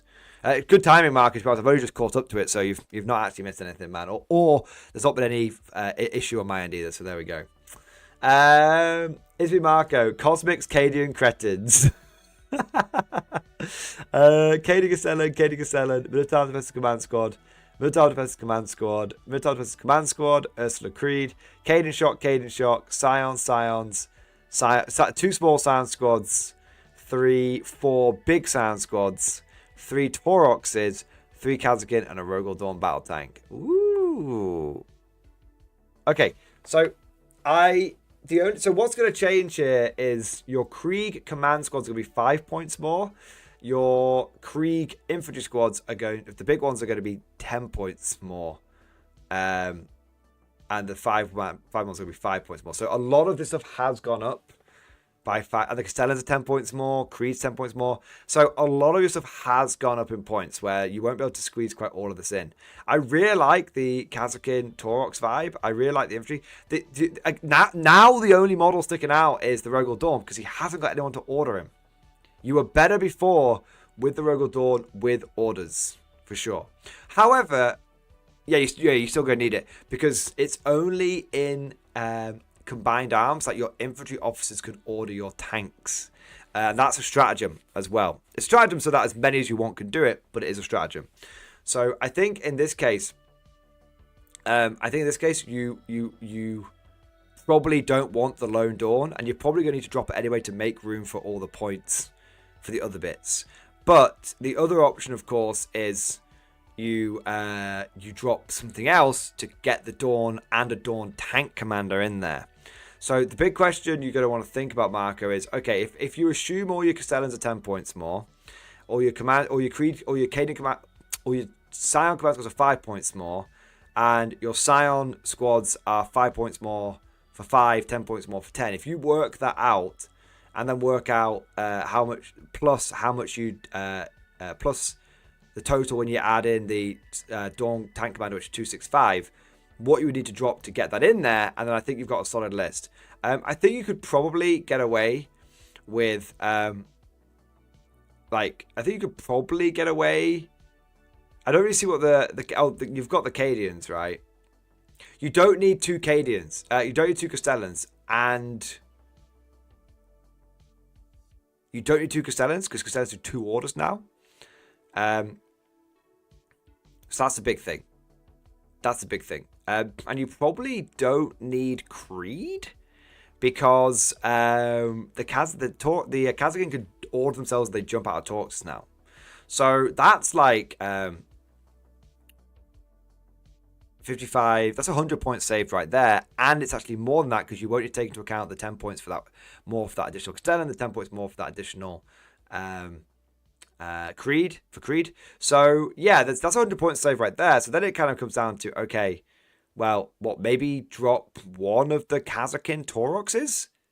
So yeah, because that'll save you another 185 points. You're probably starting to get there. Do you know what I mean? You're probably starting to get there. So yeah. Castellans who stayed, it's why I had 2. Yeah, okay. They can benefit from 2 orders, right? But they can only benefit from those 2 orders. So you couldn't order them in the command phase because they're in the transports. You could have Creed jump in one of the Torques with them, but then that Torques is going to slow down. It's going to be not able to scout, so it's not going to be able to keep up with the other ones. See what I mean? Yeah. So the list, it's not a bad list. Don't get me wrong. If you made no changes, I think you'd be absolutely fine. The only problem you would encounter is your Rogel Dawn would feel underwhelming. That's it.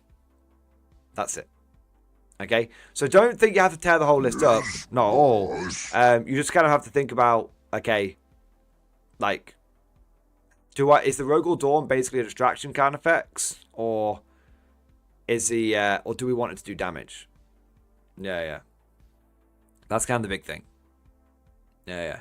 But no, the list, let me just make something clear, Marcus. I don't want to feel like I'm just shitting over your list. The general combination of units that you've got absolutely works. And I know you've got all these models, and I know I know you've got a lot more than that as well, man. Like, I've seen the tables of fucking models, man. I think you've got more guard than me, and I do this for a fucking living. You know what I mean?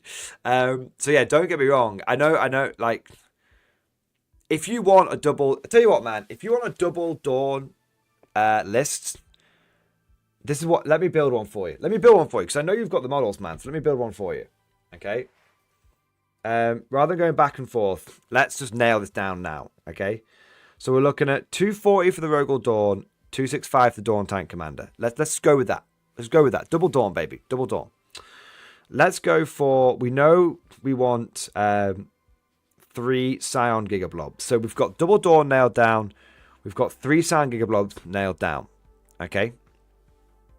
Now that's going to give us, that's scratching all of the itches.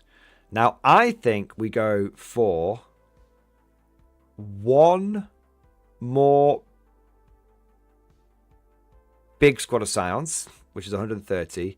And then I think we go for 2 5-man squads of Scions. Okay? I think we go for 2 5-man squads of Scions. Okay. Or do we even do that? Secondary game? 1 5-man squad of Scions secondary game. Okay? I'm then thinking we want those Kazakin. Want this Kazakin. So let's get the Kazakin in the list and worry about the Tauroxes later. And then let's get a couple of Cadian blobs in there as well. So we've pretty much got everything that we want. Ah, not quite going to get there.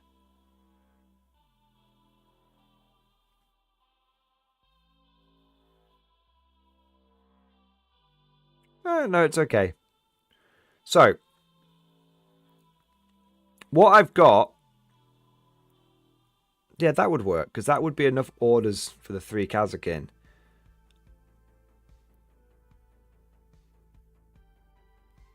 Yeah, that could work. So, what I've got is comes at about 1950 points. Leaves you 50 points over for your enhancements. I've got 2 Rogal Dawns. Starting on the board, I've got 2 Rogal Dawns. One's a tank commander. And then I've got 3 squads of Kazakin. And I've got 1 big blob of Cadians. And then 1 command blob of Cadians. Okay? Now, that's 10 Cadians plus Creed plus a command squad. Okay? Yeah, that works out perfectly.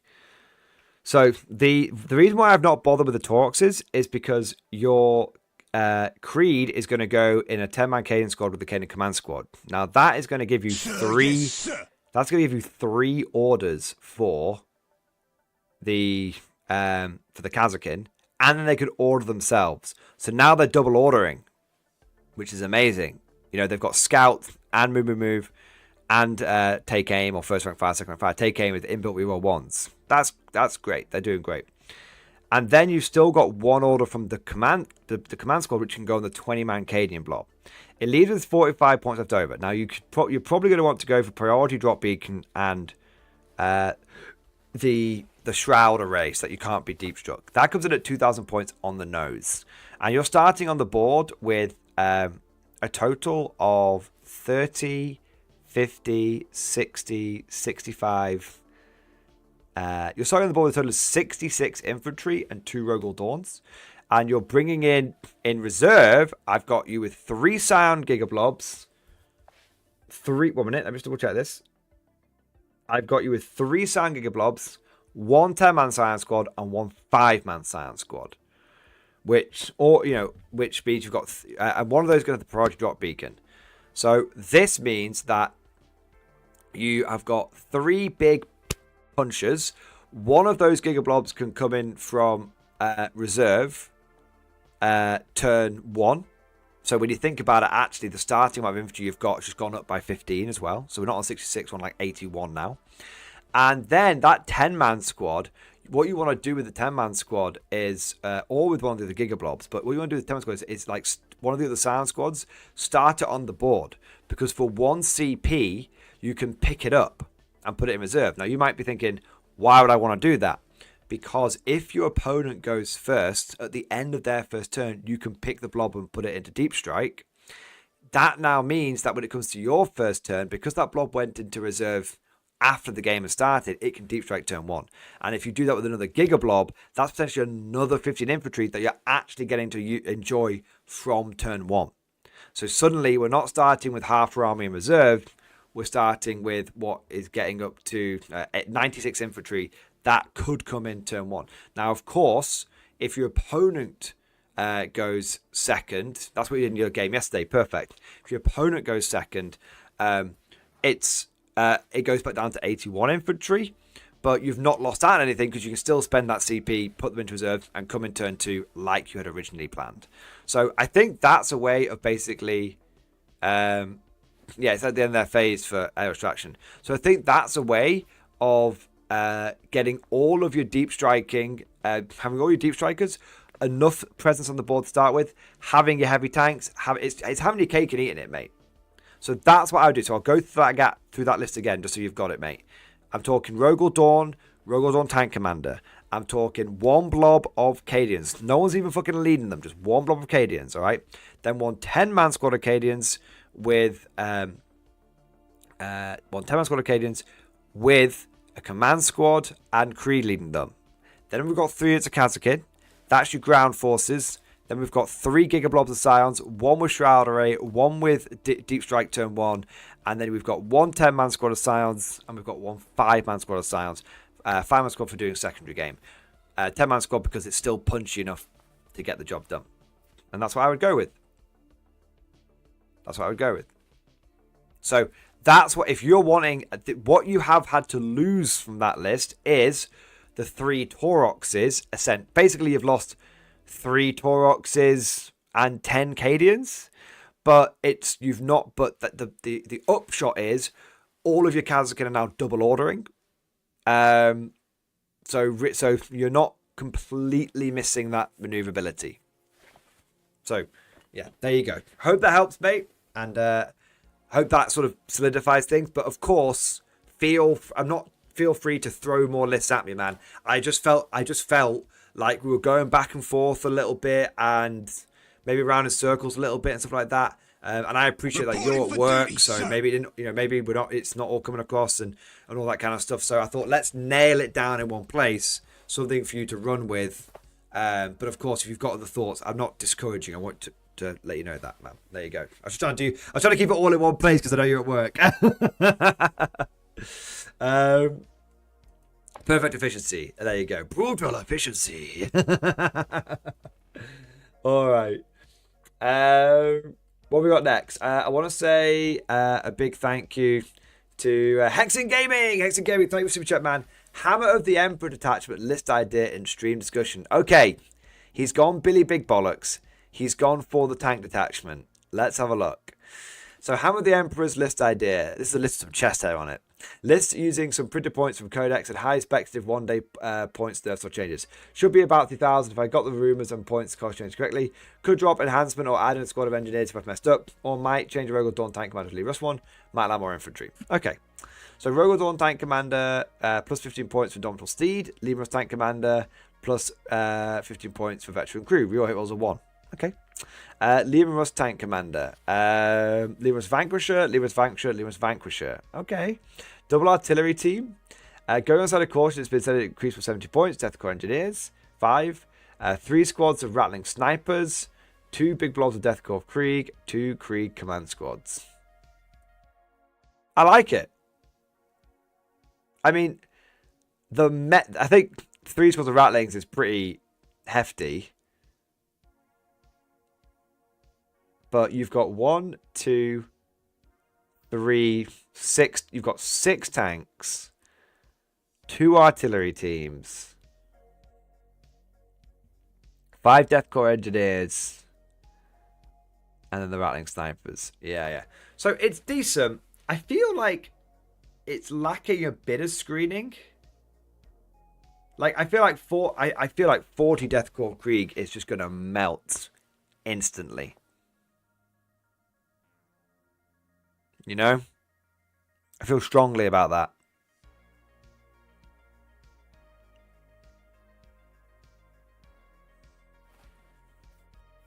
That's my feedback. I think that I just think that the infantry is going to melt too quickly.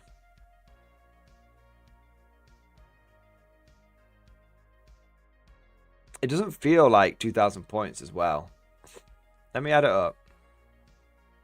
It doesn't feel like it. I mean, it probably is, but it doesn't feel like it.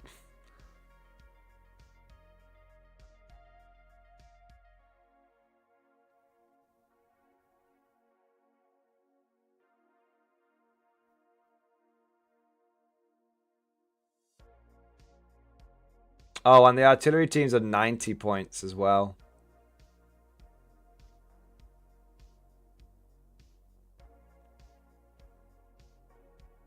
Oh, it is. Yeah. So the artillery teams are 90 points. Each tank commander is 225 now, I believe. Rodon tank commander is 265 from the get-go. Yeah. I would be tempted. I know a lot of people are going to shout me down and say, Mordian, you're just wrong. You're just wrong on this point. But I would be very, very tempted to just go with like all the screening. Sack off the artillery team. Sack off the artillery team. Sack off the rattlings. My thinking is, I don't know if it would work, but I feel like basically taking shitloads of infantry to give the tanks a chance to do their job. But then I'm just looking at this army, man.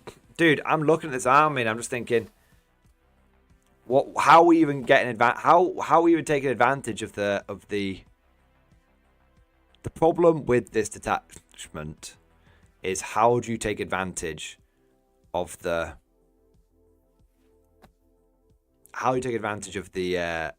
detachment rule? Because your tanks are all going to be sitting back doing DACA, aren't they? I like the list. I would take the exact same list and put it in combined arms, and it would instantly become better. That's the problem. That's the problem. Okay? I think to make Hammer of the Emperor work, I think ironically it's a Taurox attachment, which doesn't feel very cool. But yeah. Yeah. You can only advance and shoot one unit as well. Yeah, I like the list. Long story short, I like the list. It could do a bit more screening. I think it's in the bad detachment. Yeah. All right. I want to say a big thank you to Wait for it to Happen. Thank you to 28-month member flex. Double X Boss, baby. New list and new lists and pictures. Pre-engineer nerf in Discord. All right. Let's have a look. 3x5 Kree command squads. Oh my god. It's popping up, baby! Oh, yeah. Oh, wait, where's that happen? You're going to wait a little bit longer for something to happen. Oh, my God. Give me 1 second here, mate. I want to say a huge, mega bunker busting thank you to Ryan Starr for coming in with the Death Strike chat, baby! It's popping up, boys. He's taken off. He's nuking the entire site from orbit. He's blown up the entire stream. Amazing, man. Amazing. Holy shit. Thank you so much, Ken, for all of the incredible support. Thank you from the bottom of my heart, man. From the tip of my toes to the end of my nose. First Death Strike of the stream. First Death Strike of the week. Fucking hero effort, mate. Dude, I would raise my glass to you, but I've run out of drink. I'm going to have to go and get the drink in a minute. But I'll do it after I've thanked you profusely. I salute you, good sir, kind sir. I salute you back, mate. Everyone, like the stream. I sent an email from the Ken Star account I used to use, but don't read it out loud. Read it, but not out loud. Weekly Death Strikes are back also, by the way, and I'm going back to Warhammer Patreon too. Hey! Ken Star. Dude, you are too kind, sir. Thank you for your generosity, sir. Thank you for your support. Let me get on that email right now, but I won't read it out loud. I'll sort of nod and, I'll react to it appropriately. Let me have a look here.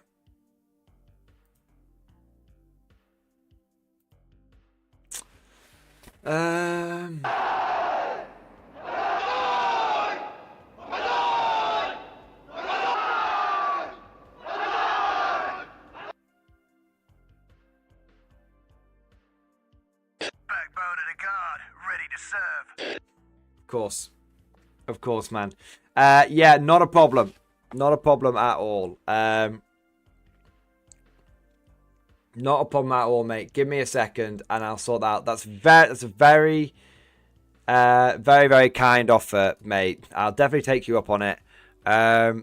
Let me just reply to you right now. Dude, that's very kind, mate. And I totally get it. I totally get it.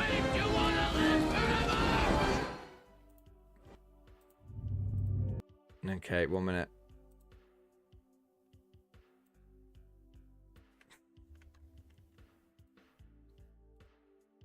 I'm just being quick. I'm just sending you the thing back straight away.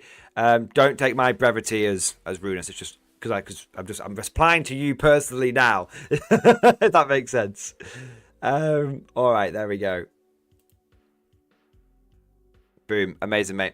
Dude, you absolute hero, man. Thank you for all of your support. It's a very kind offer. I'll definitely make sure to. I will definitely make sure to do something worthy. All right, definitely, man. All right, dude.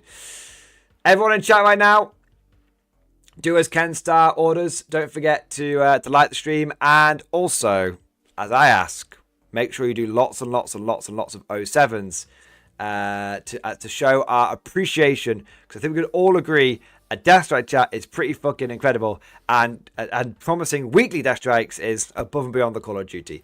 Ken, I appreciate it. There's no pressure, by the way. If anything comes up you can't do weekly Death Strikes, of course I get it, man. But of course also I will very grateful for them as well. Amazing, man. Holy shit. Let's have a look here. So waiting for it to happen. Let's have a look here. Give me 1 second. Okay, cool. So I'm gonna grab a quick drink. Wait, I'm blueballing you again. Waiting. I really need a drink. So my throat's all dry. I'll be 30 seconds. Up and down. Up and down.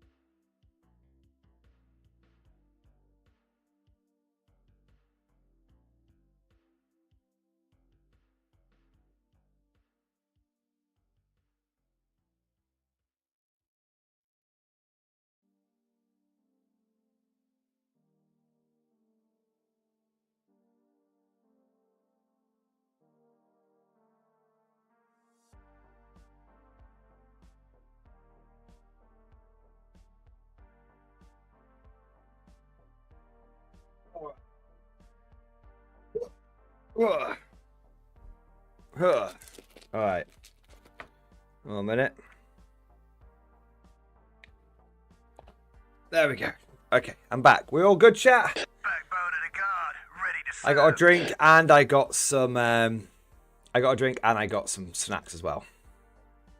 Okay, so waves to happen.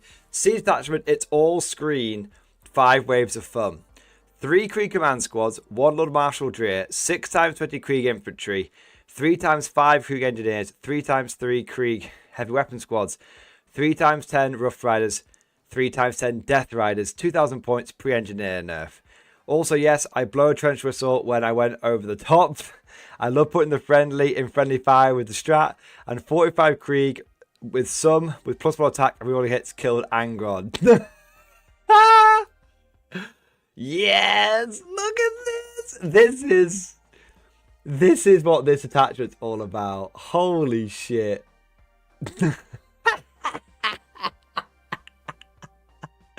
Yes, mate. Wave after wave of infantry. Oh my god. Wave after wave of infantry. Holy shit, man. Holy shit. That's so cool. The world eaters just got no fucking clue what's about to hit them. Oh dear, Angron's coming. Oh, look at that. Just literally surrounded by guards and just blasting away. Holy moly.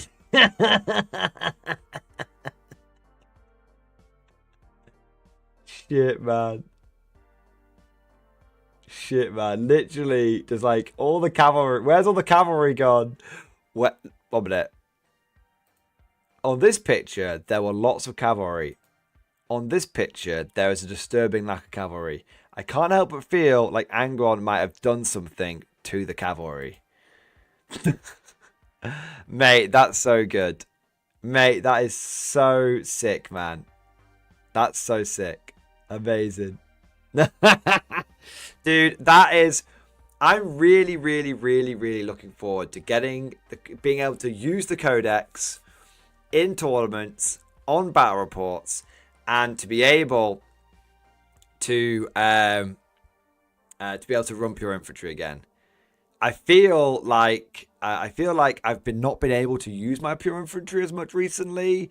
But I really feel quite strongly like there's going to be some good pure infantry lists from this codex, whether it's siege attachment or whether it is recon attachment. I'm feeling it. And I'm really loving the idea of the mass World War One vibe.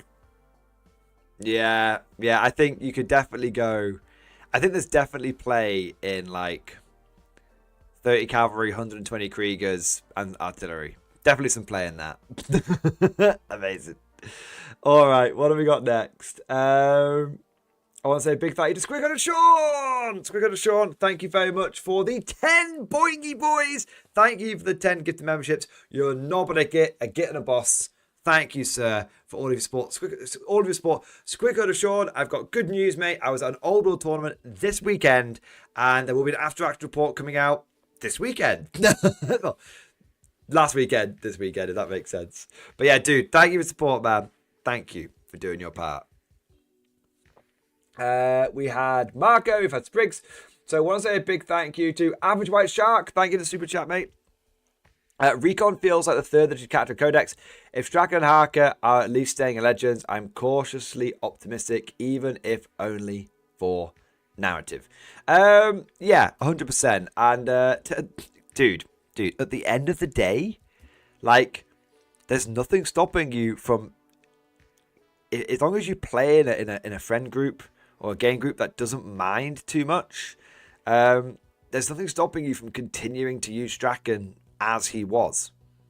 They're your models. You can do what you want with them. Strachan going away is only a problem if you play match play, and it's only a problem if his datasheet ends up no longer being compatible, aka 11th edition comes out and resets things. That's it. Like, you could still use Strachan. He has a datasheet. It's not changed. He's not like, you know, he's just the same as he was. You know, it's his catch and boys have stayed the same. All that stuff. It's not like combining him with a command squad's going to be overpowered or anything. He's just good. He's just solid. So, yeah, if I were you, mate, I would be like, I start feeling out with the gaming group. Are you okay for me to keep using these guys? Like, they're not very good, but I just like them. Yeah, I think most people would be okay with it. Okay, I want to say a big thank you next, but I agree. I just feel like the third edition Catch on Recon Codex. Yeah. Catch on Codex. Next, we'll say a big thank you to Fun Jacob. Fun Jacob, thank you so much for Super Chat, bro. TTS on Wednesday, advice for the perfect bridgehead. I really like taking maximum scions and then basically maximum bodies, like regular infantry. So I don't know how easy this is going to be to do on TTS. Pure infantry might be a bit of a nightmare, but I think I worked out earlier in stream that you could take essentially 120 Cadians with enough orders for all of them between like Creed, a command squad, and a Castellan, and then basically all of the Scions. That's I think that's the way I do it. And you just essentially you just sort of feed enough infantry in the board to contest it for a couple of turns, and then turn 3 you go all in and hope that you can survive the clapback. That's the way. I don't know what you're playing, but I've got a battle report coming out tomorrow where I essentially do that. So is it Monday today? Coming out on Wednesday where I essentially do that. It's not with the new codex, but it is basically old Index Guard versus old Bridgehead. So it's relevant enough that there's lessons to be gleaned from it. Okay, I want to say a big thank you to Krieger B17. All these homeless Cadians, where are the Krieg? Dude, thank you for the Banzai chat. The Cadians are looking real strong. The Cadians are looking real strong.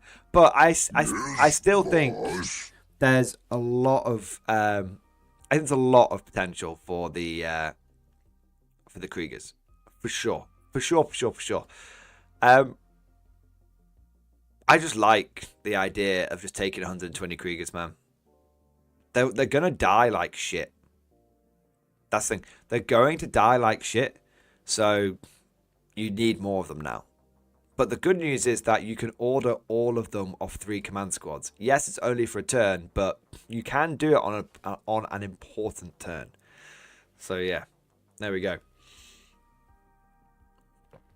But yeah, I think Kriegers are the poster boys. I think Cadians might end up being really solid in this book. And I think Catachans, like I said, everyone's overlooking them at the moment. Everyone's overlooking them. But at the end of the day, they can scout, they can advance, and they've got some damn good heavy weapon teams.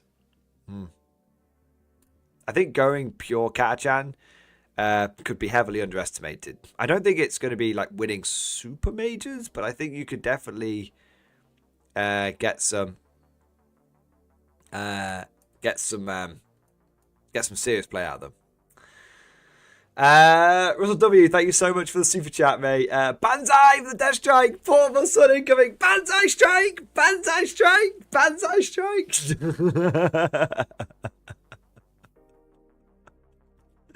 Amazing, man. Amazing. Dude, thank you for the support, Russell W. And I'll always Banzai a Death Strike. Of course. Solarius, thank you so much for the member flex and the 5 kids of memberships. All the membership stuff, mate. Amazing. Thank you for the 5 memberships, bro. Thank you for the 60 with member flex. X-Force, baby. I've kept Strachan alive. I run him as an Inquisitorial henchman now. That's cool. That's really, really cool. Running Strachan as an Inquisitorial henchman with an Eviscerator. That feels right. That feels right. Dude, I respect that. I raise my glass to that. Strachan gone, but not forgotten, and the model can keep trucking on. There we go. Alright, I want to say a big thank you to Ryan Starr. Thank you for the 14-month member flex. X-Force, baby! Still paying for membership on this account, lol. Well, because you've got the Ryan Star and you've got the Ken Star. Mate, whichever works for you, man. I guess you don't want to swap over now, because then you'd have to start getting your badges up again. Do you know what I mean? I mean, it doesn't matter hugely, but there's something about this cross lads guns. Do you know what I mean? But yeah, dude, thank you for continuing to support me. I know you've been away for a bit, so let me just say I do really appreciate you continuing to support whilst you've been away. It really does make a difference, man. Thank you, bro.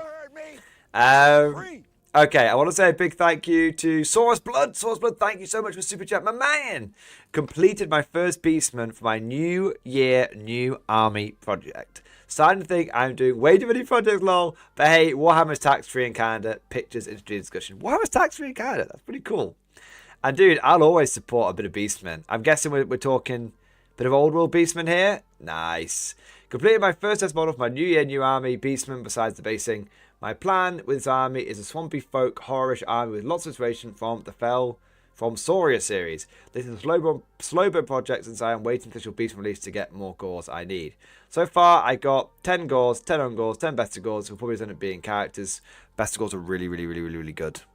Like a block of 20 best gores led by a big bastard with a slug skin. Amazing. A Brave Shaman, 6 Dragon Ogres, amazing, so good. 20 Warhounds, 2 Giant Chaos Spawn, using the Cool Boys, Swamp Monsters, and 5 Harpies. All AOS Daughters of Cain unit. Let's have a look. Mate, it's come out really nice. That's a proper good looking gore, that one. Nice. That's a proper good looking gore. Amazing, man. Hey! Dude, that's looking sick. That's looking sick. Excellent, man. Really cool. Really cool, bro. Yeah, test models come out lovely. I love all the little details like the war paint and the little bits of like war paint on the horns and stuff. I really appreciate that. As a fellow Beastman player, that really adds that extra level of character, sort of tribalism to them. Yeah, that's cool as shit. Dude, thank you for the support, man, and good luck, and welcome to the old world. There you go. There you go. And I also want to say a big thank you to the Lower Decks. The Lower Decks, thank you so much for the Giga Chat. Yes. Sir, the Elder are trying to physically probe me. Little do they know that I have been trained to resist. Artist impression of my own mindscape in stream discussion. Oh my god, what is this? Artist impression of anti-psychic interrogation tactics in the mindscape. The final trading by the Von Shithouse dynasty.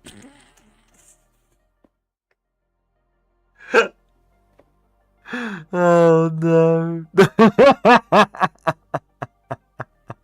I mean, it works. You just keep that on repeat in the Mind Palace. You'll be fine. You'll be fine. Oh my god.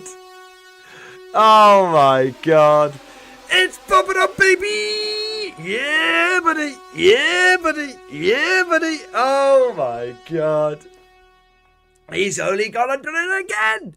He can't keep getting away with this. Shit. Oh my god. Thank you so much, Rhinestar, for coming in with another Death Strike chat. Another one. It's sad. Dude, thank you so much for another Death Strike chat. Everyone in chat right now. Every single one of you brave, beautiful bastards. We've got 160 people in stream right now. Join me in doing the 07, spamming your favorite emojis. Let's say a huge thank you to Ken Star, because one Death Strike alone is fucking amazing. 2 Death Strikes. I am blown away. Holy shit, man. Holy shit. Shits and giggles, I have some making up to do. Bro, come off it. Oh, if you insist. I'm not gonna look a gift nuke in the mouth. Holy shit, man. Oh my days. Dude, thank you so much. Thank you so much, man. What can I say? What can I say, bro? Thank you from the bottom of my heart. Thank you from the tip of my toes to the end of my big rubbery nose. Thank you for your generosity, for going above and beyond the Call of Duty, and for supporting the channel like an absolute Giga Chad. 007, you magnificent bastard. Thank you for more than doing your part. You're an officer, a gentleman, and dare I say it, a gentleman and a scholar. A good sir and a kind sir. Amazing, man. Amazing. Holy shit. Woohoo! Oh, baby. Wowzers, trousers, guys. I'm starving. Let me get I need a quick snack. I need to have a Jive, which is a knockoff Twix. They're quite tasty, though. Mm. Oh, man. Wait. Can we hear the crunch? No, not really. I was going to say, let's ASMR this bad boy. But I think I'll keep the microphone away from my mouth for a second whilst I'm eating.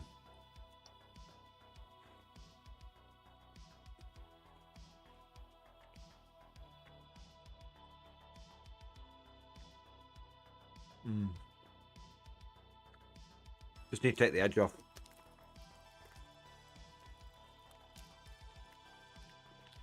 Got all fucking knackered all of a sudden. Absolutely shattered.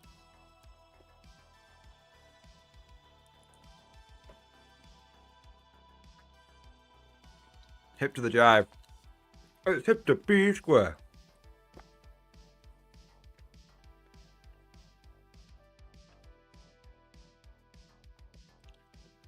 Mike Dublin, I can also vouch for Hobnobs. Shits are good. Yeah.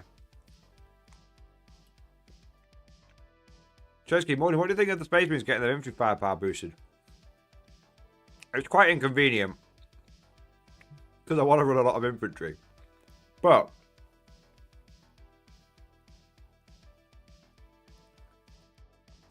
I think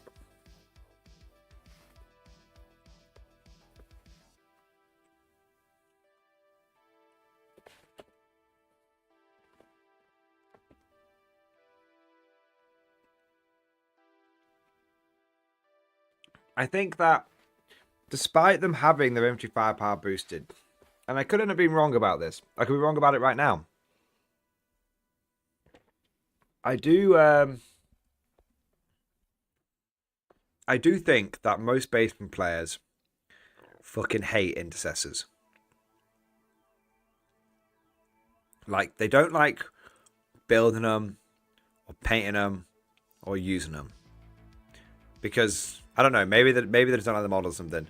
But I firmly believe that even with intercessors being able to spaff out like 40 shots or something bonkers, I still feel quite strongly like Space Marine players will continue to take two minimum strength 5-man squads.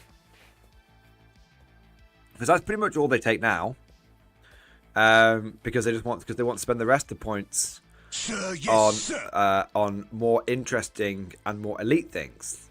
I think it's also important to note that just because the Space Marine player could turn up with like 60 intercessors, he's probably not going to, because you need lots of anti-tank. We're in an edition of vehicles and monsters, and generally spare firepower can deal with infantry. Generally speaking, you don't need. Generally speaking, you never need to spec into anti-infantry, ever. It just sort of happens. The only time you ever get caught out by anti-infantry, lack of anti-infantry, is if someone's really, really, really heavily skewed it.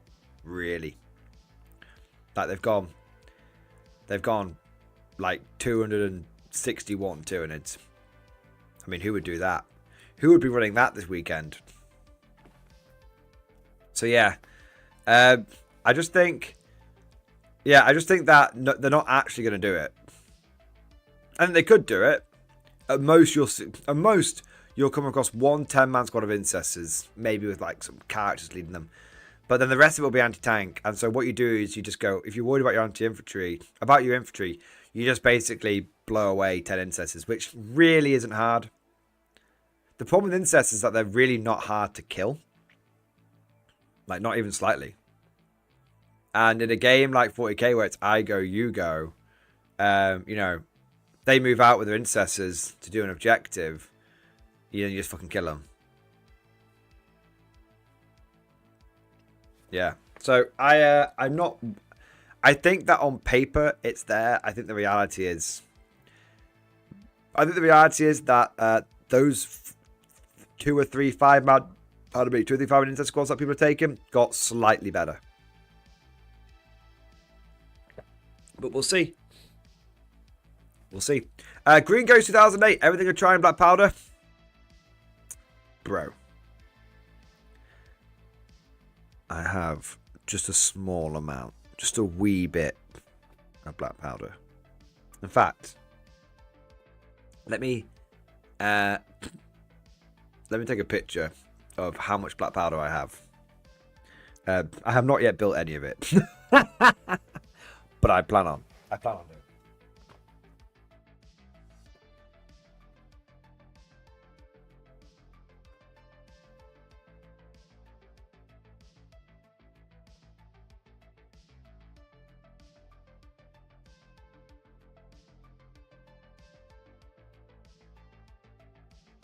All right, give me a second.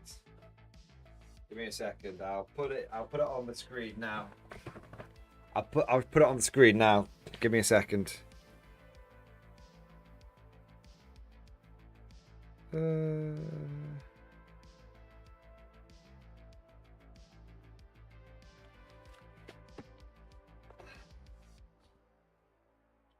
So yeah, you make a good point. Most marinists can't afford it since they need the Phobos guys. Yeah, agreed.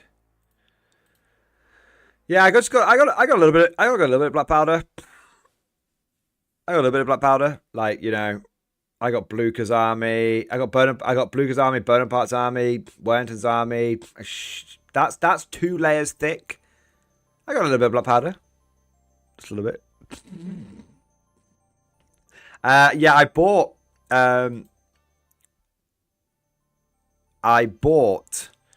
about £700 worth of it end of last year because the community gave me the money specifically to do it. So I was like, well, I can't get the money for black powder then not spend it on black powder. I got to follow through on my commitment. So I bought it all. I've got it all, and I want to do like a big event. I mentioned it at the end of last year. I'm like, let's do like a big social. I'm thinking basically what I'm going to do. I think I've got sort of 2 things in my head. Either I'm just going to basically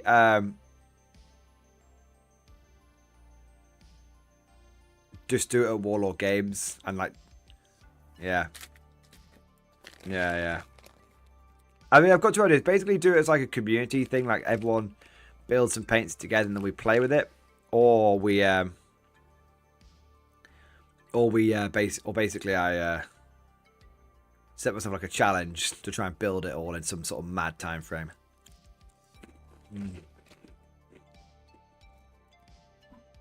But I like the idea of doing a social event around it.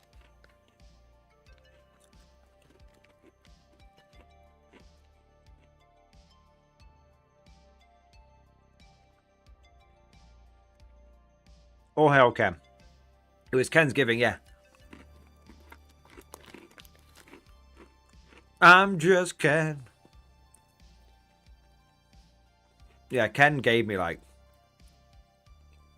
single-handedly gave me the money to buy it. I was like, okay, I guess I gotta buy this then. I was like, I'll get like 1 box. He was like, have this many Death Strikes. I was like, oh. I might get more than 1 box.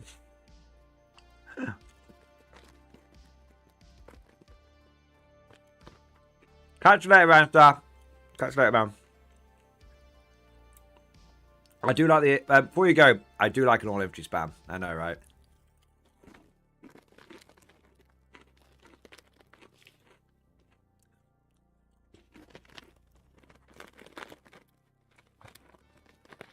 Got a super chat coming in from Shaolin. Shaolin, give me 1 second. Need to finish my crisps and then... yeah.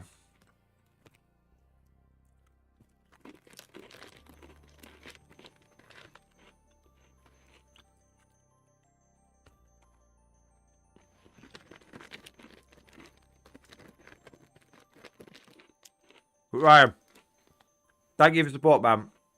Good to have you back, bud.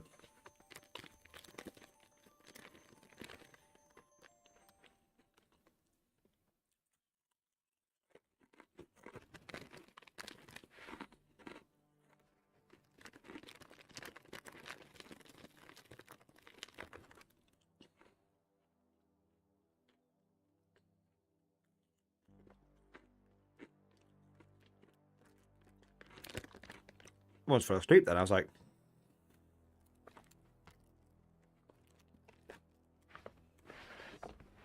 I thought I told him this week and it always takes it out of me. Yeah, I haven't had a day off this week. I think a guy said, well, morning, it's Monday, but... I haven't had a day off, to be fair. I've not had a day off since the 4th of Jan. Roughly. 3rd of Jan? 3rd Jan. Yeah.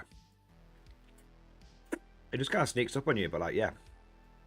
You don't realize how many days in a row you've been working until you're like, oh, shit. Like 11 days. And it becomes all too easy to do it. Like, I had 1 day off in November last year. Of course he's Ian. Gary, I'm good, man. How are you, bro? Good to have you here, bud.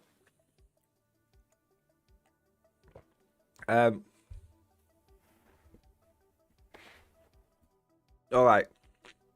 So, Shaolin, thank you for the super chat, man. Appreciate it. Thank you for your patience as well. Cat chance attack free, 6 attacks, strength 6, +1 to wound, -2, 2 damage. Is it +1 to wound? If temporaries get +1 to wound now, that's pretty interesting. Let me have a look. I believe you. I do believe you if they do. I just want to check with my own eyes.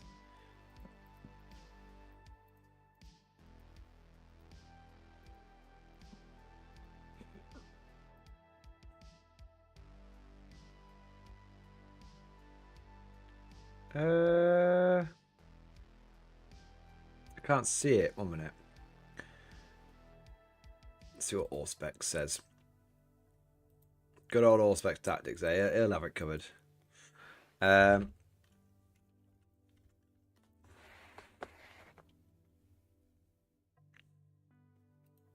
Allspec tactics, he's already moved on from covering the guard codex. He's like, fuck that. I'm on to orcs now. God, he pumps the videos out. Holy shit. Allspecs has been off the fucking chain. I mean, he's... How is this motherfucker... How is it? Oh my god. I can't keep up with everything that he puts out anymore, man. I try. Okay, we got some data sheets here.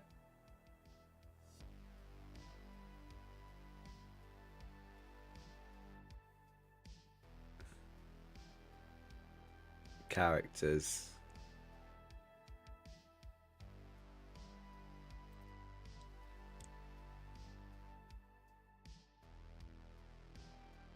Okay. Canada +1 to root, if not mistaken. I don't think they do. Oh, Catachans, not the engine seer. They might do. It's a very good point. They very well may do. Right. Huh! They do! Wow, okay.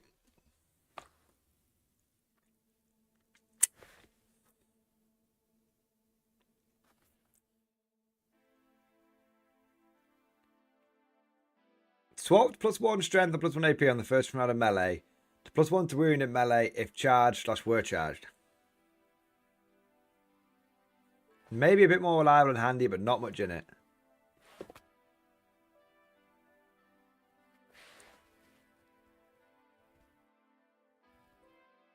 That's big. I quite like that. Yeah, it definitely opens up. I mean, the lack of AP is still mean they're going to get fucked. But attaching a engine seer to a unit is interesting. Ha! 1 minute. What about this for an idea? Shaolin. We've had 1 engine seer, yes. But what about second engine seer? This unit can have the 2 lead attached to it, provided no more than one of these units is a command squad. If it does, and this bodyguard unit is destroyed, the lead unit attached to it becomes separate units, blah, blah, blah. You could add 2 engine seers to 1 unit cat chance. You could. And that way, you could end up with 12 attacks. Hitting on 3s. Oh, wait, no, more than that, right? Because they go up to... The engine seers... Let's have a look. The engine seers Omnissiah Axe have 6 attacks with the... if he sees a vehicle die, he'll go ape. So he'd have 7 attacks with servo arm. So 14 attacks. Strength 6, AP 2, damage 2, +1 to wound. Hitting on 3s. It's certainly a thing. Genuinely. No word of a lie. That's certainly a thing.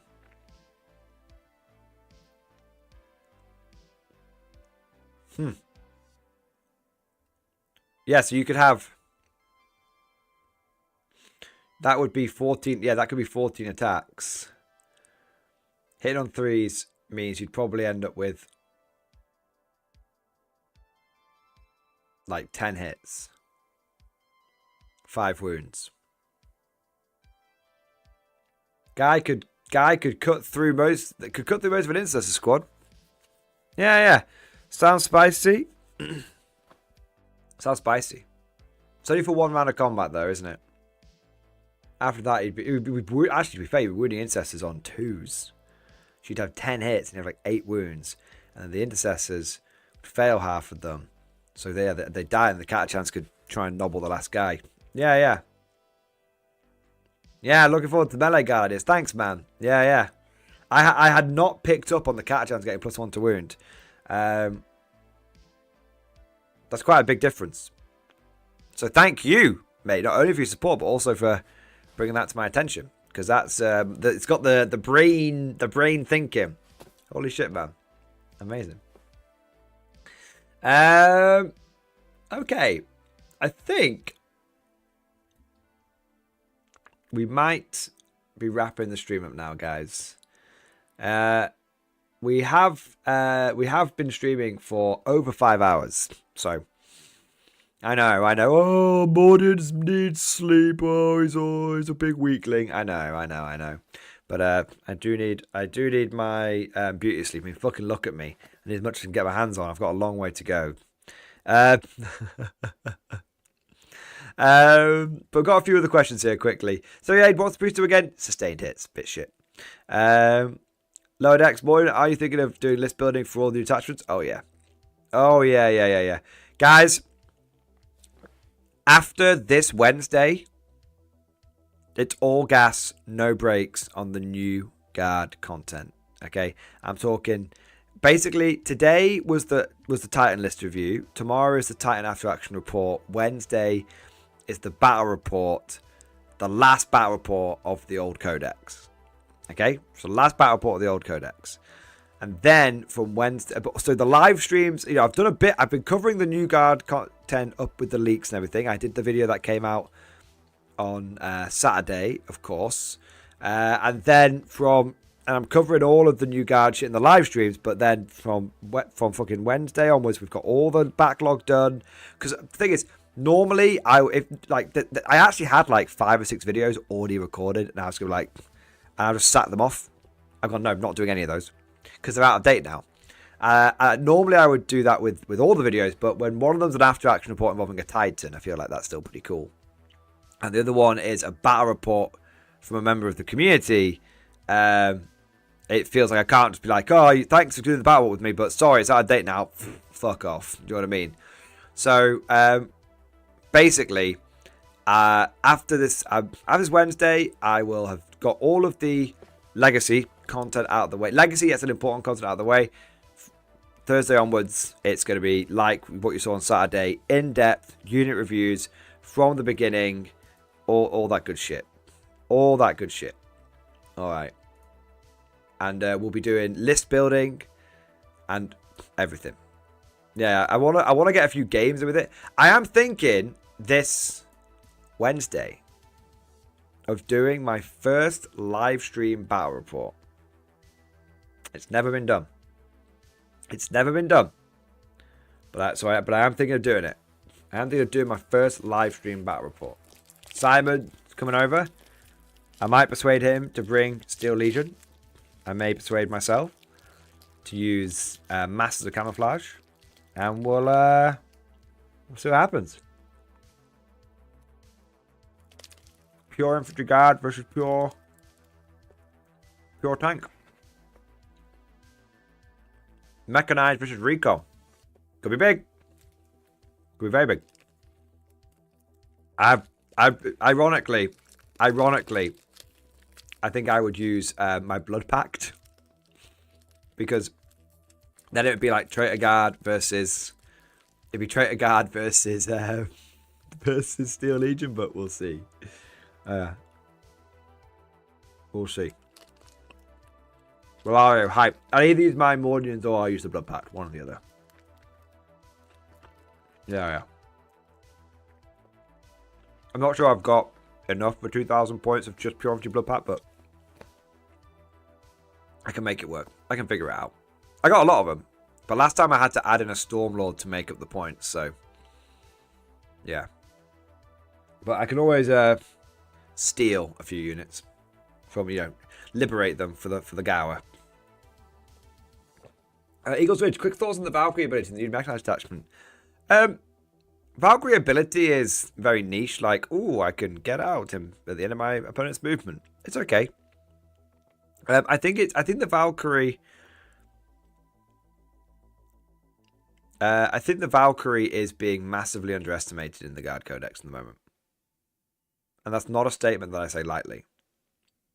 A lot of people are like, well, why would you want to get out in your opponent's movement phase? And it's like, because you might take a Valkyrie, start it in hover mode, fly it forward, and then if it looks like your opponent is going to line up and pick your birds out of the sky, then you can, rather than like getting out and being battle shocked and maybe missing out on objectives or stratagems or something, you could just disembark behind an L-shaped ruin perfectly safely.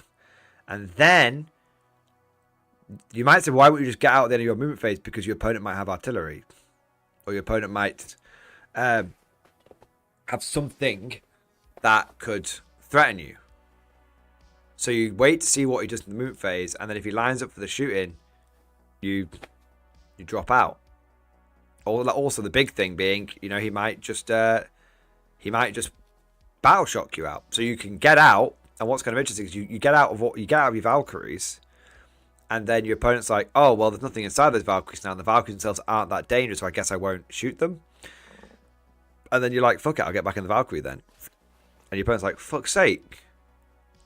So I haven't shot the Valkyrie now, and I haven't shot the guys inside it. So it's a bit of a theory craft situation, but it's one that feels like it could happen. I mean, imagine if you've got 2-3 Valkyries, or even one Valkyrie, like 2 or 3 Valkyries, just sort of flying towards you, and you're like, oh, I guess I'll shoot those. And your opponent goes, so you line all your models up to shoot them, and then your opponent goes, oh, I guess I'll just drop out then. And you're like, oh, okay. And so you don't, and so then you're like, oh, well, I might as well not shoot them. That's 3 fucking flying heavy bolters and stuff. And then he gets back in again. There's that. The other option that's important to remember as well is, of course, the fact that you can just turn 1, fly forward, get out, and turn 1 Alpha Strike people. I think people are really underestimating the potential of turn 1 Alpha Strike. I mean, yes, it is phenomenally expensive, but that you can absolutely take 10 Kazakin, put them in a Valkyrie, fly them forward, jump out, and hit someone with +1 to wound with 4 rerolls to hit, 4 rerolls to wound. Yes, it's currently priced at like, what, 300 points. Yes, it is going to cost you a CP. But you could fly in there, drop out, blast the fuck out of people, end of your opponent's turn, get back in the Valkyrie. It's not. It's not. Again, I think with this idea, there's this tendency to be like, oh well, I guess I'll do it like with 3 Valkyries then. The more I think about it, the more I think about it, I do quite like the idea of being like, I'm going to take 1 Valkyrie. It's going to start in fly. And I'm going to put it in reserve and then rapid ingress it. And so you bring rapid ingress at turn 2, So it's in your opponent's turn 2, so you're flying. You're having a great time. Also think, I'm not sure the best way of doing this, but it is possible to redeploy it into reserve in hover, so you can have the best of both worlds. So you don't have to fly on. Yeah, there's a few different things you can do with it. Yeah. But I think one Valkyrie with Kazakin in has some potential in the mechanized. I think another thing that people maybe aren't thinking about is what about engineers in it? You could literally fly engineers forward and just grenade the shit out of people and fucking mine the shit out of people. 2 squads of engineers inside of Valkyrie. Yes, boss. Or 1 squad of engineers inside of Valkyrie is fucking yeeted. There's loads of different ways you can do it. That's not necessarily just for mechanized though. But yeah, I want to make something clear. I do think that the Valkyrie is quite shit. I think there are better options, but I think people are completely writing it off. When I think that if you love the Valkyrie and you love Aircav, there are combos there that make it at least not awful. At the least awful, and maybe with a few points adjustments, actually quite good. Yeah. I mean, you could put 3 ogres in the back of 1. Jump them out. 4 rolls to hit. It's the 4 rolls to hit, 4 rolls to wound that I think unlock it. Kazakin. First rank fire, second rank fire. And then against some armies like World Eaters, it's impossible for them to deal with. Your Valkyrie flies, your Valkyrie rapid ingress is turn 2, not where Angron is. And the World Eater player just looking at you like you're an absolute bastard as you fly it. I mean, this is it. Like, it's good to get in certain matchups where, like, you fly in, drop down, sweep and clear the whole thing. And your World Eater player's like, well, I'm going to charge your Kazakin. And you're like, I'll get back inside my plane. He's like, what? I mean, assuming you can get back inside the plane. I think you can. Well, I guess we'll have to check, won't we?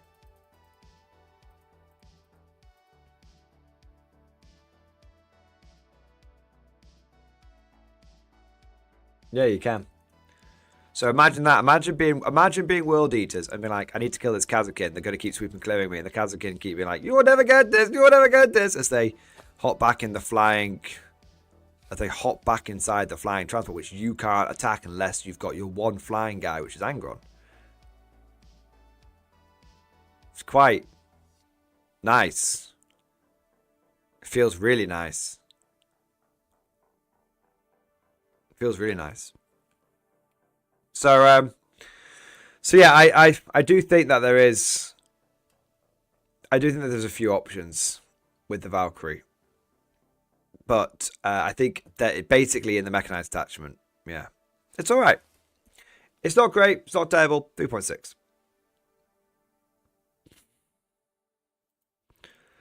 Madlock, anyone sees the Valk and they're going to love seeing it, knowing it's overcosted.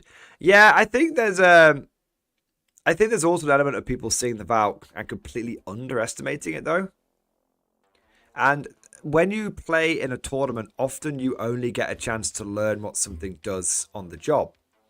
So if it's the first time that you've seen a Valkyrie, you might completely underestimate it and dismiss it, and then it comes in, rapid ingress, flies in, and just completely clears your back objective because the 10 Kazakin jumping out with first rank fire, second rank fire, +1 to wound, 40 rolls to hit, 40 rolls to wound, and you might be like, oh, okay. I mean, the Valkyrie is probably, what is it, 170 points? It's Codex 190, but I think it's going down to 170, isn't it? So it's 170 points plus 110. It's like 280 point combo. It's a 280 point combo. It's very expensive. But it is an option. It is an option. Yeah. Right, I think we've got one more super chat here, and then I have to go, guys, because I can feel myself drifting off. I'm like... can you enter the Regal's Ridge? Can you enter the Valkyrie while trying to fly mode? Yeah, absolutely. Absolutely. I really like the idea of jumping in and out of a flying Valkyrie. Don't hover it, just in and out of the flying Valkyrie. That's cool. Walario, my boy! Walario, you absolute Giga Chad. Thank you for your membership, sir, and thank you for your super chat right now. the Giga Chad, even. Live battle report sounds chaotic. Nice it to be Gav his guard, so we see 2 detachments in action. I'm there, exactly. It probably will be quite chaotic. I'm not gonna lie. It's probably gonna be pretty funky. But it should be fun. It should be fun. Yeah. I'm looking forward to it. Like I said, I think Simon really wants to use the Star Shatter Necron detachment. Because he wants to get one practice game in before the for the tournament we've got this weekend. But I might have to say to him, like, I'm going to be running New Guard anyway, so you wouldn't be getting any practice. Does that make sense? You wouldn't be, and his list is already submitted anyway, so we can't change anything. So yeah, I think it might be a case of we'll try and do guard on guard, and we'll, you know, I'll try and twist his arm. There we go. Yeah. Rustv, title of the stream. Chat lost me this game. Oh man, yeah. So what we'll probably do is it'll be we'll do 2,000 points, and we'll do it 2,000 points, and they'll super chats, everything will be fine, and we'll be essentially sort of just sharing with you guys our experiences as we play. Yeah. It's gonna be the first time we've done it, so we'll kind of play it by ear. I've got a rough idea of how I want to do it, but we'll play it by ear and we'll learn on the job. You guys know I've told you guys what my format's gonna be, so we'll learn on the job and we'll see what happens. Okay, I think it'll be Simon's first time on stream as well, which would be kind of cool. Right. Well, Ario, I'm glad you're looking forward to it, man. There's definitely going to be guard involved either way. Hopefully we can do guard on guard. All right, gentlemen. We're going to wrap this bad boy up. Let me take a moment to say a huge thank you to all of you guys that joined today's stream. We actually had over 300 people in the stream for a lot of it, for some of it, and we had over 200 people for the majority of it, which is amazing. These streams have really popped off in terms of number of viewers, but I guess that makes sense with the codex coming out, but I'm still very grateful for it. Really appreciate it, and I hope you guys have been enjoying the streams and enjoying the content. I also want to say a big thank you to every single one of you guys that liked the stream and subscribed. It does make a big difference with like boosting the stream with the algorithm. And of course, I want to say a huge thank you to everyone that went above and beyond the Call of Duty. All the super chats, all the member flexes, all the commissions. I couldn't do this without the support that I get in these streams, so it means the world to me. So thank you so much. You are the lifeblood of this channel. Special shout out to Walario, who came in with his big 50 memberships, and also to Ryan Starr, who came in with the double death strike. All right, gentlemen, that's all for now. Let me get the outro song going, and then we'll be good. I know which one I'm gonna. I've kind of got at the moment like a favorite outro song, and it's also one that's been made by the community. So I really like playing that as well, because it's nice to have shout out to the community. So Mad Larkin, in honor of you making the song, in honor of the characters that have gone, and also in honor of the fact that we've actually weirdly been getting on recently. I know, right? Weird. You know what's coming here, man. You know what's coming. Thank you so much for all of the support. Thank you for being here. Hope you enjoyed it. And of course, as always, I'll see you guys next time.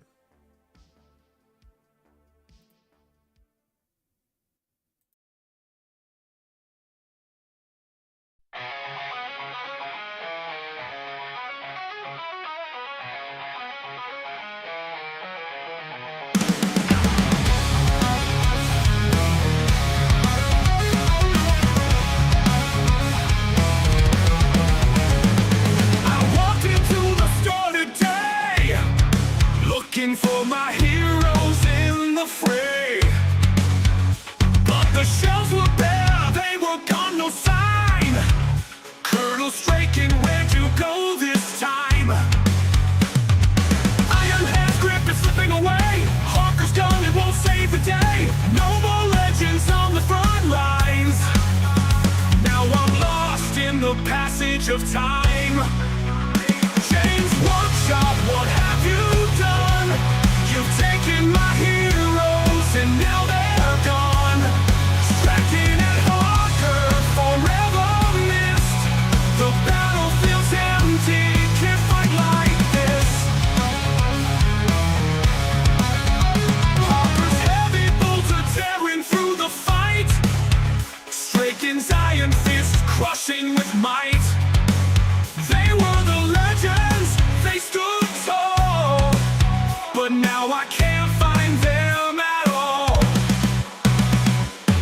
Iron Hand's grip is slipping away. Harker's gun, it won't save the day. No more legends on the front lines.